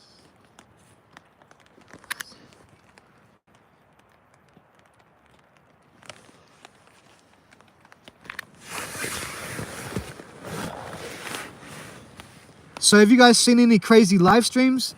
Like, if you guys swipe up and then you're going to roll onto someone else's live stream on YouTube, but swipe back again. But have you guys ever been like just swiping through the live streams, man? There's some pretty crazy live streams out there, eh? Ranger Trips says Mauritius is cool, but a lot of hotels own the beaches. When I was working in Australia, I had a couple who that I employed, and they were from Mauritius, and they were telling me that the food is awesome there because they got so many different cultures like Creole and Indian and Afrikaan and all on one island, man. So I really want to go there and yeah, check it out. Go to Mauritius, and the ladies, man, they know how to party, man, and they're into dancing and stuff. So I'd like to go and visit Mauritius one day, the island of Mauritius. Luke Jarrow says some tarot card reading. Dude, man, I found the craziest like bloody live streams, man. I actually follow this guy who's like does like tricycle passenger. Like he's like a taxi tricycle, but it's like just like a kinetic powered tricycle, doesn't have a motor. So I enjoy like dropping him a couple of dollars on his live stream because I know he makes like 50 pesos for a ride, man. So he like sits in a line with his tricycle, and then he's in a line of a whole lot of tricycles, and then like a passenger, you have to get to the front of the line, and then a passenger will jump in, and then he pedals to like his destination, and then he gets paid 50 pesos. So I know when I drop him $1 on YouTube or drop him $2 or $3, that like, you know, it's pretty cool for him, and they appreciate it, man, you know, the Filipinos. So it's pretty cool. And I also been watching them cut like plastic fruit and vegetables at nighttime. Like I'll just sit there watching people from the Philippines cutting plastic fruit and vegetables, and then I'll ask them to like make me like different meals out of plastic fruit and vegetables. And like I'll drop them like I dropped like $15 donation to go buy some more plastic fruit and vegetables so I can see different plastic fruit on their live stream.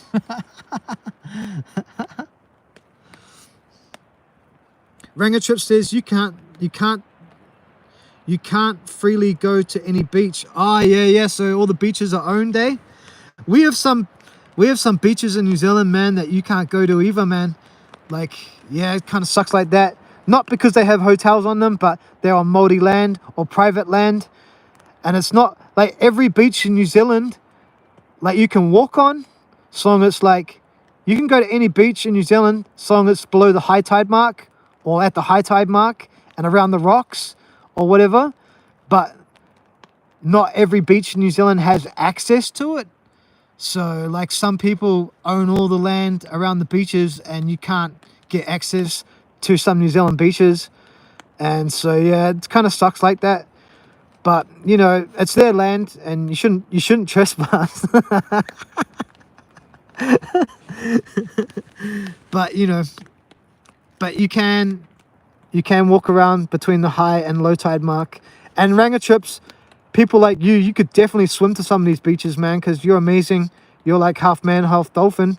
And that's why people should subscribe to your channel, because you body surf and stuff and cool ass unsurfed waves on lonely beaches in Australia. But yeah, you could definitely get to those beaches, bro, if you were here. But yeah, a lot of beaches don't have access to it. Ranger Trip says, I don't spend too much time watching YouTube. I listen to it a lot. Whole at I work. Usually I learn stuff.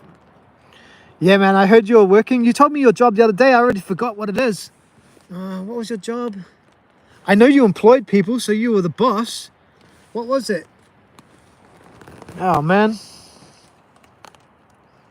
I forget now what you do for a job.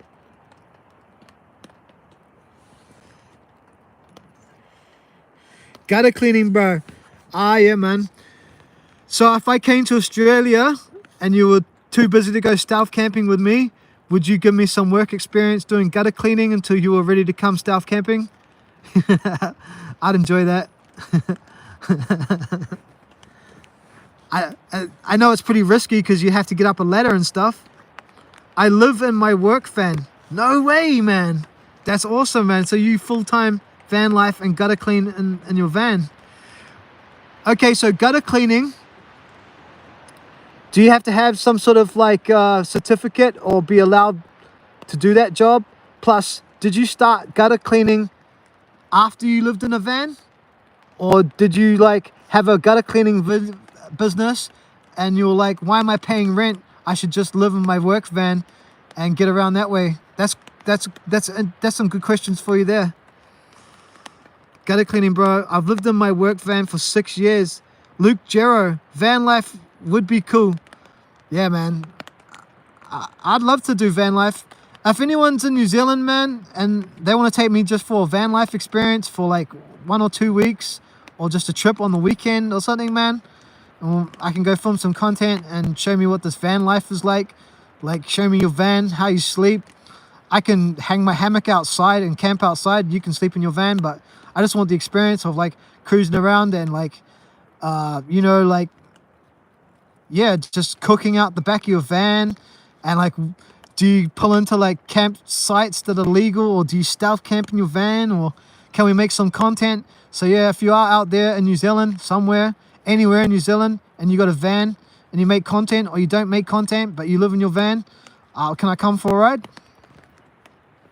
Ranger Trip says, all you need is a certificate. It takes 2 hours. Sweet. That's on.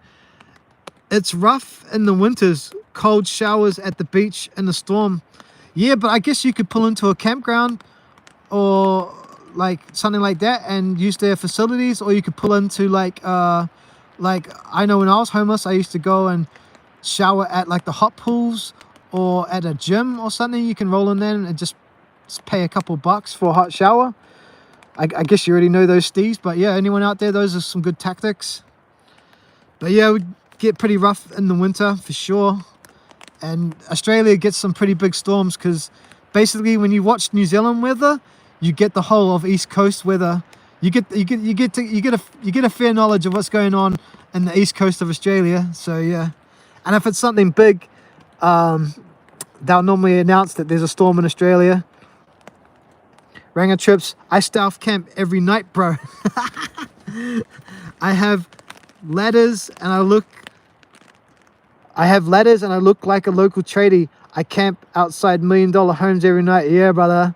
I can picture it now, man. You got your van. It's white. It's got your business logo on the side.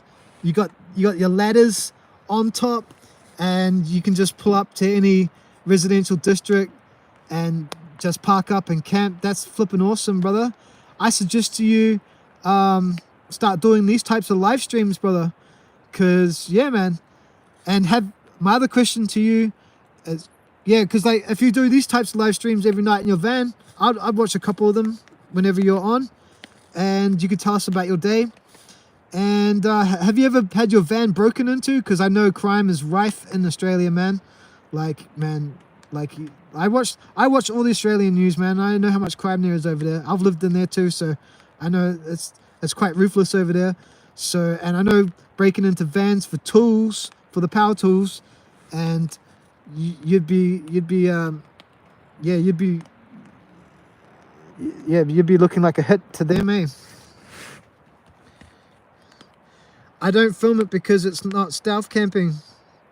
I laugh at those van life videos. Yeah, you don't have to make videos about stealth camping your van, but if you just jumped on the live stream like I am right now in your van at nighttime before you went to sleep, that would be pretty cool. I don't like stealth camping in vans either. Cause like, yeah, it's not the same, man.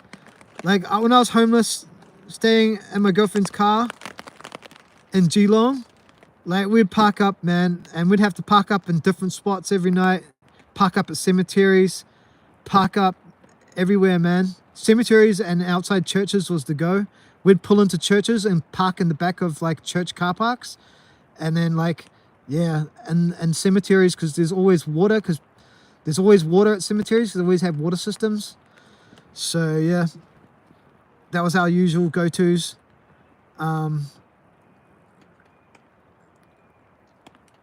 But yeah, I don't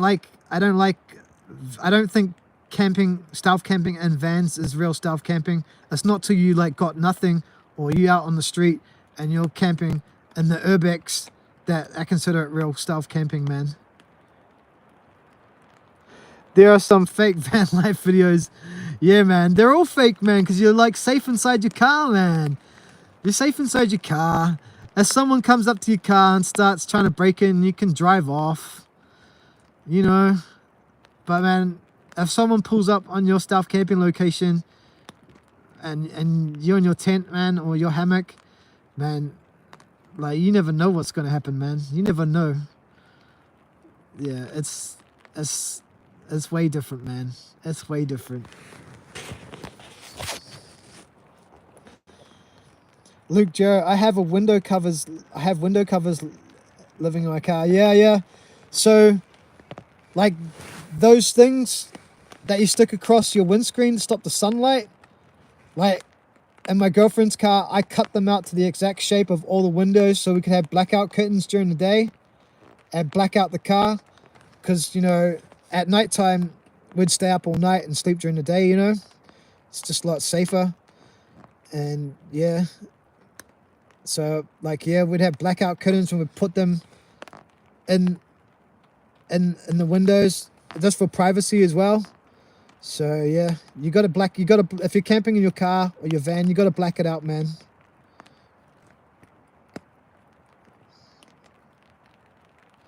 Luke Joe, it would be a lot harder on foot.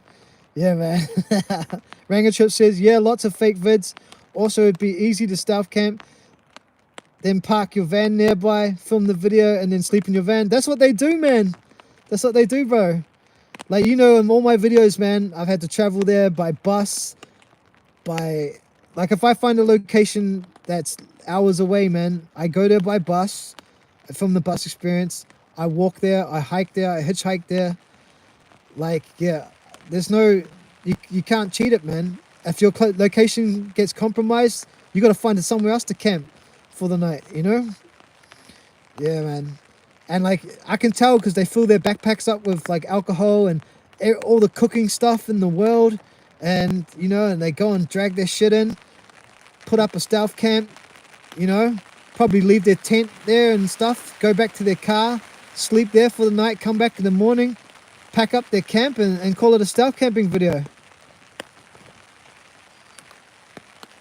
those window covers a giveaway that you're living in your van. They are, but man, you need some privacy, man, in your van, especially when you're up to no good. Like when you're legit, like on the street, man, you just want privacy, man, because that's what you don't have, yeah. But there are giveaways, man. Stealth camping. If you got a van though, you can get away with it. But like if you're sleeping in a car, you need privacy, man. Lumen CC, bruh, what's up? How you going, brother? I got your message the other day, bro, but I haven't responded to you because I wanted to write you a really thoughtful response. I'm sad that the fun park is closing down. I'm very grateful, Shadow, that yeah, the experience you gave me to hang my hammock off the Ferris wheel. But I'm so sad that the park is going to be shutting down in February. And yeah, man, I probably won't be able to make it back over by February. So, brother, if you ever want to hang out when I'm back in Australia, please stay in contact with me. And wherever you're living, I'll come and visit you, man. We'll go out, have some fun, go have some dinner. My shout.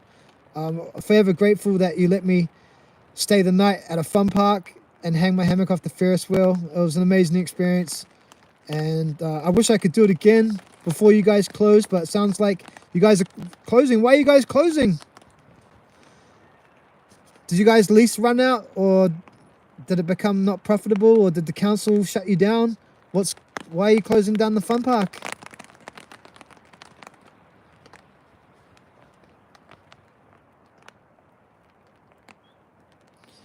Ranger Trip says, yeah, I put up covers in the night and used black curtains.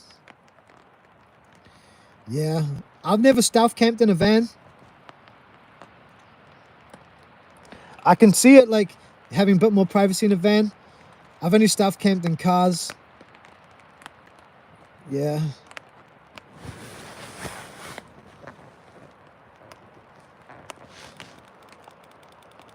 If you guys didn't know, Lumen CC in the chat is Shadow, and Shadow is the person that looked after me when I camped on a Ferris wheel at that fun park in Mandurah, and we had dinner, and yeah, he let me stay there the night and looked after me. He was my host, and he just messaged me the other day saying that they're closing down the Ferris wheel and there's going to be no park no more, and to come over and camp one more time before it closes. But unfortunately, I don't think I'm going to get there. Lumen CC says the council want to put a brewery there, which is the wrong place for it. It's been here for over 70 years in Mandurah. Are you going to move places? Wow, it's raining now. Are you going to move places? Or are you just going to shut it down? Ranger Trips is saying, I'm going to hit the surf. Nice chatting. Thanks for all the support. I'll jump in on the next one. Cheers, Luke. Thanks, brother. I really appreciate you coming to the chat, Ranger. I really want you to hit subscribers of the amount of 500 this Christmas, please. Please work towards it. Maybe you could do some live streams when you're lonely in your van at nighttime. You could even send me a message. I'll come and watch them for sure, brother, if I'm at home. As long as I'm at home, I could jump in on the live stream and watch your live streams from your van. I'd really like to experience that. You can tell me about your day. And even if no one else comes, we can have a one-on-ones. Peace, brother. Much love, Ringer. And see you on the flip side. Make sure you get some good waves today. And yeah, hope you do some great body surfing. Peace, brother. Thanks for all the knowledge about South Africa. And I'll see you on the flip side. Lumen CC says, closing door. Bummer, man. It'll cost too much to move and move the entire place to a new place. Oh, man, that sucks, dude. Yeah, man. I had such an amazing experience, man. Yeah, man. I'll never forget that, bro. I'll never forget that, man. And I will definitely, next time I come to Perth, because I have friends in Perth. Next time I come to Perth, man, I'll find you, brother. I'll take you out to dinner, man. We'll have another meal, and you can tell me about what you've been up to, brother. Thanks so much for the experience and the opportunity that you gave me, man. I'll never forget camping on a Ferris wheel in my hammock. Yeah, Buddy Boy 2026, subscribe and like. Thanks for subscribing, bro, and hitting the like. Thank you for joining me. I did set this live stream up during the day. I'm hammock camping right now, and it was daylight, and I was meant to be filming a YouTube video, but we've been on this live stream for 270 minutes, and I ain't stopping. So yeah, subscribe and like, hit the like. If you haven't subscribed, if you don't know me, I'm Hidden Hammock. I've stealth camped in 5 countries around the world. I'm from New Zealand. I'm originally in New Zealand right now, camping. This is for an episode that's coming out on Monday. It's called The Primitive Challenge. I am part of the Stealth Camping Alliance. We have a Facebook group, so you can join that. And yeah, I am currently also editing a series at the moment called The Walking Stealth. Basically, I put on a backpack and walked out my door and went stealth camping for 12 days.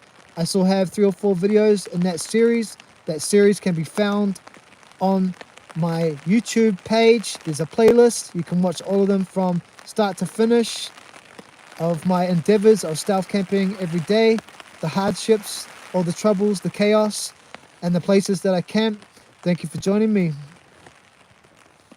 Lumen CC, we are having the Halloween Horror Scream Fest on today and tomorrow. Oh man, I wish I was there, brother. That's so awesome, man. Maybe put a video up on your YouTube for me if you could. You can tag my name in it. Just take some video on your phone. Maybe like just walk around for 5 minutes on your phone, then upload it to your Lumen CC channel. When you're uploading it, type at Hidden Hammock, and that's going to give me a notification to your video, and then I'm going to watch it, man. That'll be so awesome. You don't have to put your face in it, but just walk around, show all the happy people at the carnival, King's Carnival. Man, I'm so sorry that you guys have to close after 70 years, man. And yeah, it's a real shame, but thank you for the experience of letting me camp there. I'll never forget it, man. Never forget it. But if you could do that for me, that would be awesome.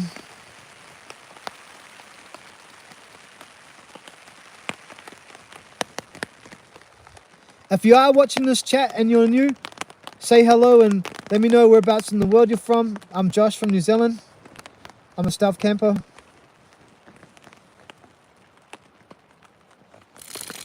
Shot Shadow.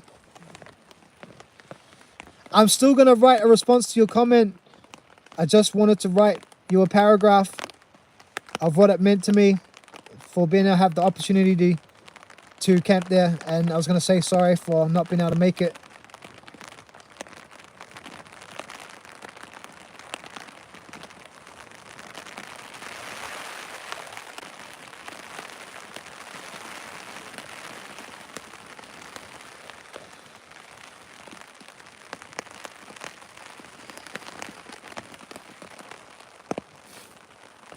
Every now and then, I can hear my tarp pooling up with water, and then, like, the pools are overflowing, and I can hear the psh. Can you guys hear that on the stream?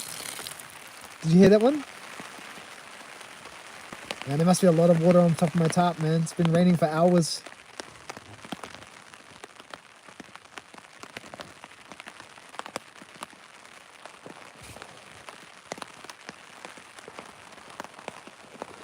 Luke Jero saying, yeah.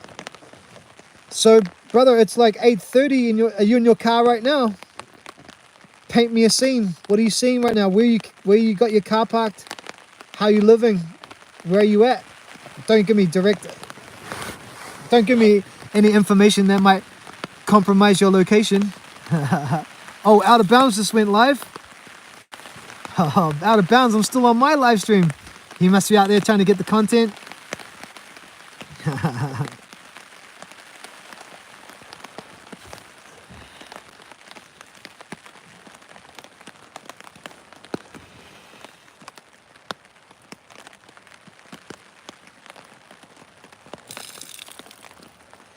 Can you hear the pooling of the water? Let's have a look. Let's have a look. Let's have a look. I'm going to open up my hammock. I'm going to shine my torch out there.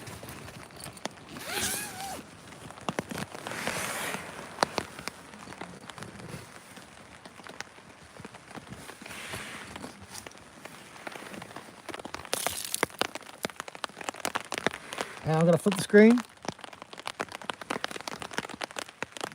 Pulling right there. Here we are, man. Camping in New Zealand. We're right by a farming fence. That's some number 8 wire. There was the log. I was going to have my fire tonight, guys. But it started raining. And that's a fallen down tree right there. This is us in the hammock.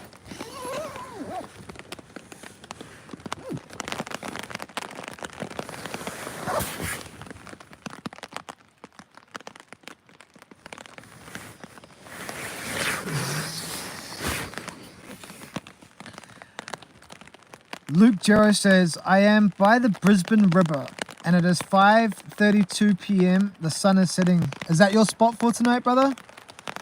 Brisbane River is amazing, man. I remember being in a hotel overlooking the river after the festival. Flipping awesome, man. Is that your location for tonight? Are you gonna like move to another place?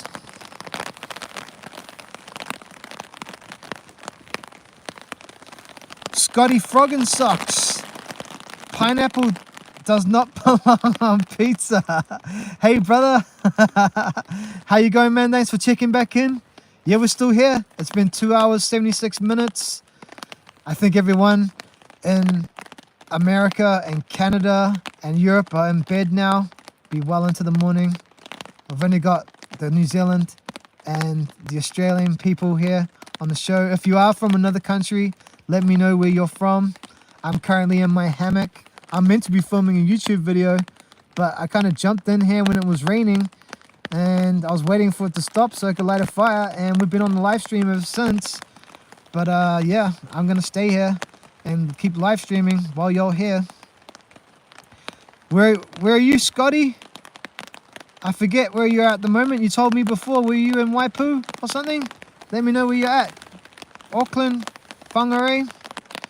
But if you are from around the world, let me know where you're watching from tonight.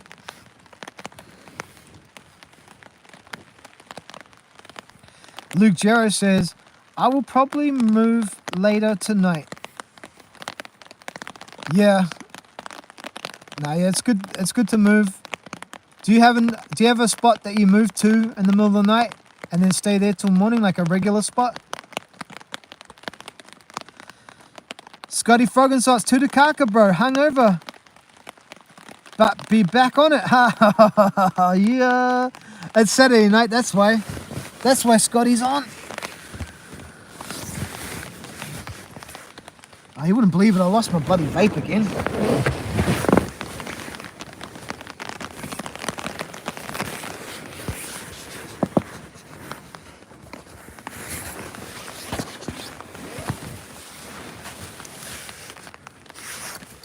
I don't know where my vape's gone. I'm not even on my mattress. It's kind of like half over me like a shell. So, Tutukaka, eh? What's going on in Tutukaka tonight, bro? You've been on it tonight? No, you were on it last night. You were hungover and then you're back on it. Is Tutukaka where you live? Or are you just visiting friends? Or are you camping? Or are you at the batch? Or you checked into the motel there? Describe to me what's going on, brother. Buddy Boy is from Portland, Oregon. Wow, man. Portland, Oregon. Man, you guys can smoke weed there legally, can't you? That's crazy. Portland. I actually knew a girl in my youth from Portland, Oregon. She was cool, man. Her name was Sarah, and she was a skateboarder, man. And like, there was not many skater girls back in like the late 90s in my country. And she was hot as, man, but she was girlfriend of my friend. But like, I met them both at the same time, so they were already a couple. But she was pretty hot, man. She was a hot skater girl. Her name was Sarah, and she was from Portland, Oregon. So yeah, man, I knew a little bit about Portland, Oregon growing up in my youth because she used to tell us stories. And yeah, she used to tell us all about what life was like in the United States, and that was quite good for me, being from New Zealand, from halfway around the world, because I don't know too many Americans back then.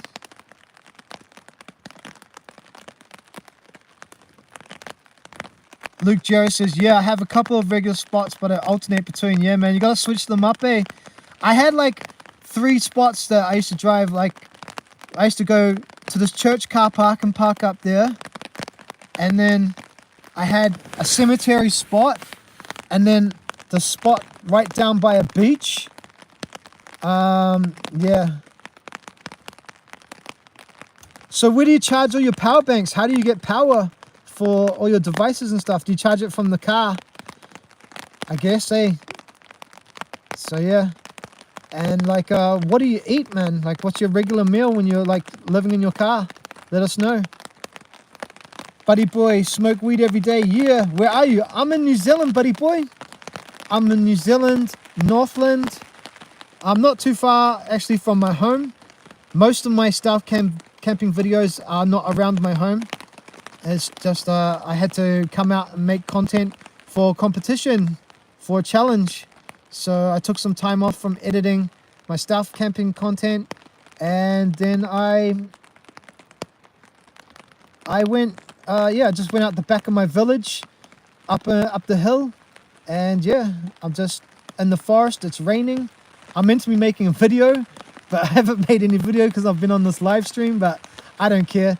It's pretty safe here, man, for me. Like, compared to the places that I stealth camp, man, like, this is safe as. That's why I'm able to do this live stream. Normally, I'm not doing live streams in my locations because they're normally high risk locations, dangerous locations.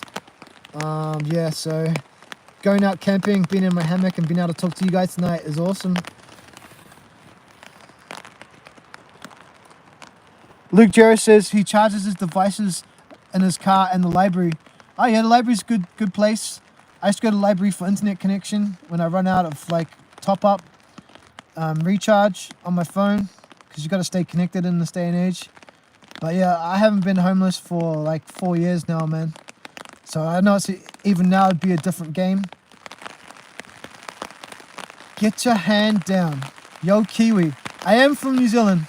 Are you Kiwi? Where are you watching from? Let me know. I'm in Northland right now. It's raining. And yeah, if you are Kiwi, man, subscribe. I need some more New Zealand subscribers. Only like, I don't know, 3% of my subscribers are from New Zealand. Most of them are from UK, America, Canada. Yeah, man. So if you are from New Zealand, man, hit the like, hit the subscribe, and check out my content. Especially if you like stealth camping. I've stealth camped in 5 or 6 countries around the world, but my home country is New Zealand.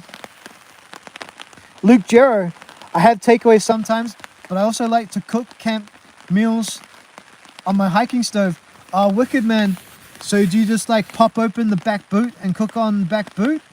Or do you just like take the cooking stove outside your car and camp on cook it up on a picnic table? What's the story? Get a hand down. Brunch plus early dinner, then camp beats, cleaning up in the dark.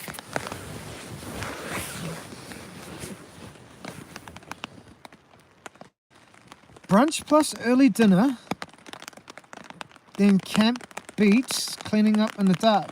Get a hand down. Yo, bro, Kiwi just north of Orcs. You've motivated me to get stealthy, man. Join the movement. Hey, brother. I'm a little confused. Are you camping right now? Are you camping in a car? Are you camping in a hammock? Are you in a 2-man tent? Tell me, paint the picture for me, brother. And you are a Kiwi and you're just north of Auckland. So north of Auckland, where are you? Are you near like Warkworth? Are you like tell me, man.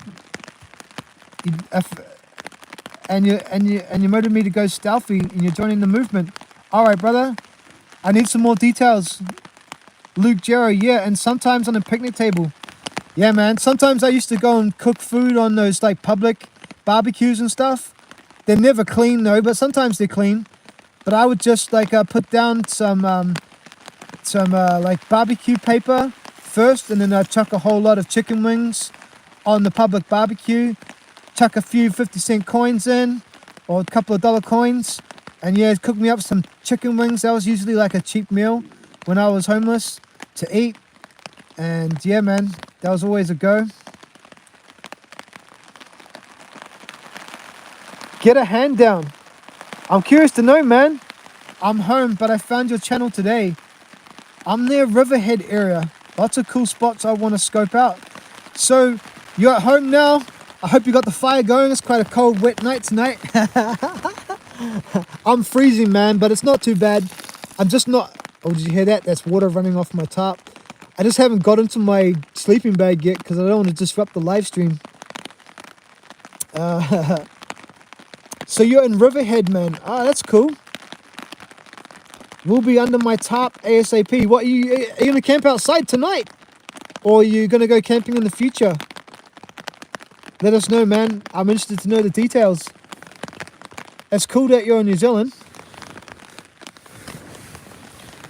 Sorry about the blackout, guys. I just got to find my vape.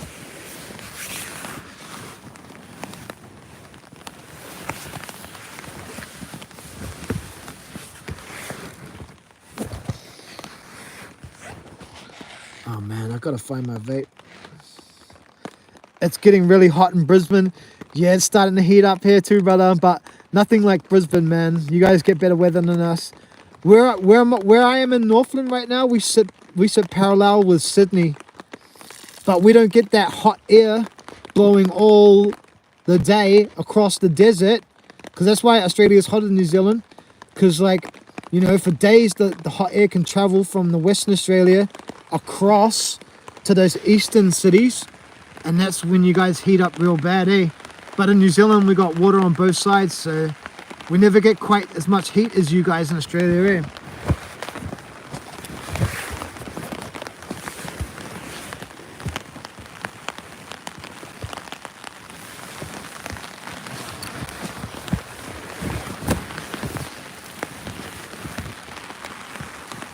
Just gotta fix my light, guys.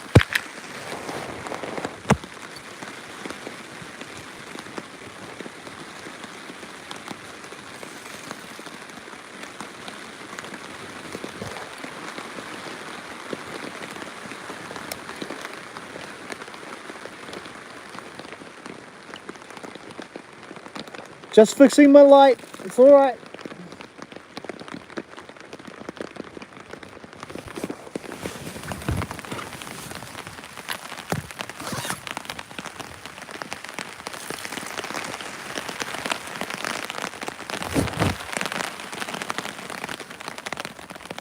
Get a hand down says, you have good vibes, mate. Got a split, but have a mint one. All right, brother. If you do get into stealth camping, let me know, man, and we'll go out on a collab. I want to hook up with some more Kiwi people and go out camping, man. So keep watching my content, and yeah, if you like watching the Hidden Hammock and you want to go stealth camping and do a collab and make some stealth camping content, hit me up. Peace, brother. Thanks for joining the channel today.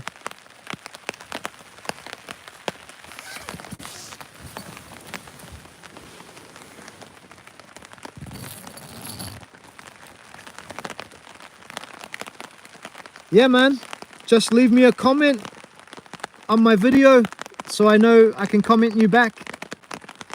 Peace.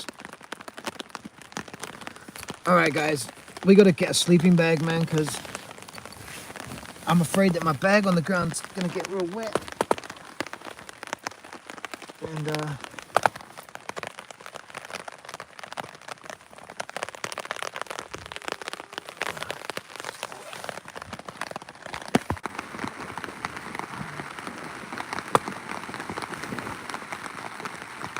just grabbing my sleeping bag, guys.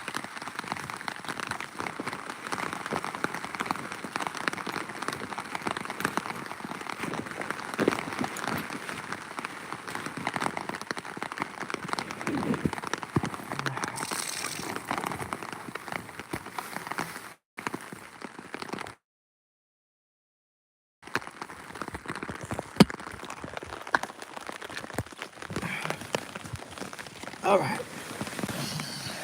Just had to get into the bag and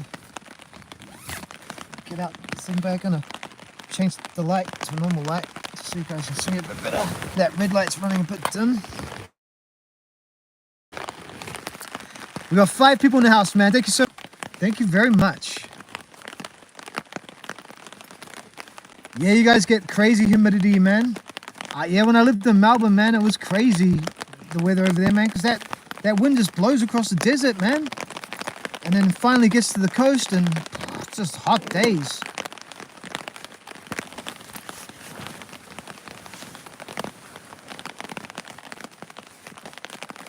I'm just trying to get my sleeping bag out of the bag. There it is. So I can get a bit warmer. Yeah. There we go. I've only got one hand. This is my Alpinus 1100. It's a good sleeping bag. I got it from... Where did I get it from? Military First. It's a UK company, but they deliver to all countries. So yeah, check it out there. I think it was like $150 New Zealand. So, man, in America, that's probably only 100 US. And it's probably like 120 Australian. So, yeah, I really recommend it. If you want something black and stealthy, check it out. Alpinus 1100. Doesn't mean I can slide into it with one hand very well though, but can it? Alright, I got my feet in. Alright, now we're pulling it up. We're pulling up my sleeping bag.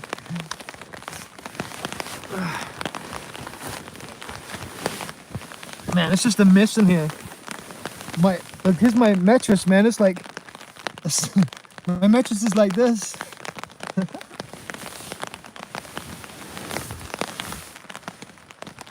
Alright, 9 people in the house, looking cozy.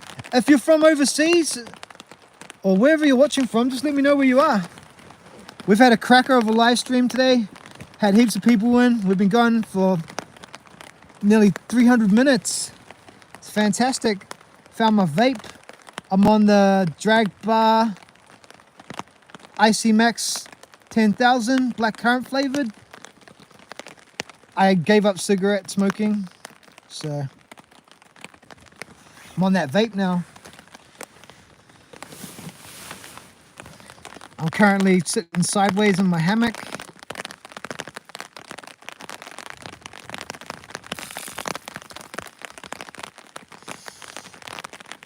I wonder if Out of Bounds is still on his live stream. I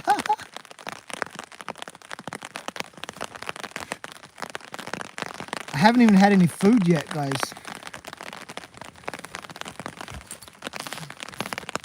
Yeah. I got a sandwich. I'm gonna have to eat that soon.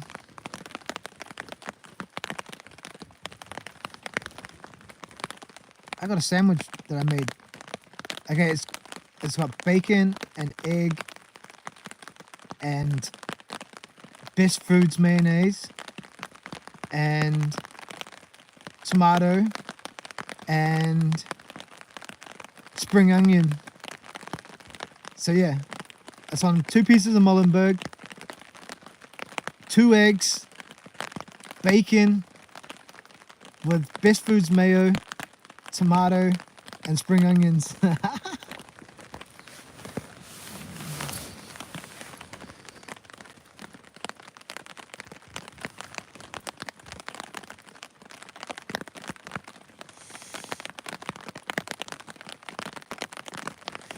Have you ever had anyone try break into your car, Luke, while you've been stealth camping in your car in Brisbane? Divine Code. Hey man, it's Jay's mate from Whangarei. Where are you now? Just saw you alive. Saw the Marsden Point refinery video. Nicely done. Thanks, man. Is this Scott or Ben? nice to meet you, brother. Thanks for joining my live stream. Right now, I'm in the forest, in the back of my village. I just come into the forest tonight to make a video for the Stealth Camping Alliance Primitive Challenge. So yeah, that's gonna come out on Monday. So I've got my Primitive Stealth Camping Challenge video coming out on Monday. And then I'll be back to all the content on that walking stealth adventure that I did when I stayed the night at Jay's house. So yeah, that's going to be cool. I still got content coming from there. Oh, Glenn. Sorry, brother. That's right. I thought your name was Scott. I remember now. Thanks for tuning in, brother. Man, that game. What was that game we were playing, man? What was that Monopoly game called? That was...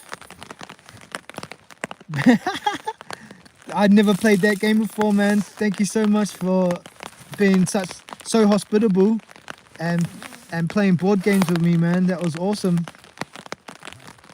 Luke Jarrett says, not yet, luckily. Yeah, you got to be safe when you're like sleeping in cars, man.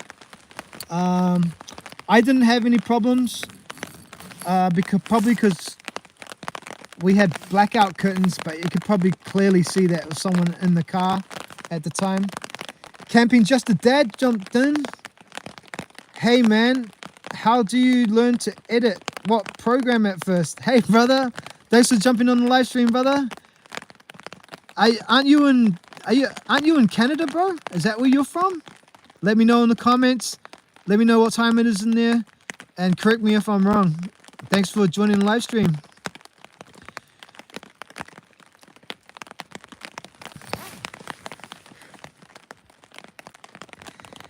How did I learn to edit? All right. Divine Code says the game was called Fucked Up Opoly. All right, guys.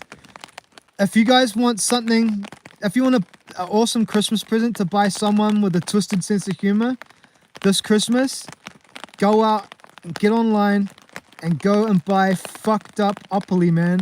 I played it. I was with a family who were like looking after me for a night, and I met some friends there, and we all got around the board game and we played Fucked Up Opoly, and man, it was the craziest game ever, yo. Have any of you played it, Fucked Up Opoly? It's so crazy, man. Camping Just a Dab, close to 2,000 miles south of WA, Washington State. I was going to say Western Australia, but nah, Washington State. Gotcha, man. All right, I'm going to Google that when I can, man. Washington State. So, I learned to edit videos when I was really young on a Sony program. But when I came, about 10 years later, when I came back to making YouTube, and I could do it on my phone and iPad, I just heard, I don't know if that was water or a cow.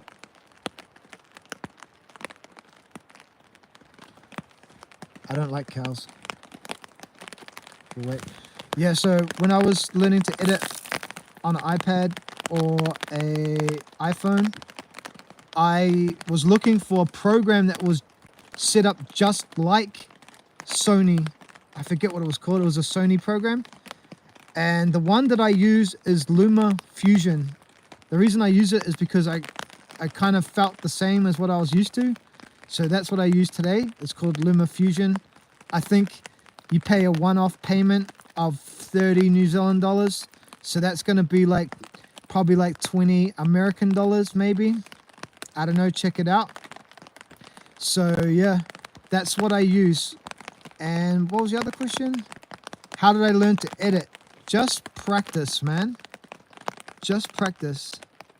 But what I would do is I would start editing a YouTube short, which is under a minute, just so you can get used to editing.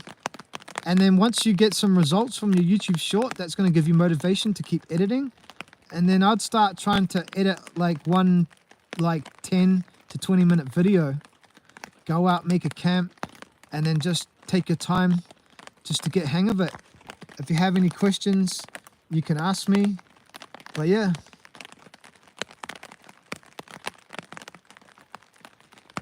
It was called Fucked Up Opoly. It was, man. It was a great game. So yeah, if you want something fucked up to buy a fucked up friend this Christmas, man, buy them Fucked Up Opoly, man. This is some out there shit, man. Close to 2,000 miles. Yeah. Luke Gero says more and more tents are popping up in Brisbane because of the housing shortage. Yeah, it's turning into a bit of a tent city, is it? Man, when I was young, man, I got lost in New York. I should probably tell the story another time. But yeah, basically I got lost in New York. I'll tell the story another time, or how I got lost. But yeah, I walked 2 blocks from 42nd Street in a direction. And after 2 blocks, man, I walked into Tent City, man, in the middle of New York. And it was so scary. I walked back to 42nd Street. I was only a teenager too, so I don't know, probably a bit more of an experience being so young. But I wasn't ready for it, man. That was my first homeless encampment, was in New York City in 1996. I was 15, 16 years old. It was scary, man. I won't tell the story of how I got lost in New York because I'll wait for another live stream. But yeah, I got lost, man. Camping just a dab, 200. Oh, 200. Oh, 200 miles. Yeah. Dunbar, sup Hoss. Where are you from, Dunbar? Where are you watching from? Are you subscribed to my channel already, or did you just find this live stream randomly? Let me know in the comments. Dang, it's raining. Yeah, it's been raining ever since I put up my hammock. Then I set up my tarp. It started raining, man. And so I jumped into my hammock, and I've been on a live stream ever since. It's been real fun. But yeah, let me know where you're watching from. Camping just a dab. iPad is what I have. Okay, I use Luma Fusion. Look it up. LumaFusion,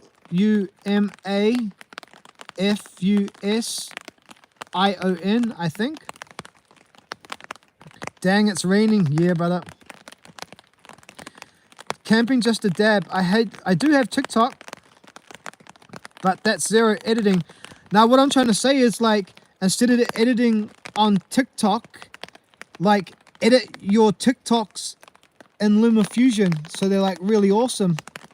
And because you can do a whole heap of stuff and just learn how to use the program, and then upload the content, get a bit of like positive reinforcement from your newfound fans and subscribers, and then go out and do some long form content to actually grow your channel. What sort of stuff are you going to be putting on your channel? Is it camping stuff? Camping just a dab? Let me know. Luke Gero, yeah. Luke Gero, I would try avoid the encampments. Yeah, man. Now this is like I don't know, man. Like people in America are used to encampments and stuff, like in California and stuff. But like being from New Zealand at 15-year-old, I had never seen a real encampment on the street, man. It was Tent City, 2 blocks from 42nd Street. And man, I'll never forget it, man. And here I am today, a stealth camper. It must have had an impression on me. Camping just a dab. A couple years ago, you had me ordering New Zealand candies for you. You remember that? Man, yeah, I remember you, brother. Don't worry about that.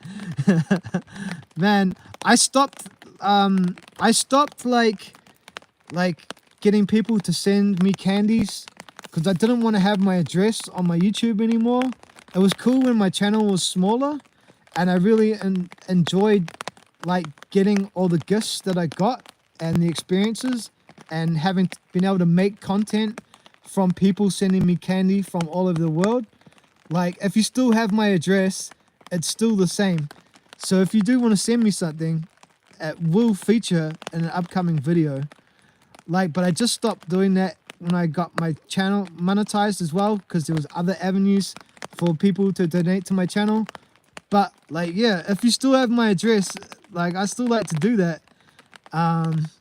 Yeah, I've actually slowed up on the candy a little bit at the moment.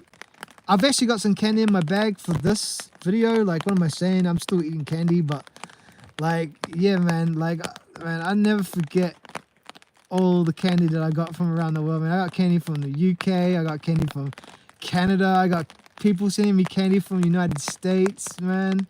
It was an unbelievable experience, man. Yeah, so thank you so much. Dunbar, I'm subscribed.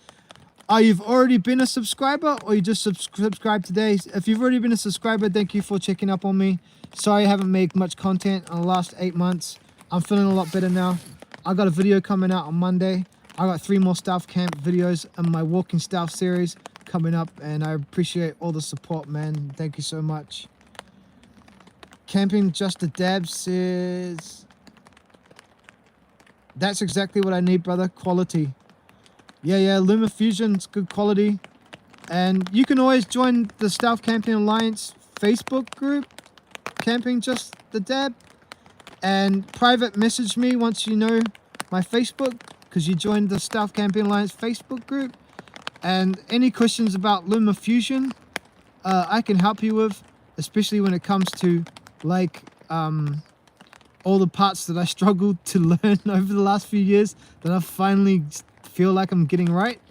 I can help you get through that process a lot quicker, man. Luke Gero says, I have edited with Premiere Pro, but it got too expensive to pay for. Yeah, man.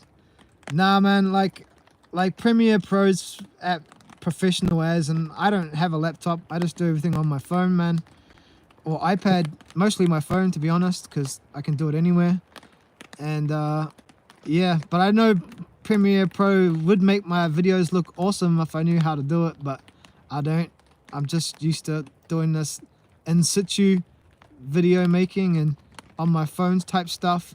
But I can recommend LumaFusion because that's what I do. And every time the app fucks out, they fix it, man. Like, I'll complain by email and I'll say, yeah, now that's fixed in the next update in like 1 day, sorry.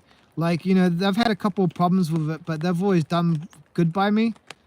And so I respect them for that. So yeah, I don't mind recommending LumaFusion to other people because it's what I use, man, and you're only going to get honest feedback from me. I'm never going to try to sell you something. So yeah. Camping Like a Jab, Camping Just a Dab, Camping Here Comedy on TikTok. Okay, cool, man. Well, like, making YouTube shorts about camping is okay, man. Like, sometimes you can get some big, like one of my videos has got 60,000 views, and then I dropped a video the other day and it got 500, but for camping, that's all right. Camping's not like a big subject out in the TikTok shorts world, is it? It's more like, you know, dancing and stuff like that.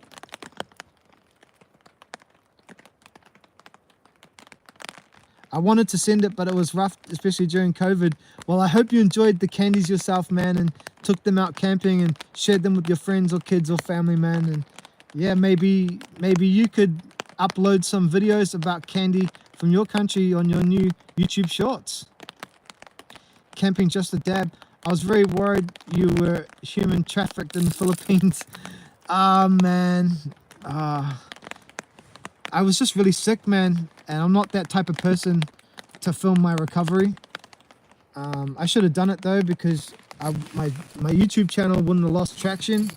But I'm not scared, man. I'm just gonna keep making content, and yeah, we'll get back to where we were, people.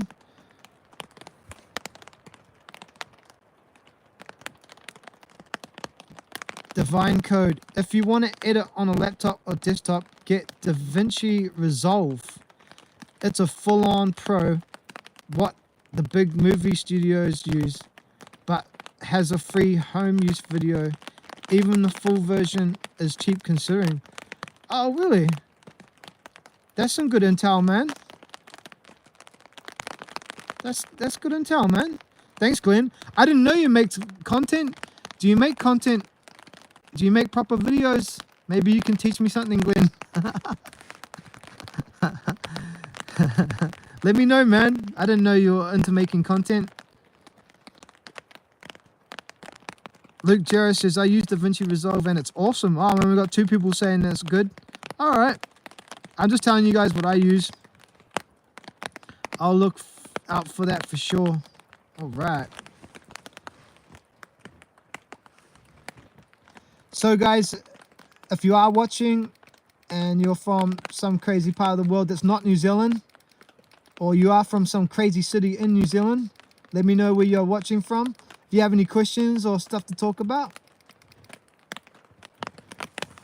I'm just basically just hanging out, filming a stealth camp.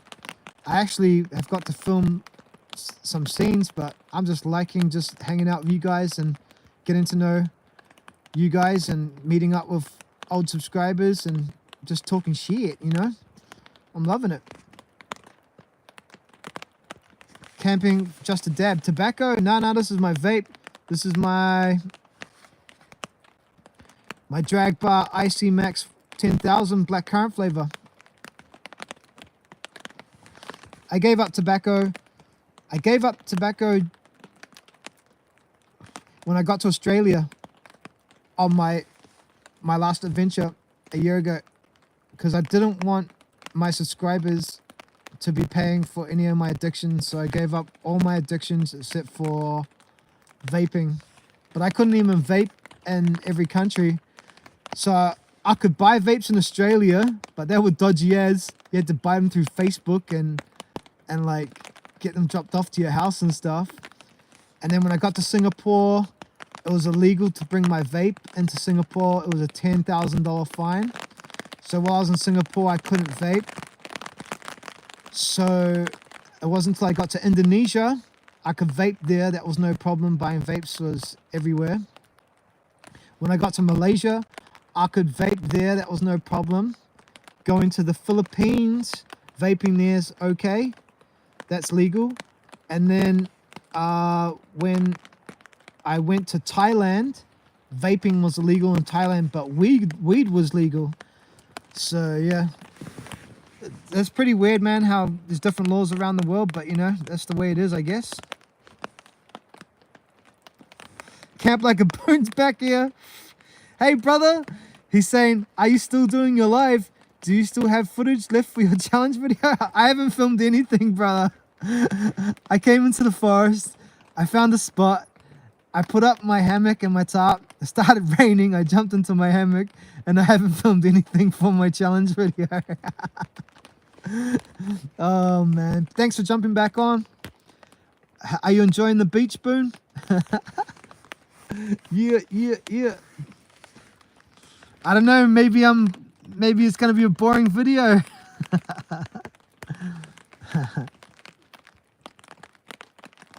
I haven't ate my dinner or nothing, man. I did slide into my hammock, into my sleeping bag just now. And I changed my light because my red light was getting dim because the batteries were running out. So I just turned it on full beams. And I've always got a spare head torch. I carry 2 head torches always with me, man. So yeah, I got 2 power banks, man. I could stay in this forest for 3 days live streaming. So yeah, man, there's still 6 people here in the chat. It's good to have some European people back on the live stream. Oh man, all my American people and Canadian people have gone to bed. Not there yet, but I'll send you a picture when I'm there, man. Send me a picture. That'll be awesome.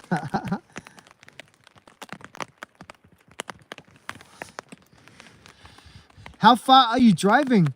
Like, you've left your house in Belgium and you're driving, like, what's the distance to the beach? Are you going away to like a beachy area to stay in a batch or a motel or something? Or you're just going for a day trip? Let me know. Luke Jarrow just said, I just saw a 6-meter brown snake near the Brisbane River last month. Man, those brown snakes are massive, man. 1 week into living in my car. I bet you're glad you're in your car, brother. I've seen brown snakes because there's lots of rivers, lots of lakes around in Western Australia. Like I was in, where was I? I was by Scarborough Beach, and I lived in a suburb called Floreat, and yeah, there's a lot of lakes around there, man. So if you're ever running around the lakes, man, brown snakes used to slither out and just go across the footpaths as you're walking along them, man. Scary as. Camp Like a Boone says, 2.5 hour drive. All right. Sounds like a like a good little mish. That's definitely out of your hometown and into another one. We rented a small apartment. What do Belgian people use over there? Are they on like Airbnbs, or do you like have a different system? Did you use booking.com? How'd you rent this apartment? Luke Jero says, I was going for a walk at the time and quickly turned around. Yeah, man. I bet, brother. I bet I would say one. The first snake I ever seen was in Laos. Yeah. I was on this river where you like float down the river in like tractor tube tires. And along this river, they have all these bars and all these like party places. And you have flying foxes and swings into the river. It was crazy back in 2012 before they shut it down. It's called Vieng Vieng, Laos. It's in the middle of the jungle. It's like a CIA airbase. And I remember being on the death slide. They made this concrete slide. It went straight down and then kinked out at the end. But if you went back down backwards and hit the kink, you always broke your neck. So lots of people died on it. So they called it the death slide.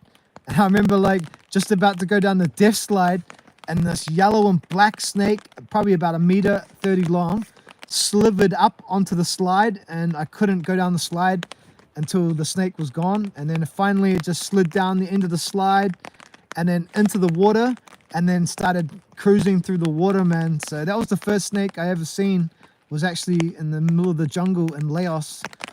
So yeah, it's pretty crazy.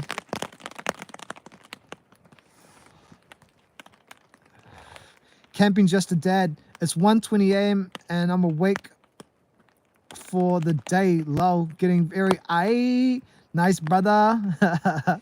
Man, I used to get man, but I'm everything free now, man. I'm everything free. So yeah, the only thing I do is vape. So yeah, I'm free now.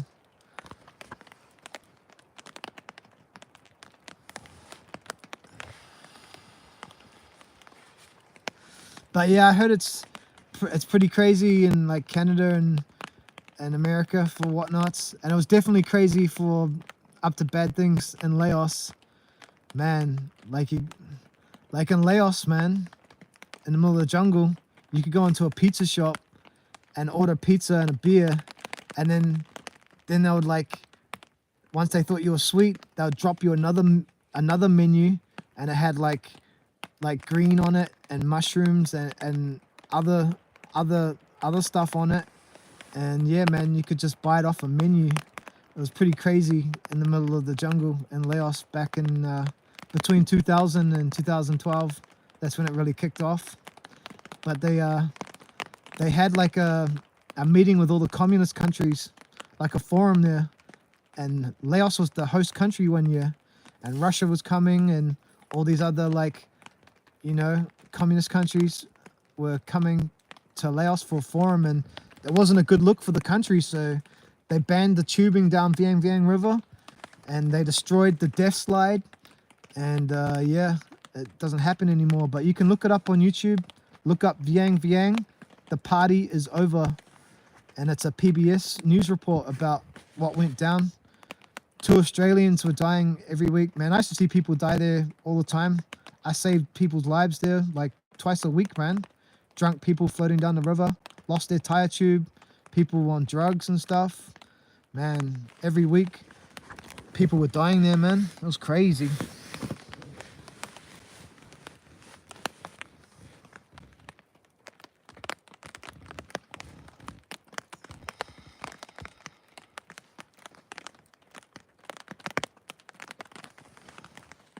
So peaceful in the rain.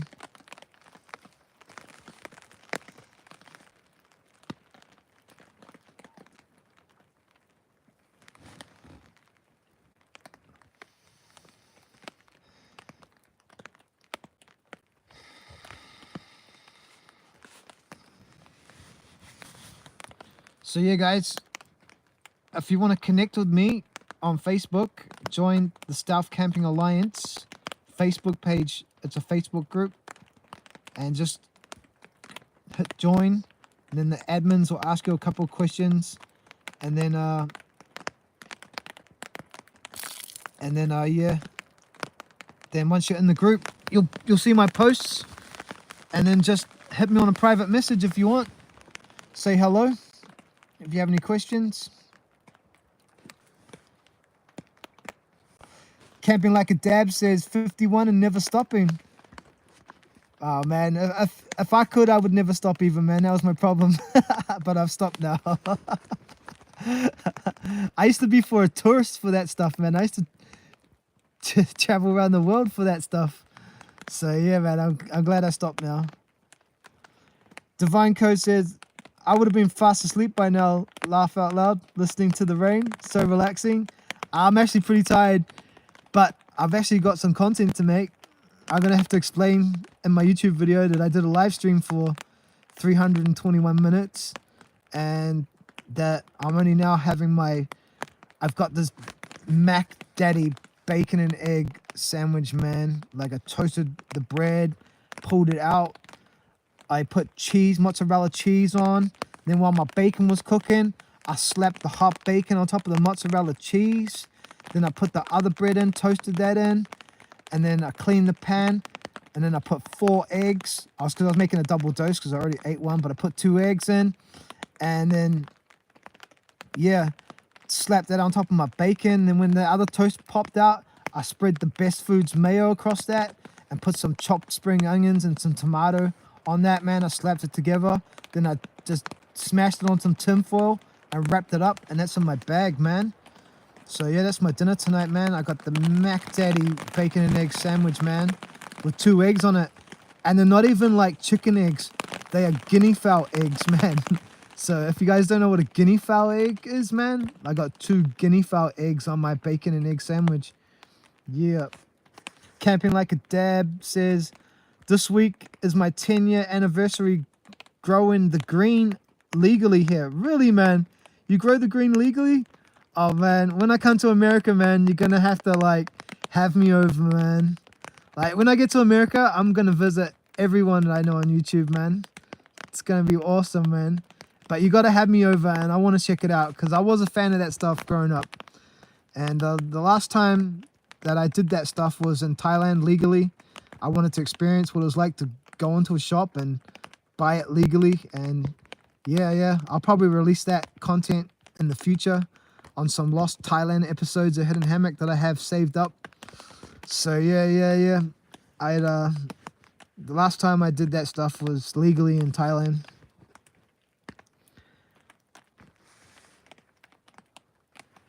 Luke Jarrett says, I love the sound of rain falling on the roof. Yeah, man, there's nothing better, man. There's nothing better than being in your hammock and know that you're dry and you're in your sleeping bag and the rain is hitting the roof. Oh, I just got the low battery report. I'm just going to have to jump out here, grab the power bank. And just... Here we go, guys. I'm back.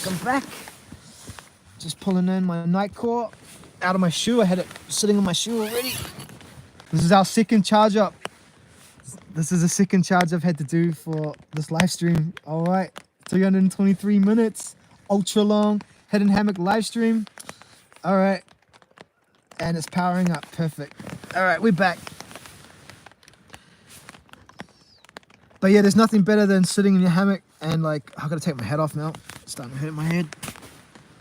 Oh. Yeah, and the rain hitting your top, knowing that you're dry, man. And there's nothing more romantic than, like, you know, being inside a lounge fortress that you've built for like a really hot chick, and you know, you're just sitting in your lounge fortress showing her your indoor camping skills, and then that rain is just pounding down on that iron roof, man. It's nothing better.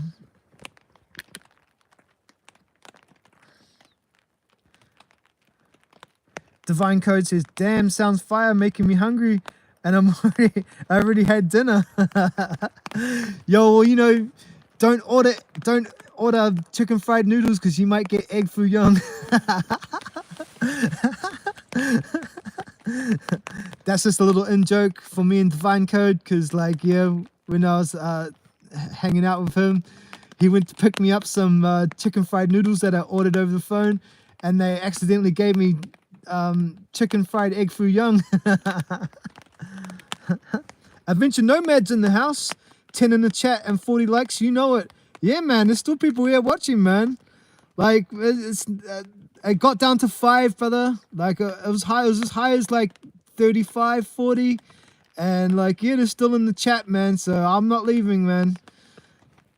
If people want to hang out with Hidden Hammock, man, you can hang out with Hidden Hammock. It's been like months, man, of me doing some live streams, and I've never done a live stream like this before, where it's in like TikTok view. And I know a lot of people do it these days, so yeah, man. There's still 10 people in the chat. Woo. What's the time there, Adventure Nomad? What have you been up to? Camping, just a dab. Yum. Oh my yuck. Lol. Free tour.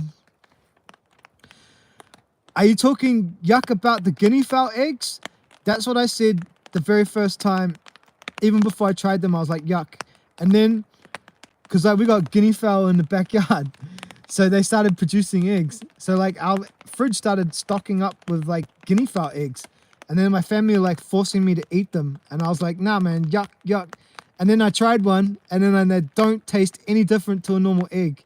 So like, you eat a duck egg and you can tell the difference, man. You eat a quail egg and you can tell that it's not a chicken egg. You eat a guinea fowl egg and you can't even tell that it's not chicken, man. Like, I swear to God, I would not eat them if they did not taste exactly the same. So, yeah. Camping, just a dab, free tour, man. I'd love to go on a tour, man, of your setup, man. That'd be an awesome experience, man. And when I actually get to the USA, man, like, man, I'm gonna visit everyone that I know in the USA, man. I'm gonna sleep on your couch. I'm gonna sleep in your backyard and my hammock. I don't care, man. Wherever we at, we're hanging out with Hidden Hammock for sure. Divine Code says, we got thunderstorms warning in Whangarei tonight. That will be awesome if it hits when I go to bed. What, tonight? Like, camping tonight? Man, I might get hit with a thunderstorm. We might get some content yet. Divine Code says, ha ha ha, laugh out loud. I remember that. About a week or so later, they got the order wrong again. Yeah, man. So like, after we made the phone order for my chicken fried noodles, and then like the brother went to go pick it up and brought me back egg foo young, they were telling me that like, oh yeah, that's just normal. They just get the wrong order all the time at the Chinese takeaways. Oh, you want Chinese noodle? Yeah, we give you egg foo young. But I love Chinese, man. I love Chinese people and I love Chinese food, so I can't wait to go to China, man. That's my next destination overseas, man. I'm gonna go to Hong Kong, Macau, and China. I actually had to stop back in Hong Kong on my flight back because I didn't get a direct flight to New Zealand because you can't from Thailand anymore, I don't think. Or it's like super duper expensive. And like, yeah. So I touched down in Hong Kong and I'm looking out and it's like afternoon, it's just about going dark, man. I'm looking out at Hong Kong and I'm going, man, over there's like where the coolest stuff, man. Like all the coolest ninja movies featured like Hong Kong growing up, man. Like, and I was so angry. I was looking out at Hong Kong going, man, I just want to go and like tear Hong Kong up. And I couldn't because I was going home to New Zealand after an 8-month trip. But we had a good trip till the end. Adventure Nomad says, I've been sleeping. I'm sleeping. Keep it down, please. Oh, bro, we woke up, bloody Adventure Nomad. Did you go to sleep with my live stream on? And we woke you up? Oh, I'm so sorry, brother. But you know what, man? Adventure Nomad, man, you are one of my favorite subscribers, man. You know why? Because you always geolocate where I'm at, and like you really follow along, and I really love you for that, bro. Like, man, I'm like to have you as a subscriber, man, has like just been the awesomest experience, man. I don't know, and I can't remember how long you've been a subscriber for. I know how long you've been a member of my channel for, but like I'd have to go back and check out the chats and check out the comments. Like I forget now, but as long as I've been stealth camping, it feels like you've been watching my episodes, and I respect you for that, brother.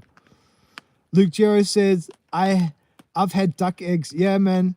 Like when you're in Asia, and like you like get some noodles or some stir fry, and they say, "Oh, you want egg with that?" You never know whether you're gonna get a chicken egg or a duck egg, man. And I can tell when it's a duck egg, and like I can stomach it and I don't mind it, but like man, like yeah, like I don't know. I I don't know about duck eggs, man. I definitely prefer a chicken egg, but I can tell you that a guinea fowl egg, you cannot tell the difference. You cannot, man. Otherwise, I would not eat them, man. Adventure Nomad says it's 4:25 a.m. Yeah, brother. Oh, I'm so sorry. Divine Code says, yeah, the warning's for tonight. All right. So we got a thunderstorm coming. We're going to get some content tonight, guys. I've got my tarp out there, but I made it really flat roofed and all the water's pulling up. So shit could get serious tonight camping, guys, but I'll definitely film it and I'll get the content. I didn't bring any survival gear with me. Like I didn't bring my survival bivvy that I throw around my sleeping bag to keep it from getting wet. And I didn't bring a first aid kit because like I know I can run back to my house from here. Well, it's like a 20-minute walk. I just couldn't be bothered putting it in my backpack tonight. So yeah, I didn't bring anything for survival stuff. I did bring my thermal base layers though. I actually got it on before. Early on the live stream, we had to stop so I could get warmer. Camping Just a Dab says, you'll be sleeping tonight on a roundabout when you're here. Or you'll be sleeping on a roundabout. Man, I love roundabouts, man. I love roundabouts, man. I love sleeping on roundabouts. There's not many around me, but they're growing. So we got a lot of new roundabouts in Whangarei and stuff, but they're only like 3 or 4 years old, and only in the last 2 years has the vegetation been growing. So I could go and camp on a tent, yeah, for sure, or camp in like a bivvy, but they're not ready for hammocks yet. Duck eggs are tougher to eat than chicken eggs. Oh, okay. They just seem a lot more, the yolk seems richer to me. They just seem a lot richer. I don't know, man. I don't know about duck eggs, man. But when you ask for an egg on your stir-fried rice and stuff in Asia, man, man, it's a roll of the dice. You never know if you're getting a duck egg or a chicken egg. Camping, just like a dag says, I have an idea for a roundabout that's never been done, but not saying it out loud here. Haha. All right, man. I understand, man. Because stealth camping's a competitive game, man.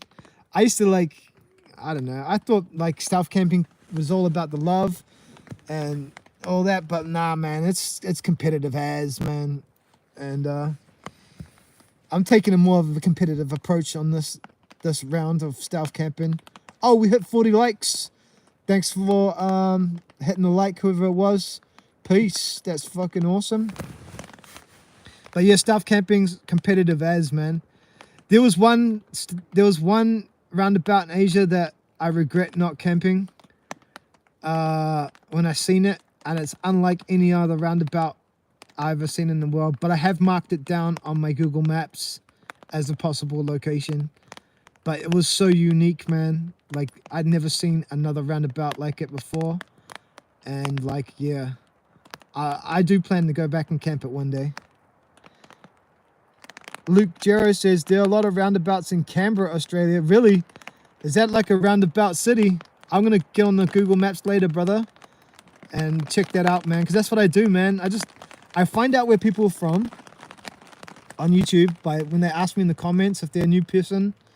I always like ask them what city they're from, what country they're from. And then I get on Google Maps and I look for stealth camping spots. Not because like I'm possibly going to go there anytime soon, but like just so, man, like if I'm ever there, man, I'm ready, you know. I love that shit.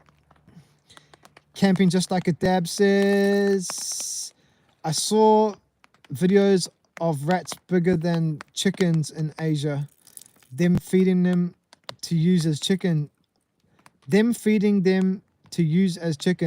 Yeah, man, I seen some big rats, but not the size of chickens. But when I was younger, in my Auckland city, when I was younger, there's a there's a park called Hobson Park, and man, the biggest rats I ever seen were there, and they were the size of cats, man. And they were huge, man. They were like the size of possums, man. They were so big. Camp Like a Boon still here. Urban rats, yeah. Yeah, they're definitely urban rats. For sure. Are you driving right now, Boone, and watching my live stream? What's going on? 2.5 hours. Are you there yet? Are you checked in? You never told me how you found your accommodation. Like, what's the best way to find accommodation when you're in Belgium?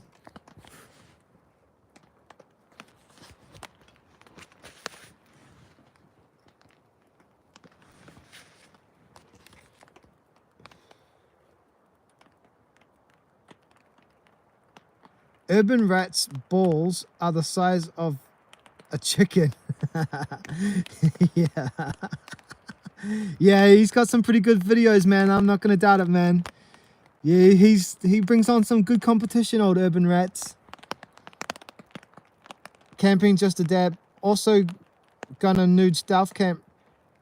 Really up the ante. Oh man. I walked past the nude stealth camp beach the other day. I did walk past one. I'm not gonna let you know if I camped there.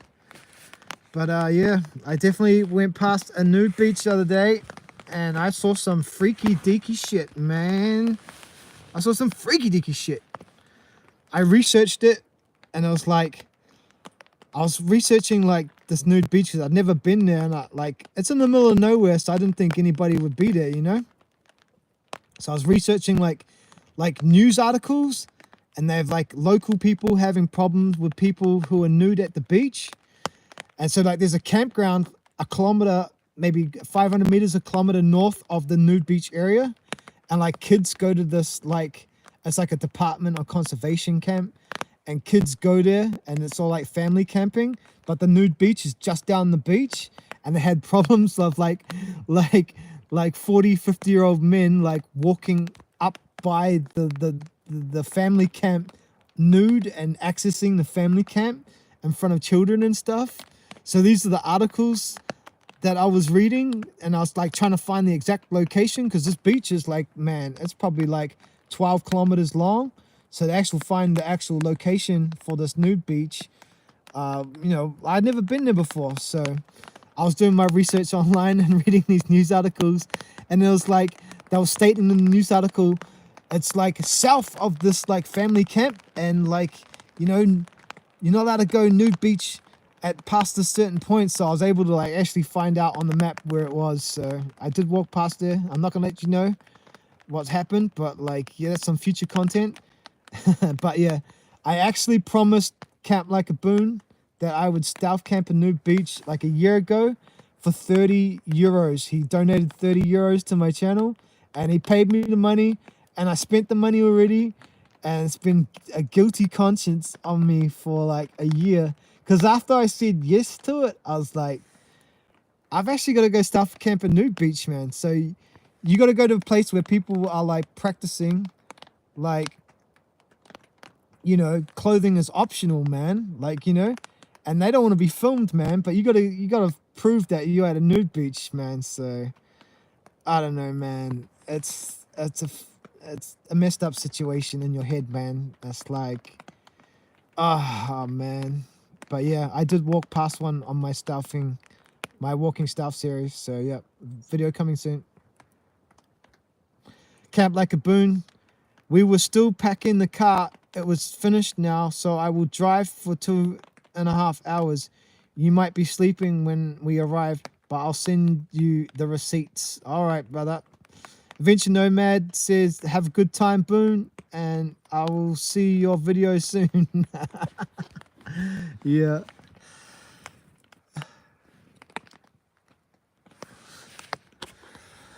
So we got Camp Like a Boon here, Adventure Nomad,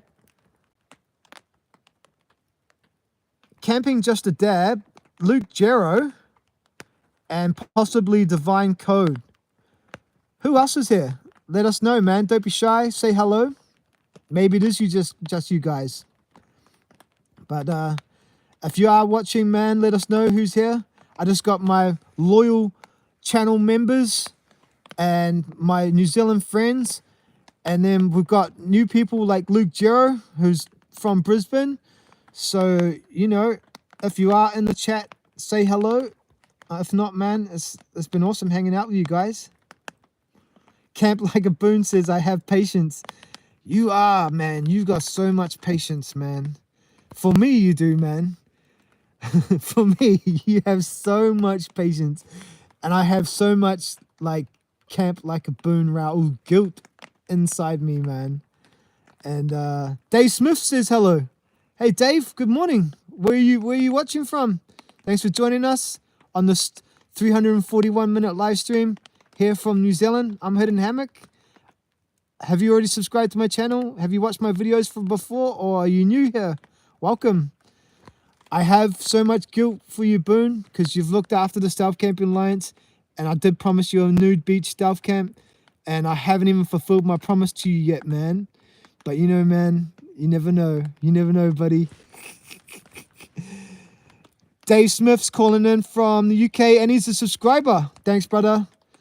Thank you for being a part of my channel. Thanks for finding my video one day and subscribing to my channel all that time ago, whenever it was. I hope I've entertained you.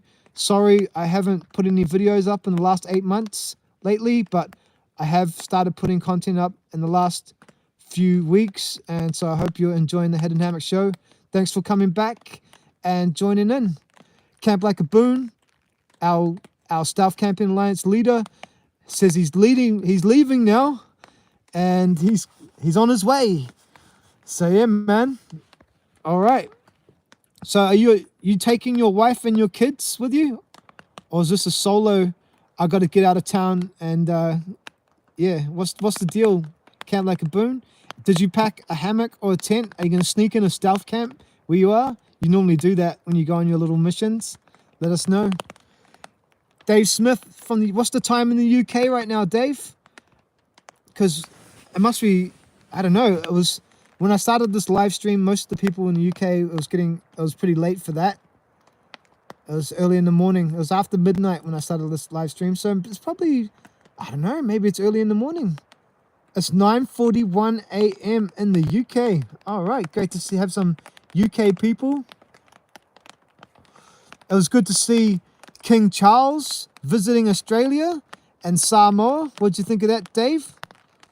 I know that many people in the UK are probably not a fan of the royal people from your country, but for us little colonies on the outskirts of the world, us little British colonies, New Zealand, Australia, and Samoa, we really enjoy a visit of the royal family. And he says, keep him. I knew it was a touchy subject, but I had to bring it up. Oh man, I don't know how long he's going to be in Samoa for. Maybe he's already back. Maybe he's already back now. He might already be back at Buckingham Palace or one of his estates. But yeah, the Australian people were really happy to see him, and I know the Samoan people from the islands were really happy to see him. Luke Gero says New Zealand can have him. Well, he didn't visit New Zealand. He had an opportunity to visit New Zealand, and he went to Australia and Samoa. So I don't know what the reception would have been like for King Charles, King of England. He's officially King of New Zealand as well. Like every day our parliament sits, when they walk into parliament, they have to say their bit to the King of New Zealand, which is King Charles. So yeah, I don't know what his reception would have been like for him in New Zealand. It would have maybe been a little bit of a mixed message.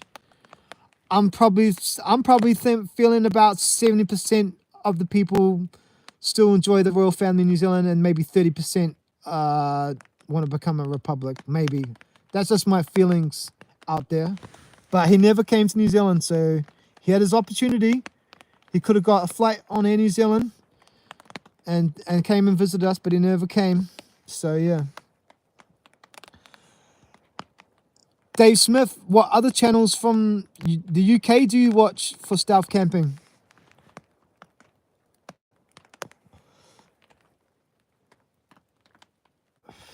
Luke Jero says, what a snob. Camping just a dab says, I'll take him. Oh, you guys are unreal. You guys are unreal, man. I'll take him. Look, man, like I'll be happy to meet him, man. Like, I'll be overwhelmed to meet the King of New Zealand. I don't know, man. I don't know, maybe I'm a fan. But, like, I don't know if all New Zealanders are fans. Day Tripper. Loads and Blot Outdoors, etc. Yeah, man. Day Tripper, man. I love Dave Tripper, man. He's a legend, man. Blot Outdoors, man. His channel's super huge now. Man, I remember when he had like 500 subscribers, man. I wish my channel was as successful as his, but you know, you got to put in the effort, and he surely does, man, with his weekly episodes, his awesome locations, and his food reviews, and you know, having cool friends like that midget guy. That's pretty awesome. I don't know any midgets, so like I can't invite them on stealth camps with me. But yeah, man, there's some really good channels from UK, man. What about Urban Rats? Are you an Urban Rats fan? What about Off Camping? Off Camping, the Roundabout King.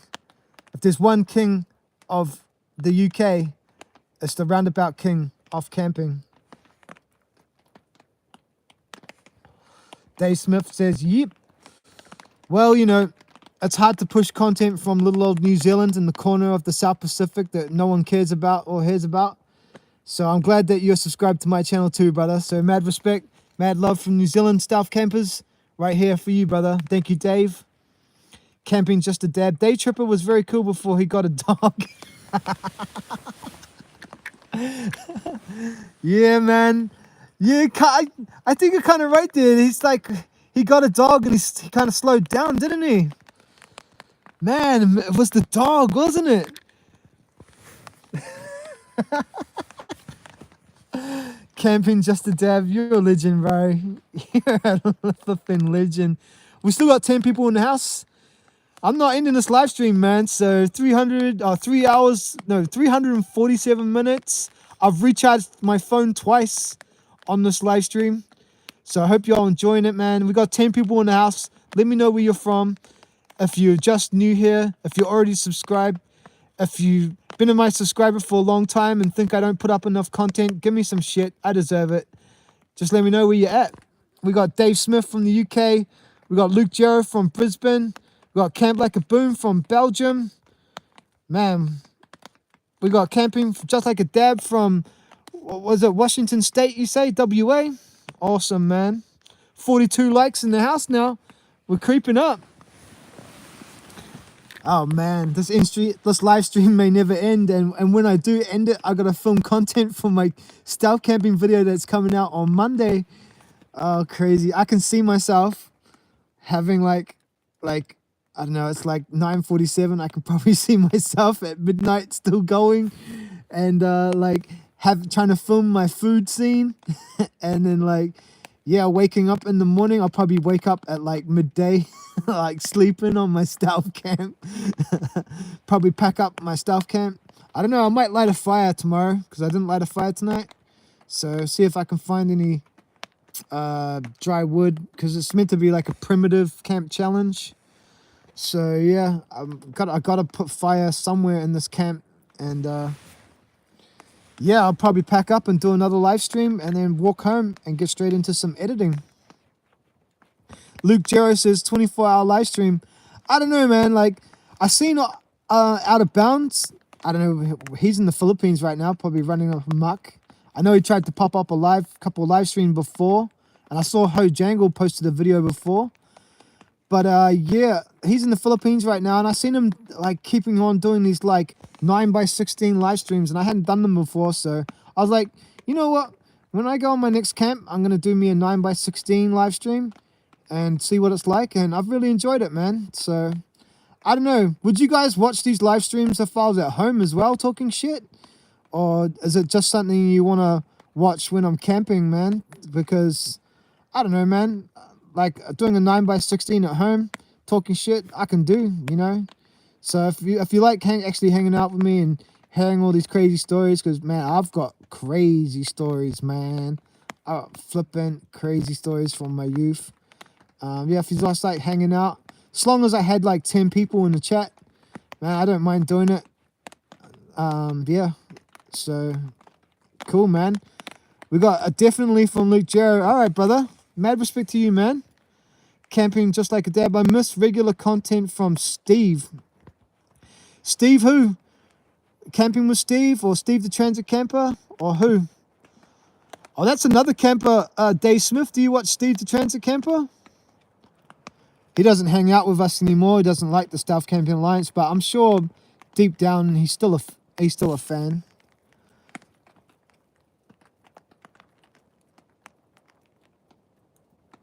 Buddy Boy 2026. I would watch you if you were talking from home. All right. All right. Cool. Well, I got 2 people. All right, I might give it a go. That's the only thing that stops me, because I'm like, man, like I'm not out in the wild. I'm not camping in a high-risk stealth situation. Like they don't want to watch me like from home. But if you want to watch me from home, you know, like cool. If I got 10 people, that'd be awesome. Dave Smith says Wallace. Oh, the goat camping with Steve Wallace. Now, what was the comment before? I miss regular content from Steve. Oh, because you slowed down the content. Yeah, well, man, he's pretty old on YouTube right now. Like, you know, like he's been, like if you watch his old content, man, it's so amazing, like how far you can go back, and then like I don't know, man, like, you know, he's had all those unfortunate events, and who knows what's really going on in his world, man. So, and like when you got that many million subscribers, like he's probably just happy with what he has to put in to what he gets out.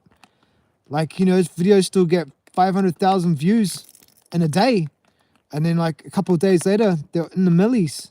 So, you know, what's that, man? That's like for every 1,000 views you get $5-10. Man, that's like, I don't know, he's already done so many years of camping. He's done his yards.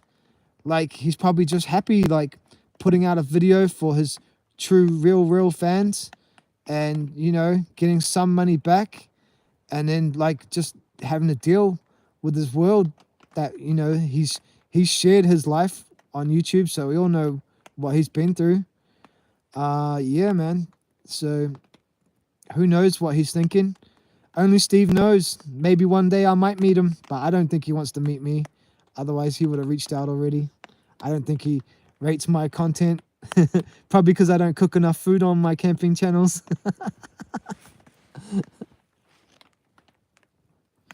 Adventure Nomad, Thursday story time with Hidden Hammock. All right, man. All right. Thursday. Do you think Thursday's a good day? Thursday story time. It's hard because I don't really plan the stories. It's just like when you guys are like writing in the comments, I can relate an experience that I've had and start sharing them. But yeah, Thursday story time. It could be the thing. If anyone else can think of a better day, but Thursday's pretty good. Thursdays, yeah. I kind of have a day off on Thursdays because like my whole family goes to town to shop for our shop, and they're all not there. So maybe, what time on a Thursday? Maybe Thursday morning. It'll be Thursday morning, New Zealand time, and that'll probably be like afternoon in California, nighttime in New York, late at night in Europe, and it'll be flipping early in Australia, and it'll be like the middle of the morning in the Philippines.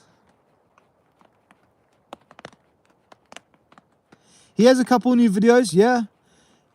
He's still posting videos. You're right there, Luke. Camping Just a Dab. Anyone else watch old videos you've already watched?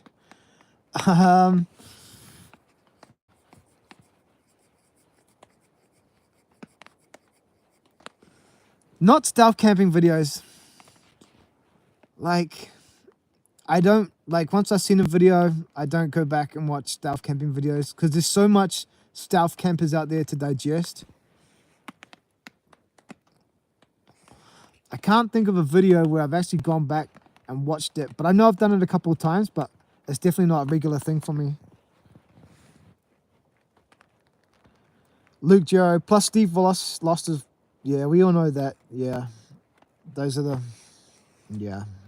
We know. Mad respect. Camping Just a Dab. He's been through it. Yeah. And to go through it and share it with the world is even another next level thing. Like, I was too scared to show you guys that I was been sick for the last 8 months because it's just, I can't do that. I don't want to show you guys at my weakest point. I couldn't do it.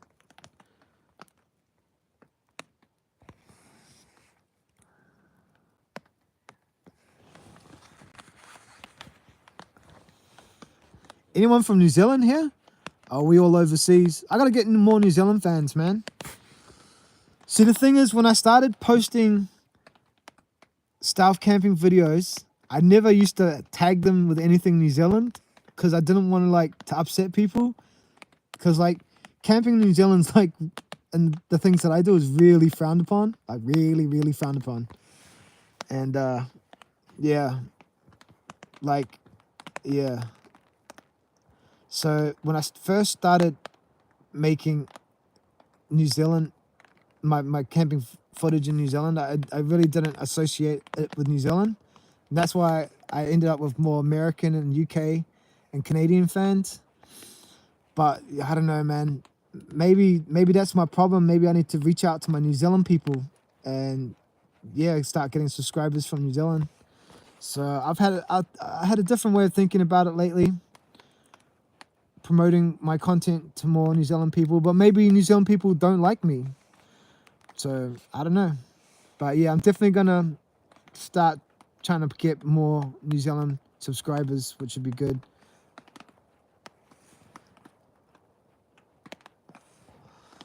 Divine Code, maybe just me from New Zealand tonight. Yeah, but like that's when I have picked up my New Zealand subscribers, is actually being out camping and out hitchhiking and out hiking and meeting New Zealand people in real life, and then them becoming my channel subscribers. So yeah, but I really need to start promoting my content as New Zealand content.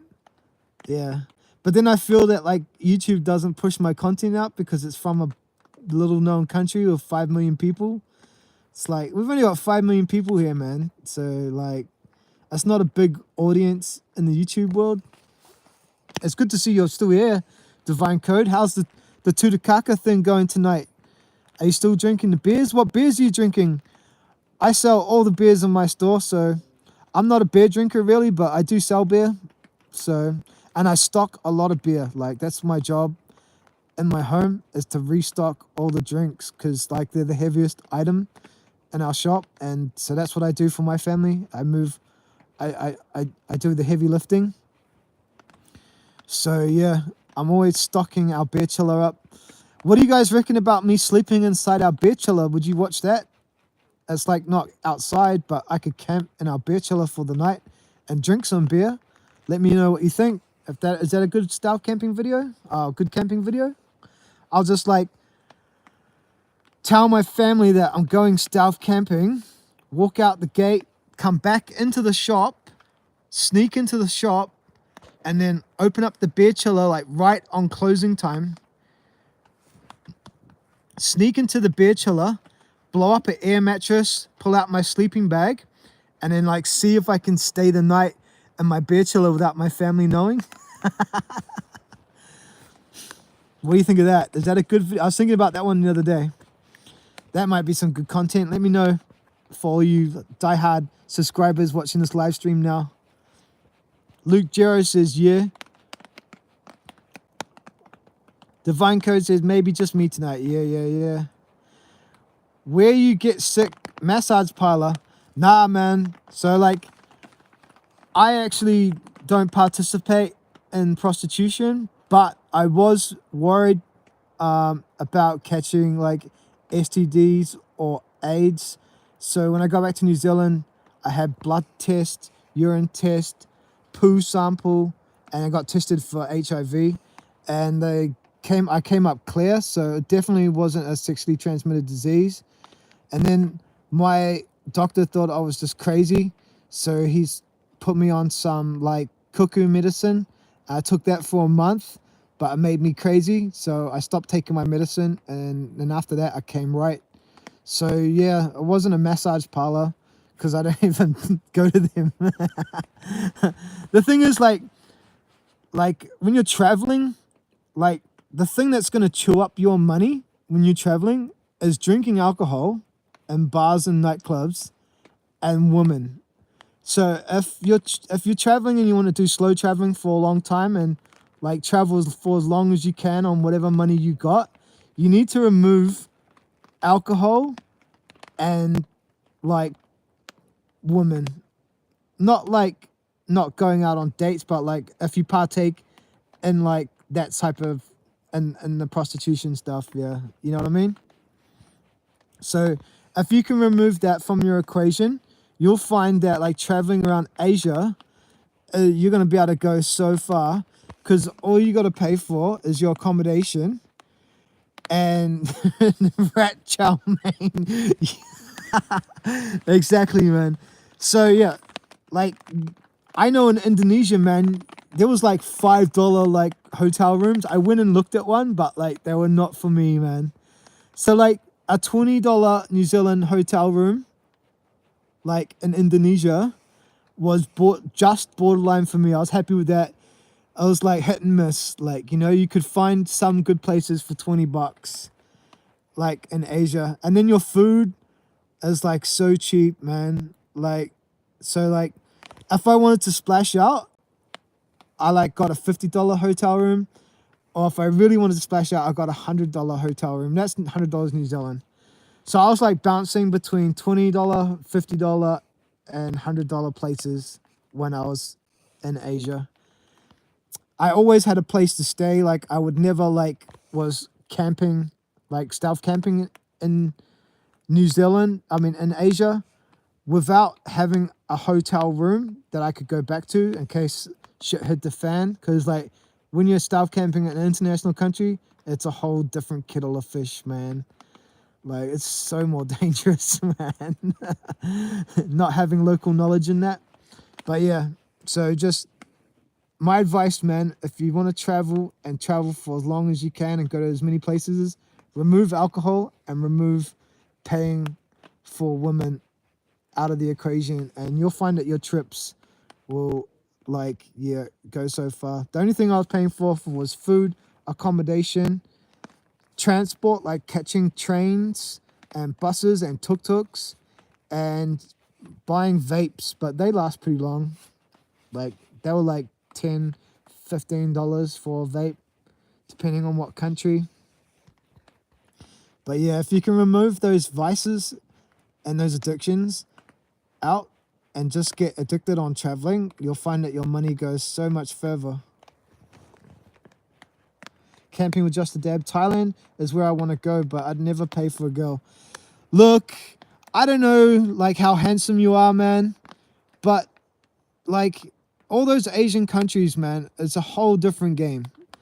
Like if you're a single male, right, and I went and started a Tinder in New Zealand, a fresh Tinder, I would get like 30 matches, right? If I went to Australia, I would get 30 matches. As soon as I went to Asia, man, boom, I got 500 matches, man. So from out of those 500 matches, you can, you know, set up some dates, you know, and meet some girls. And yeah, like there's some really nice girls out there in Asia. They look after you and they respect you. and some of them you got to watch out for.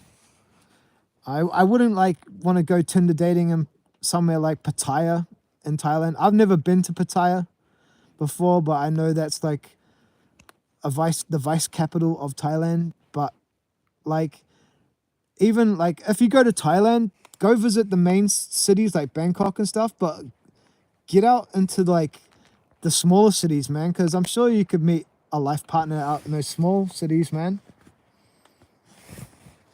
And like Asian girls are different, man. Like they'll come around to your hotel room, they'll stay the night, but they'll wake you up in the morning by cleaning your dishes and stuff, man.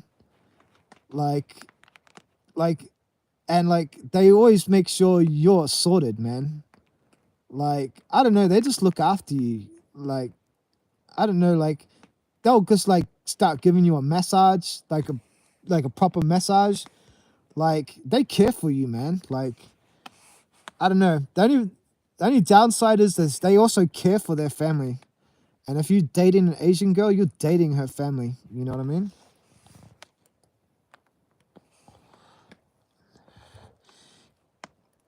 Camping Just a Dab says, but I like him chubby, so I'd be finding girls free. Wow. Like traditionally Asian girls are pretty skinny, but man, there's this like if you like like if you like to watch the Mack truck back up, like there are some girls out there like in Asia like that, man, like that have like you know they yeah, you know what I mean, like like they're you can find them out there, but there are a lot more like skinnier Asian girls out there. I'm handsome for 50. Man, 50 you're gonna be fine. I can promise you, man. If like, have you been married before camping just like a dab? Have you got a partner now? Like if you're single and you want to find a nice Asian girl and you're 50 years old, like you could find a girl over there that's the same age, that's 40, that's 30. And like 50-year-old men in Asia actually roll around with 20-year-old girls. Like, if that's your thing. But you just got to remember that those girls are looking for someone who is like gonna support them and their family. You know what I mean? They're willing to like not see your age as long as you can give them some foundation in their life, you know what I mean? Camping Just Like a Dad says, Bangkok, I watch a live stream there a lot. Laugh out loud.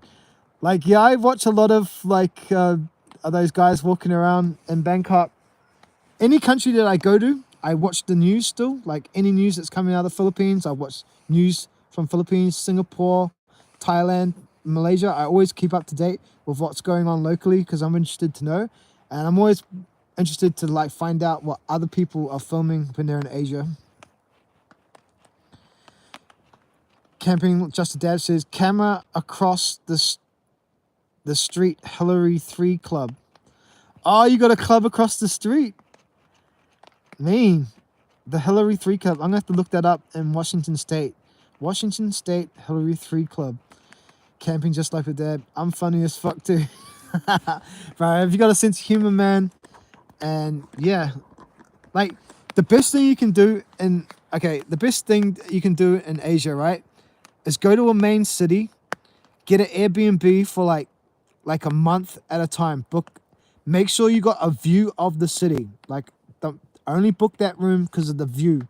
Then when you go on a Tinder date, like on your Tinder profile, and meet girls, and then connect with them on WhatsApp or something out. Once you get to WhatsApp, send them a video message of you standing on your balcony with the city overlooking in the background, and just send some like little high value like little messages to them that you got a nice pad to stay in with a view, that you're in the city and there's lots, and yeah, they're gonna respond really favorable to that because man, they're like, they're in their like apartment complex and they've only got a fan, man, and it gets hot in Asian cities, and man, they would love to like show you around and and sleep in a hotel room with air conditioning, man, and just have a break from their normal everyday routine. So if you can provide something for them that is out of the norm for them, an experience, man, they're going to respond favorably to that, you know?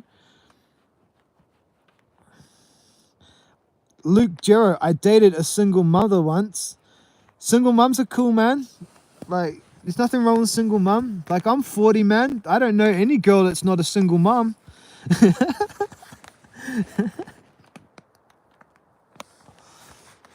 Have you ever dated an Asian girl before, Luke Joe?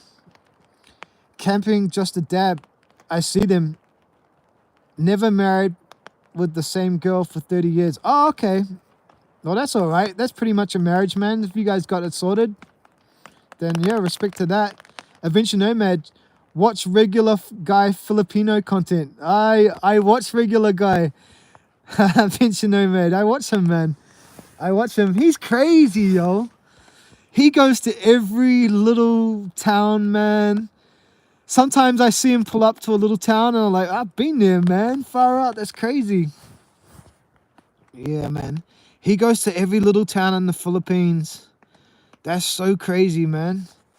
He loves it there, eh? And he's... what does he call them? He calls them babaeros or something? Nah, he calls them something, man. A babaero is what Filipino girls... Like, if you're a player in the Filipino... If you're a player guy in the Philippines, they will call you a babaero. That's their name for it. So, like, if you, like, go from girl to girl, they go, hey, you're a babaero. But regular guy calls he calls them babaroonies. That's right, regular guy. If you haven't seen regular guy, that's a Filipino channel that you should check out. He's pretty out there. Like, he's got a weird sense of humor. I don't know. If you've been to the Philippines, you will watch his channel because, like, he goes to places you would never even think of going. Camping just like a dad. But whole pass when I go. Oh, really? You got a girl like that? Oh, man. I'm going to send some mad respect out to Camping Just Like a Dab's girl. Together for 30 years and handing out the whole passes. Mad respect, man. You guys were made for each other. So when you go to Thailand, where's your girlfriend going? That's what I want to know. That's the question, Just Like a Dab's. Luke Jarrow, not yet. Oh, yeah. Man, there's some pretty hot Asian girls in Australia, man. Like, it's really, like, it's like, I don't know, like, when you see an Asian girl and she has an Aussie accent, like, even though they're already westernized in that, it's kind of cute, man. There's some hot Asian girls in Australia. Lots of Vietnamese girls there, lots of Chinese girls, lots of Thai girls in Australia. Camping Just a Dad says, kids are 20 and 21. We done. Yay. Good job, man. I never had kids yet, man. I don't know. My time's running out for kids. Maybe.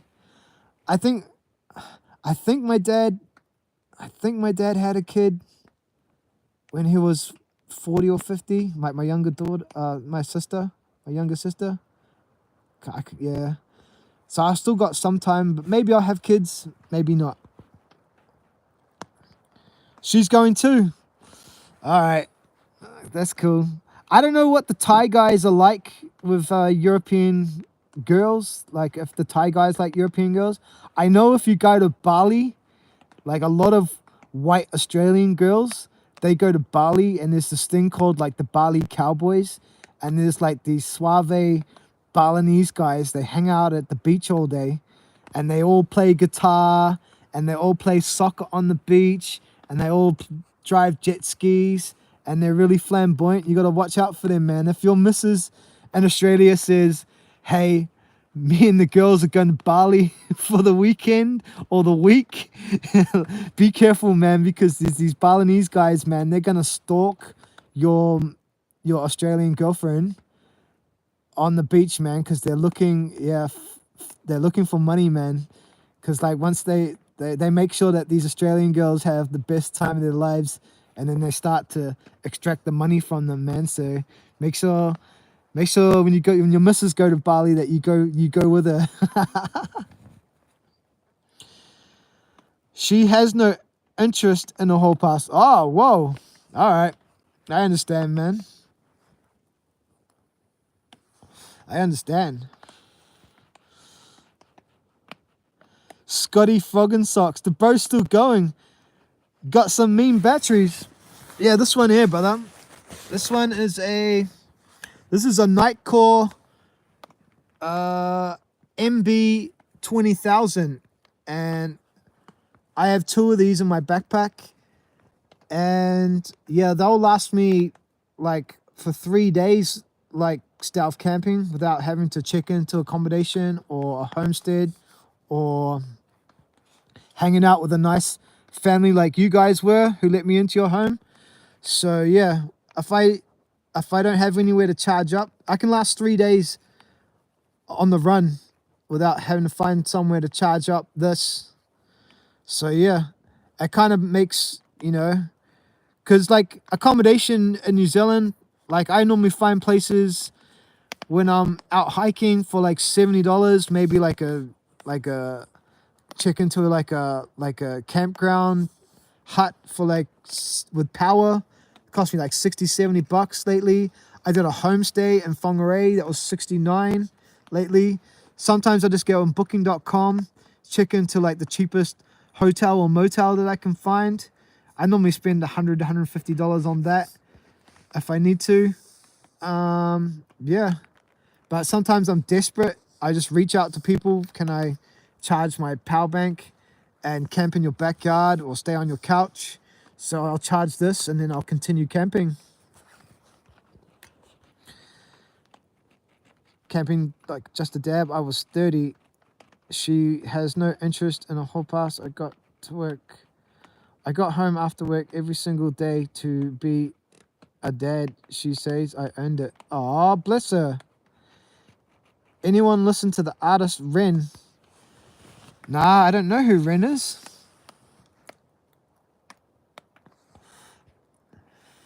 But yeah, Scotty, we're still going. It's been 377 minutes. It's now 16 minutes past 10 in New Zealand. We've got 42 likes and we still got 8 people in the house. If you're just listening in the background, don't be scared, man. Please reach out. Let me know if you've been a long-time subscriber, if you're a new subscriber, if you're not a subscriber and just joining the chat now, let me know.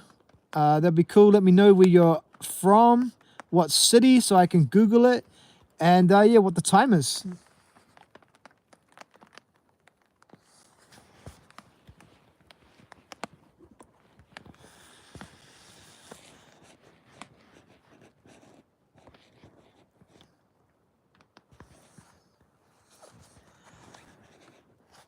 I met a lot of nice Asian girls when I was away overseas, but the only problem is I couldn't bring them home. And yeah, I would have liked to bring a nice Asian girl home, but like just the visa thing is just insanely hard. If I met a girl from Singapore, like they can just fly to New Zealand and get a visa on arrival. So, but I didn't meet any girls from Singapore while I was in Singapore, unfortunately. Ghostface Camper! Long time no see, buddy. 7:47 p.m. in Adelaide. Oh, man. How you been, brother? Thanks for dropping by. Don't forget to punch that like up. Be good to get a 43. Punch the heart button. Send some love.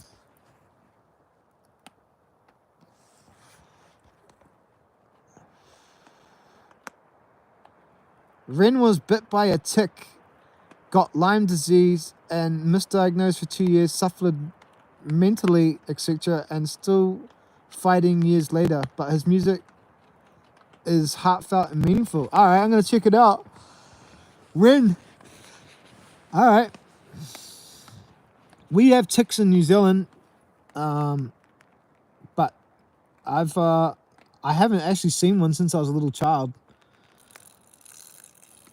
Oh, I can hear water pouring off my roof of my top. But yeah, I haven't seen ticks since I was a child. I remember my dad yanking one out of my skin when I was a child, when we're out hunting. Yeah, I went on a lot of hunting adventures when I was young. I got lost on New Zealand's most southern island called Stewart Island when I was 8 years old. I got lost in the forest, and I had a search party and everything, and yeah, I had to survive. But I'll save that story for another time on a Thursday night or something. I'll save that story. But yeah, I've been lost on the most ruggedest island in the bottom of New Zealand, man. When I was just 8 years old, I had two dairy milk chocolate bars to survive on, and it was not a good thing, man. Not a good thing. But I'll save that story for another time.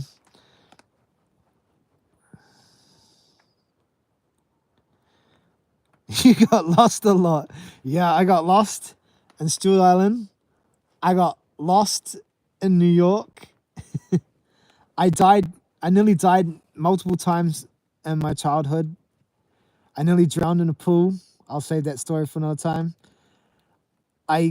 As a baby, I climbed a garbage bag up to the kitchen sink and turned on the hot water, and then I fell in it. I got a scar on my arm from it, from a baby.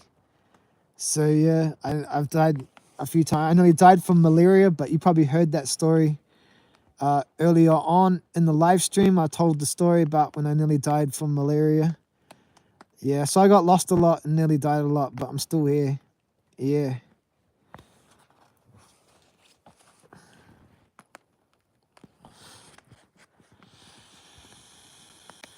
Oh, we got the Filipino back. How are you going? How do you say your channel? Is it Mine Channel? Yeah, guys, if you guys want to check out Mine Channel, she does live streams and she cuts plastic vegetables and plastic fruit, and I support her with some money to buy more plastic vegetables and more fruit. Sometimes I just sit there at the end of the day, an hour before I'm about to sleep after watching YouTube, and I go on and watch her cut plastic vegetables and plastic fruit. So yeah, if you want to watch some Filipino cutting plastic fruit and cutting plastic vegetables, go check out my channel. She's in the chat right now. Subscribe to her channel. Out of Bounds. Holy crap, you're still live. Yeah, brother. Yeah, man. We all in or nothing, brother. We go all in or nothing. We're up to 382 minutes. 383 minutes. So yeah.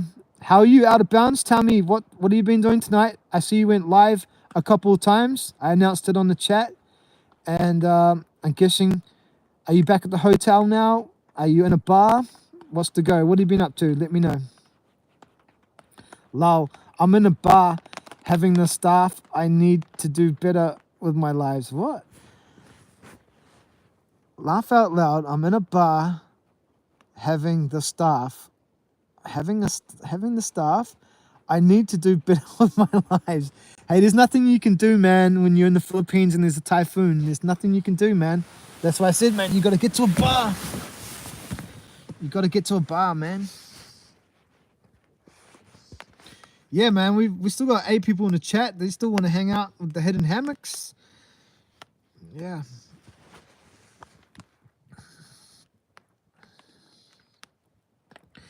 Scotty Frog and Socks. My goat Gary gets ticks sometimes. Mostly on his ears. None the last 2 summers though. Wow, that's crazy, yo. I remember I was deer hunting with my dad when I was 6 years old. My dad was crazy. He gave me guns at such a young age, man. And I remember I was rolling around 6 years old. I only had a 22. It had like a silencer on it, like a compressor on it. And yeah, I was just like following my dad. We'd just gone through, like, it was half forest, half farmland. And I remember I was like, had the gun around my shoulder, man. I'm just following my dad. And I remember just getting this boom. And yeah, man, this goat like smashed me, man, from behind. I went flying, man. I was a 6-year-old like little boy. I flew so far from the air. I got blindsided by this goat, man. And yeah, my dad just fucking turned around and just shot it dead. Man, I couldn't, I'll never forget it, man. My ass and my back was so sore, man. I sent me flying, man. Sent me flying so far. But yeah. Oh, out of bounds, your message got retracted. What did it say? I don't know what it says. I missed that. But yeah, that's a story about when I got hit by a goat. I like goats though. I like walking and hiking, and when farm people have a little goat house outside their property with a little goat eating, I always enjoy stopping and saying hello to the goats. But yeah, ticks, man. We have them in New Zealand, but I've managed to avoid them in all my camping adventures. Yeah, goats can fuck you up, man. It fucked me up, man. And it was so shocking. Luke Jero says, no wonder the cows freak you out. And that stuff. Oh, man. It's like my dad used to take me hunting everywhere, man. He just wanted me to be a hunter. He's so hardcore. My dad's a hardcore hunter, man. He goes to like Siberia and flies in helicopters and shoots stuff out of helicopters. He goes helicopter shooting in New Zealand and stuff.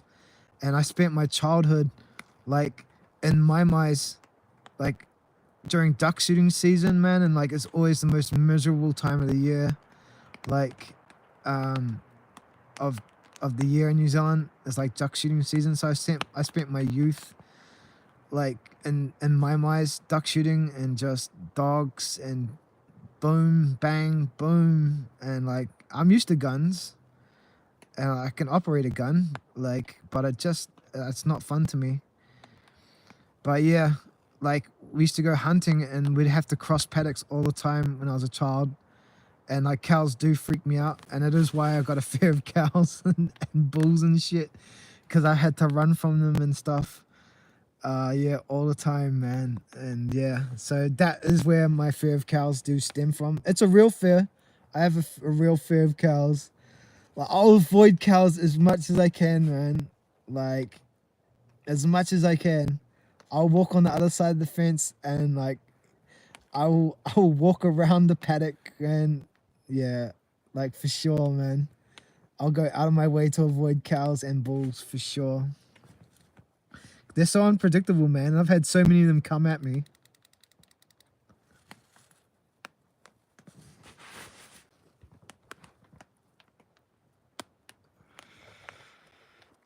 When I was younger, I got an inflatable goat.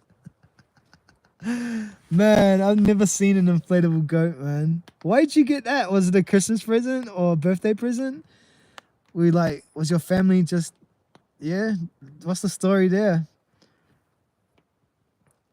I'm joking. It was a sheep. Oh, okay. Count like a boon. I hope you're driving, bro. Have you pulled into a pit stop or something? Are you getting fuel or something? Good to see you back, brother. Scotty Frog and Socks, Adventure Nomad, you must be Australian. Nah, Adventure Nomad's, he's from America. You're American, right? And Adventure Nomad? You're American? You're not Canadian, eh? You're American. You are American. US of A. I'm like 99% sure he's from USA. I don't know. Bones still driving. Have you got me up on your phone in the car? Legend. You're a legend, bro. I love you, bro. I owe you, though, brother. I owe you. Hopefully one day I can... Oh, he's from Ontario. All right. Okay, so Ontario, right? Is this true, man? Is that where Snow is from? You know Snow the rapper? The guy who rapped Informer? Let me know if that's correct, Adventure Nomad. And I also want to know if that is true, if Ontario is the home of Snow the Informer, the suburb where he's from, where all the Jamaicans hung out, was that dangerous growing up? Is it still dangerous today? That's some information I would love to know, man. Let me know. Snow, the guy who sung the song Informer. I'm pretty sure, I know he's Canadian, but is he from Ontario?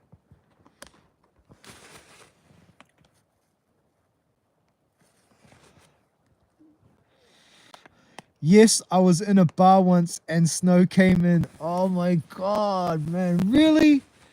That guy's a flippin' legend, man. He is such a legend, man. Luke Gero says, I used to like that song Informer back in the day. Yeah, well, that guy is a legend, man. He's actually from Canada, and he's a white kid, and they were into racking like food and clothes way back then, like in the 90s, and he lived in a rough neighborhood in Ontario, I'm pretty sure. Oh, your message just got retracted. I don't know why. And yeah, so he grew up in this rough neighborhood, and they had a lot of Jamaican immigrants, and he learned to speak patois language from the Jamaicans, and he started singing reggae songs, and eventually moved into hip hop and stuff. Luke Gero, I used to like the song Informer back in the day. There was a typo. Okay, I understand. So yeah. So what happened was he really wanted to make it in the music scene. So he was at a house party or something upstairs, and everyone got booted from the house party. So the party was put out onto the street, and he started rapping to everyone in the party on the street, and he was trying to impress the girls. A couple of other guys at the party didn't like the fact that the girls were taking favor to his rapping skills, and him and his mate got into a fight. Now his mate nearly killed them, but he didn't want to rat out his mate, so he down at the police station, he didn't rap out his mate. He didn't inform on his friend, and he got arrested for attempted murder ×2. But he managed to travel over to the USA before the charges were put on. So he was able to record that song Informer in America. And then when he went back across the Canadian border, he got done for attempted murder and got 5 years in jail, maybe 6 years in jail, but he spent like 4 years, maybe 5 years in jail, and got out early. And while he was in jail, I think that song blew up, man. So he couldn't go back into America to perform shows because he had a criminal conviction for murder or attempted murder. So that really dampened his prospects of making it real big. But he made it real big, right? Because he it was like a #1 song, man, in Canada, Australia, New Zealand. It was #1 song here for weeks, man. But the only problem was he really couldn't promote his songs by traveling, doing shows in America. So I know he traveled all around Canada and other places. But yeah, he's a legend. Eventually, he made it to Jamaica, and some of his other songs are really awesome. Everyone thinks he was just a one-hit wonder, but he did have some other songs that made it into the Billboard 100s, and he made some really awesome music with some Jamaican stars, because the Jamaican, even though he was white, the Jamaicans, they appreciate anyone who can sing, reggae and speak patois and perform. They really took him on, so they did a lot of collaborations with him, like people like Beanie Man and stuff in Jamaica. So yeah, he made some really good music.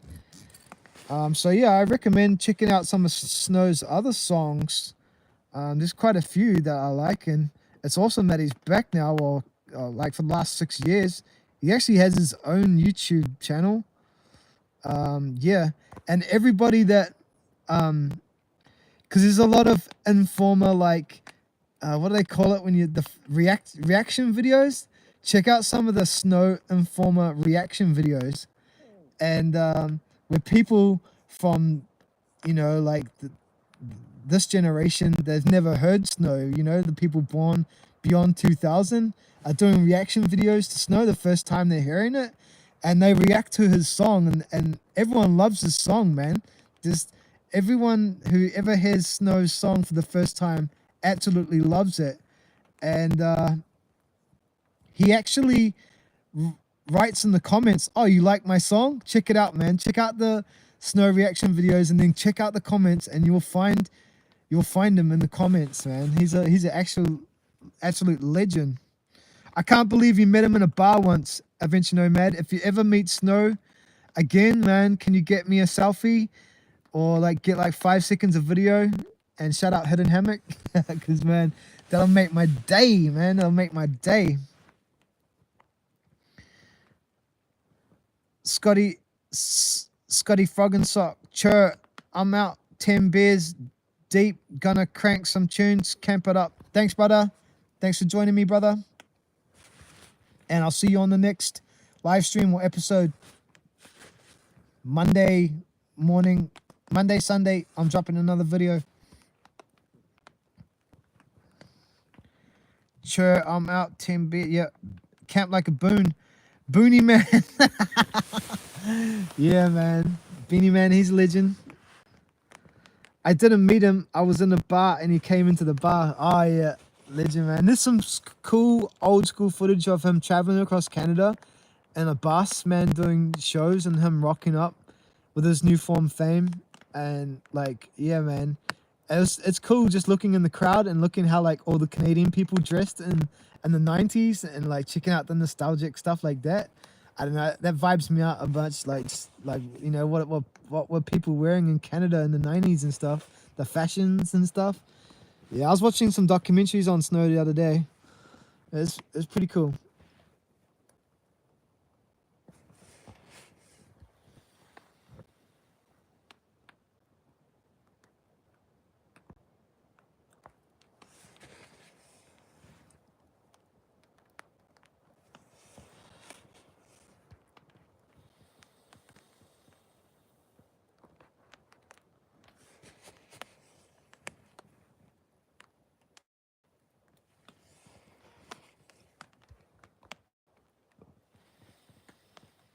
I seen Ho Jangles drop the video. I think it was just a short, but I haven't seen her in a while. I wonder what she's been up to.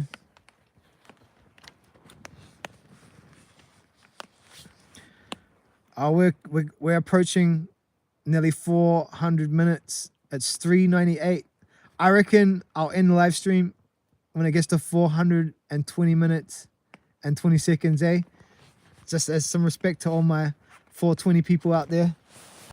We got 20 more minutes, guys, and then I better get back to filming my content, and I'm gonna have dinner. I'm gonna have my bacon egg sandwich, and yeah, get on with the show. And then I'm gonna sit here lonely in the forest, probably watch some YouTube and probably edit some content before I fall asleep. I know I'm gonna wake up late tomorrow. I'm gonna start a fire tomorrow. Hopefully I find some wood, some dry wood, and there finish up my primitive challenge.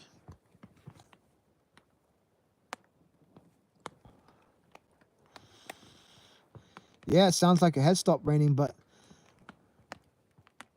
Glenn from Tutakaka said that there was a thunderstorm warning for Whangarei, and usually if there's a thunderstorm warning for Whangarei, I'm in the next district, Whangaruru, and that means there's potential for me to get hit with some rain also. So yeah. Oh, we got 3 people in the chat. Ride or die, man. You guys are legends. Whoever's in the chat now are legends, man. But I'm gonna take it to 420. So thank you so much for joining me, man. It's been a pleasure, man. It's given me something to do. It's been an awesome avenue to tell some stories. Wow, this chick, Florida Ho, has just dropped a story on Instagram. Florida Ho is like the daughter of like this Chinese gangster. I follow her on Instagram. And like, yeah, he was a real badass Chinese gangster of Macau, man. I think he was like a 555. Yeah, triad. Like, yeah, man, that's buzzy.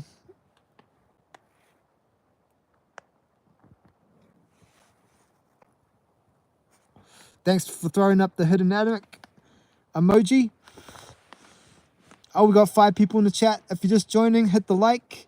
And yeah, we've been running this live stream for 400 minutes. We're going to run it for another 20 minutes. And yeah, then we're going to call it a night. So if you're just joining us, man, hit the likey. Let us know where you're from.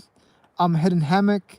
Are you a subscriber? Have you seen my channel before? Are you new here? Adventure Nomad, legend. This was fun.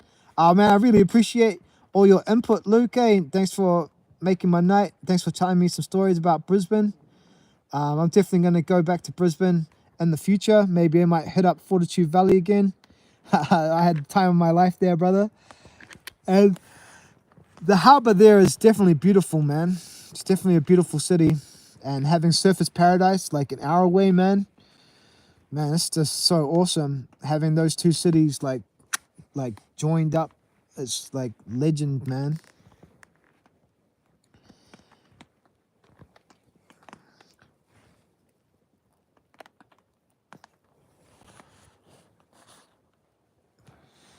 My battery's nearly full again.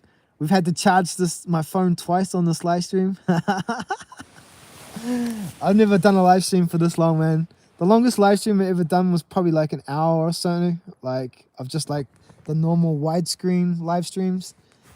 I do enjoy them, but I'll wait to do another one when I'm in a stealth camping spot.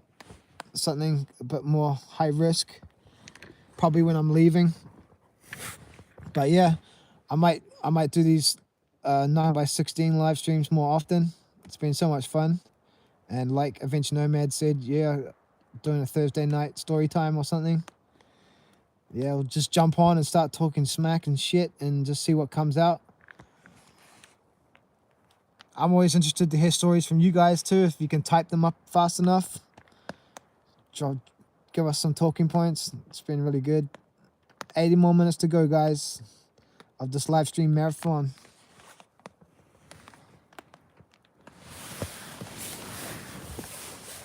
I've been like sitting sideways in my hammock because it kind of got, the hammock gives you like something to lean on. What have I got in here? Just got all my bags from my sleeping bag and my tarp and my hammock. My backpack's on the ground outside. I hope it's not soaking, but my sleeping bag's in here, so that's dry. And I just got food in there. And then I got my waterproof bag that's just lying on the ground outside of my shoes. So yeah, this torch has lasted ages, man. Torch has lasted for hours.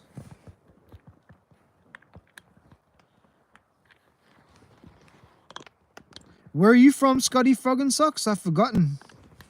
Where are you from, brother? Can you remind me? I got short memory, man. I got brain damage from my youth.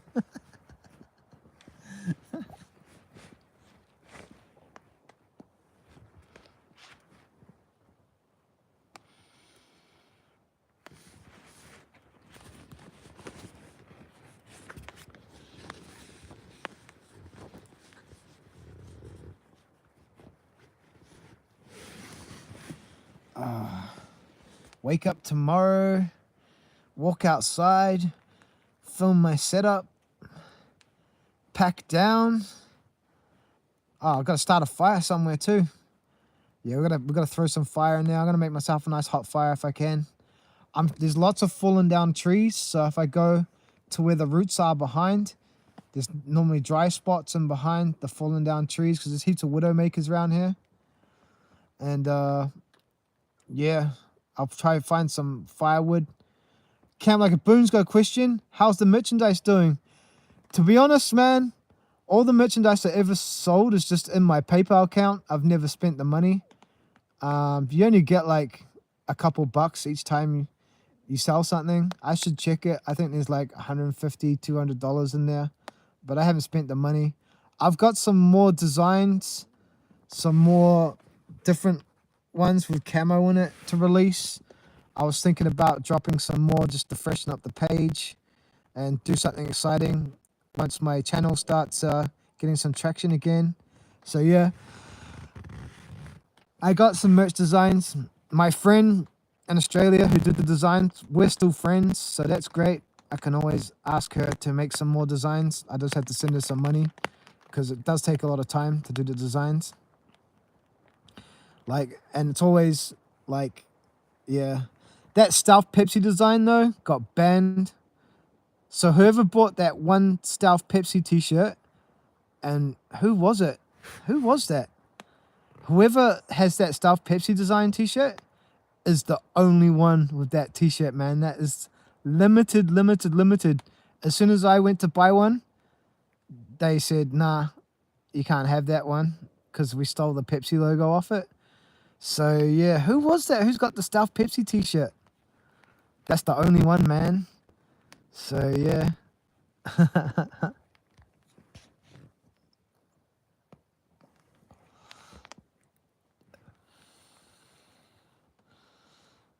Yeah, man, whoever's got that Stealth Pepsi t-shirt's the only one with it, man. Legend.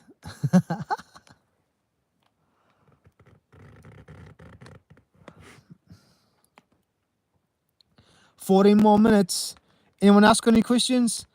I need some content to talk about. I'm running out of things to say.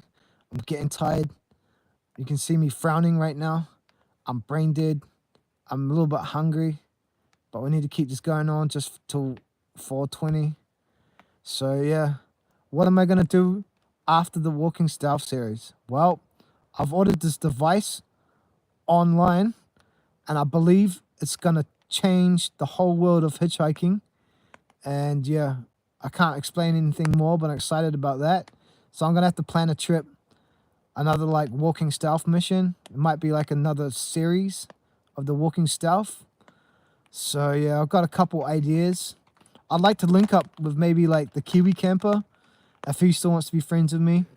Like, we'll link up, and he's still watching my videos. He's still friends with me, so hopefully I might be able to camp with the Camping Kiwi. The Phantom Cat camper, he reached out to me. He might want to do like a camp with me, but I'd like to like meet some more like subscribers from New Zealand, maybe go camp in some towns I've never been to. That's like the dream. That's the dream for me. Just link up with some more Kiwis. Do you only like chicken pies? It comes in waves, like steak and cheese pies, and then I'll like for a couple of months eat chicken pies. I don't know. I sell a shop. I have a shop where we sell pies. So I like pies are like my go-to thing. So like I've tried all the pies. They've got a cheeseburger pie out at the moment. I could probably demo that for you if you want. Should we review the cheeseburger pie? Maybe. I'll try it out. So yeah, maybe we could do a cheeseburger pie on the next episode or something. That would be good. But yeah, I'm in my last videos, I know I've been hitting them chicken pies a lot, man. And I do like a good chicken pie. I had 3, haven't I? 3 chicken pies. I had one from my shop that I took with me. They're delicious. And then I had one at Matapuri. I said it was good, but it was okay. Like, it was good at the beginning, but then after a while, like, I started to lose faith in it. And then I had one pie at Marsden Point by the oil refinery. And that didn't start off good. But then as I got into that chicken pie, then I started to really like it. It was real home style, had all the peas and carrot in it. It was good pie, man. New Zealanders, man, we like our pies, man. Yeah, I've been smashing them, bro. I've been smashing them. If you're just joining the chat, we got 10 more minutes. Let me know where you're from. You got any questions? If you've been a subscriber for a while, say hello. If you're a new subscriber, let me know. Tell me what country you're from and what time it is. Yeah. Yeah, but like, we had the pie awards, man, in New Zealand. So hopefully I can get to some towns that I've never been to and try some pies that I've never tried. So that's the goal, man. Every new town, you got to try a pie.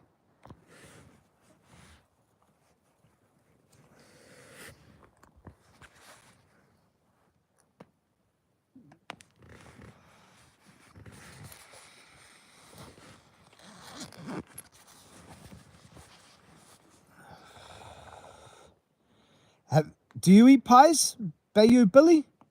What's your favorite pie? Adventure Nomad reckons meat pies are awesome. You guys in Canada and America, you like your pumpkin pie and stuff like that, eh? I don't know about that, man. And apple pie, pumpkin pie, apple pie. In New Zealand, man, we like meat pies, man. Meat and vegetable pies, man. That's how we do it. Luke Jarrow says it's 7:49 on Saturday in Brisbane, man. Yeah, and I bet it's beautiful, man. And I bet you it's going off right now in Brisbane. The bars are open. The nightclubs are getting their shit ready. They're going to open their doors in a couple of hours. And they're going to crank some tunes. And it's going to be party, party, party. No doubt. I used to do a lot of clubbing when I was in Melbourne. And obviously when I visited other cities. Like Brisbane, when I lived in Perth, I used to do a lot of night clubbing. And yeah. Sydney, man. I've partied in Sydney. Yo, Billy, been watching you for years. Quality vids. Yes, love meat pies. Hard to find a good one. And around Brisbane without traveling, but been watching your videos for years. Thanks, man. Yes, I love most pies. Yeah, well, Australia love your pies also, man. It's definitely an Australian thing too, man. Meat pies. But yeah, a lot of the people overseas buzz out on the meat pies. all the meat pie eating's going on down under. So, man, it's good having a couple people from Brisbane, man. Mad love to Brisbane, man. In the chat. I love Australia, man. It's definitely my second home. I've lived in Australia 3 times, like proper living. Like migrated to Australia, but kept my New Zealand passport and worked in Australia. Yeah, but on my second to last trip to my last time I lived in Australia, I became homeless and I had to come home, and that's why I started stealth camping. Camp like a boon. We eat Smurf pie in our region. Google that. Smurf Fentart. I'm gonna have to Google that, man. Better yet, I think you should eat one in one of your videos, bro. Do you guys actually put Smurfs in it? Are they real? And are they actually blue Smurfs? Like, what's going on, man? I used to watch the Smurfs when I was younger. Like Gargamel and all that. And like Daisy the Smurf. Is it Daisy the Smurf? She was like the boss bitch Smurf, eh? Bayo Billy says they look so good in New Zealand. Yeah, we take it to the next level. Like we try to make pies, man. Like a lot of the people that own bakeries have competitions, and like a lot of people are actual Filipino people and Chinese people. So we get a lot of like fusion pies here in New Zealand. Like the people that win the best pie in New Zealand awards, it happens every year. It's a big thing. It's on the news. Yeah, so we take pies to the next level here, man. But in Australia, you guys like pies too, man. Like, I was eating pies in Australia too. Oh, no way. I was just about to end the live stream, and guess who just rolled on in? Man, so blessed. It's the fucking Gravedigger. Yeah. And he just dropped 5 on it, man. I know there's not many people in the chat now, but let's all heart that, man. Heart that and like that. Gravedigger's in the house. Yeah, throw up the Gravedigger emoji, man. The beast just walked in. I was talking about you, brother. I was wondering if you were all right before. I don't know, maybe about 5 hours ago on this live stream. We were talking about you. We've talked about a lot of things in this live stream. But we were worried about you, man, like, because I'm pretty sure you're from Florida, man, and I'm pretty sure you're from Tallahassee, and I was worried about you because of that hurricane, man. And then someone says that you were train hopping with some other YouTuber, so that's just crazy, man. It's good to see you, brother. Scroggin is called Gorp or trail mix in my area. Gorp.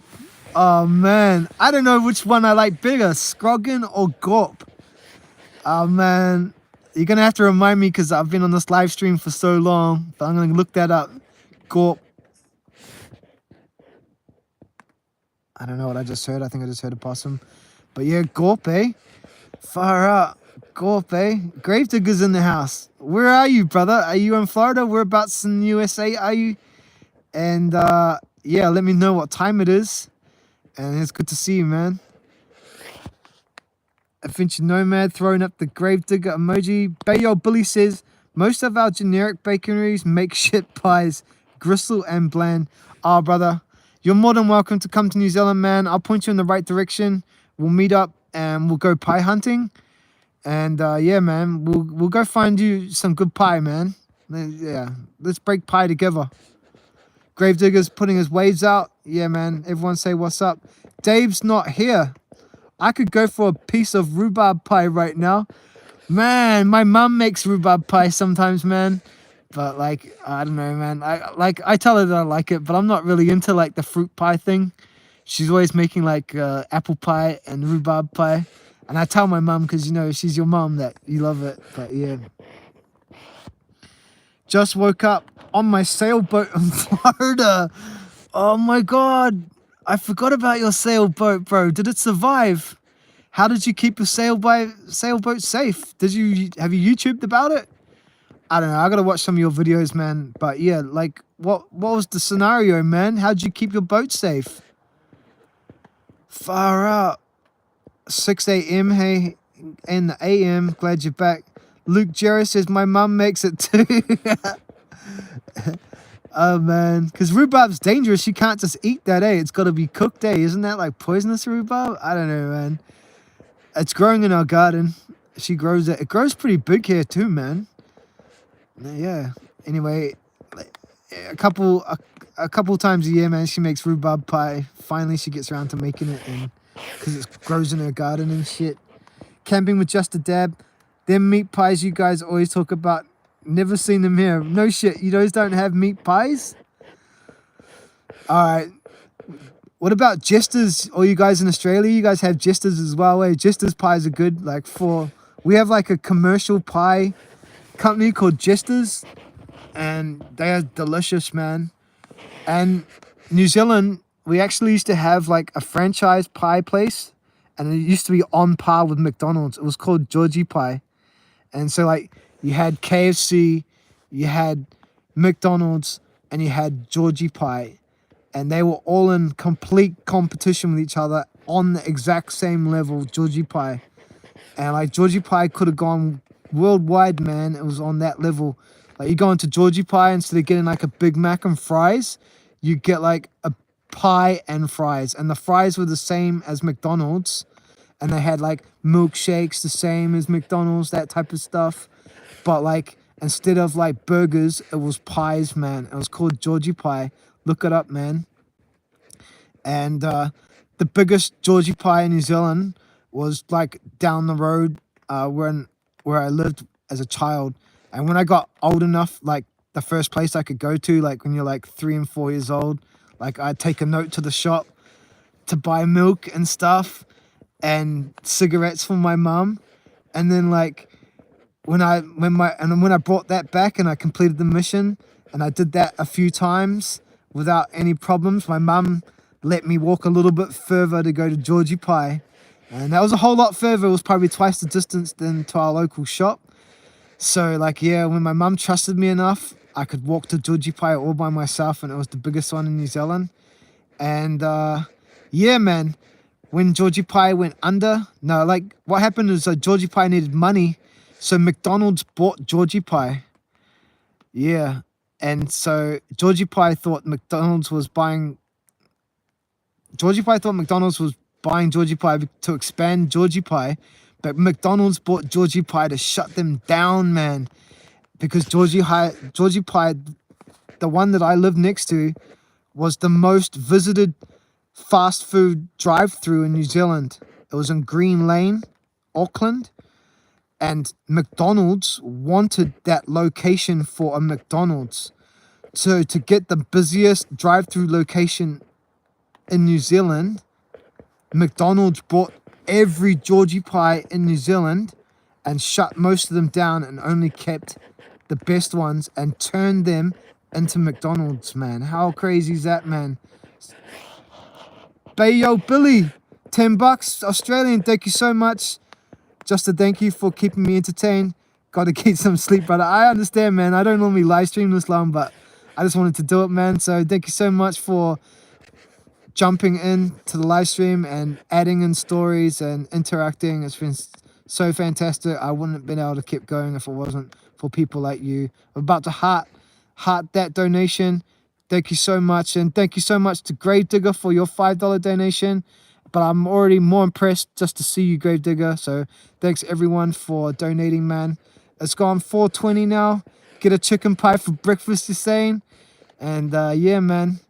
I think I'm going to end the live stream now. I don't want to go though now because Gravedigger's here. Am I going to see you again, Gravedigger? I hope I do, man. Anyway, guys, I'm going to end the live stream now. Oh, I can't really because it's running the $10 out, and that's not fair on the people who donated. As soon as that $10 donation runs out, I promise you I'm going to end the live stream. Let's keep going. That's just unfair. You can't donate money and then have the countdown timer running and then end the live stream. That's not fair, is it? Thanks to everyone who's still in the chat. Camp Like a Boom's waving. Goodbye, man. Safe to get to your destination there, bro. I hope you pop out that champagne for your wife, man, and treat her to a nice vacation at the beach. Camping with the Den says, Ren, hi Ren, check it out. Bye, Josh. Thanks for joining me, man. We still got a little bit on that $10 clock. Thanks for all the donations. We're up to $44 New Zealand 62 cents. So all your donations tonight, guys, have been exchanged into New Zealand currency, and it comes to $44 in my currency. I'm totally stoked. Thanks for hitting the likes. All the likes, 43 likes. Thanks for all you hardcore channel members, subscribers, and fans for staying with me to the end. There's still 6 of you in the chat. We're now at 422 minutes, 46 seconds. We still got a little bit of time on that clock. Gravedigger, do you want to have the last word? Have you got anything to say, Gravedigger? What's going on, man? I know you're sailing. I know you're train hopping, but are you going to do any camping in the future? Let us know, man. What's going on? It's now 1 minute past 11 in New Zealand, and there's creepy things out in the forest right now, but at least it stopped raining, and I can get on with making my stealth camping video for the Stealth Camping Alliance Primitive Challenge. Are you there, Gravedigger? Luke Jarrett says, good night, Josh. Thanks for a wonderful stream. Oh, the man. The mystery man has got some words. He's got hashtag Stealth Camping Alliance and get the fuck outdoors. All right, bro. I respect that. Yeah, man. Camping just the tab says SCA. Yeah. All right, guys. That time has still got a last. Gravedigger, ask me a question. You got the last question of the night, man. What are you going to say to me, man? You can ask me any question in the world. What is it? You got one chance, one question, last question of the live stream. What's it going to be, man? What you got for me, man? How's your boat? Is it safe? Did it make it through the hurricane? How did you escape the hurricane? Were you train hopping? That's all I saw of you, man, was train hopping your way away from the hurricane in Florida. That's all I visualized. Camping just like a dab says SCA. Adventure Nomad has got all the emojis out. Boom. Did you get an again girl? What is an again girl? Oh, Asian girl. Did you get an Asian girl? Oh man, we talked about girls, man, on this live stream a lot tonight. We talked about how many times I've had a girl in my hammock. We talked about girls in Asia. We talked about, yeah. Did you get an Asian girl? Oh yeah, Asian girl. Look, man, I met some lovely Asian girls when I was in all those Asian countries. Unfortunately, I couldn't invite them back to New Zealand because of visa reasons. I probably should have got a girlfriend from Singapore because they can get a visa straight into New Zealand and hang out for like 30 days on arrival. So yeah, I do like Asian girls. If I met an Asian girl in New Zealand, I would try date her because yeah, Asian girls are cool for me. But there's plenty of girls out there in the world. We talked about South African girls tonight. We talked about Czech girls. There's beautiful girls all around the world. A girl that camps and does hiking, that would be cool. But yeah, to be honest, New Zealand girls don't really like guys to go and sleep under bridges or in haunted buildings. Or yeah, the New Zealand girls aren't into camping girls. As much as they say on their Tinder profile that I like camping, they're not into stealth camping or stealth camping guys. Yeah, man. But yeah, if I met a girl, I don't care where she's from, as long as she's into some of the same things as me or supports me in what I'm doing. So yeah. But to answer your question, did I get an Asian girl? Yes. All right, brothers and sisters, 426 minutes later, we're going to end this live stream. Thanks again for the donations. Thanks for all the love. And don't forget to join the Stealth Camping Alliance Facebook group. And once you're on the Facebook group, you can private message me. You'll figure out my Facebook Messenger and you can ask me anything then. Don't forget to watch my video coming out on Monday, New Zealand time, Sunday, North American time. And don't forget, I've got 3 more stealth camping adventures coming up in my Walking Stealth series. There's already 6 videos in my Walking Stealth series.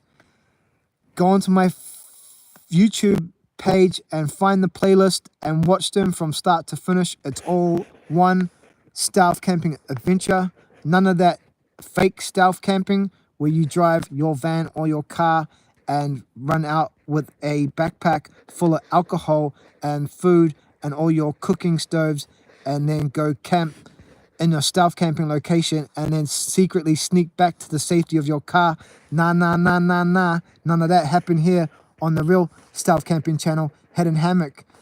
Show some love coming from me, coming to you all the way from New Zealand in the bottom of the South Pacific, in the bottom corner of the world, in a place called Zealandia. Thank you for joining the Head and Hammock live stream. It's been my longest one yet. Thanks for all the likes. And right now, I got to figure out how to end this live stream. Much love, peace, and I'll see you on the flip side.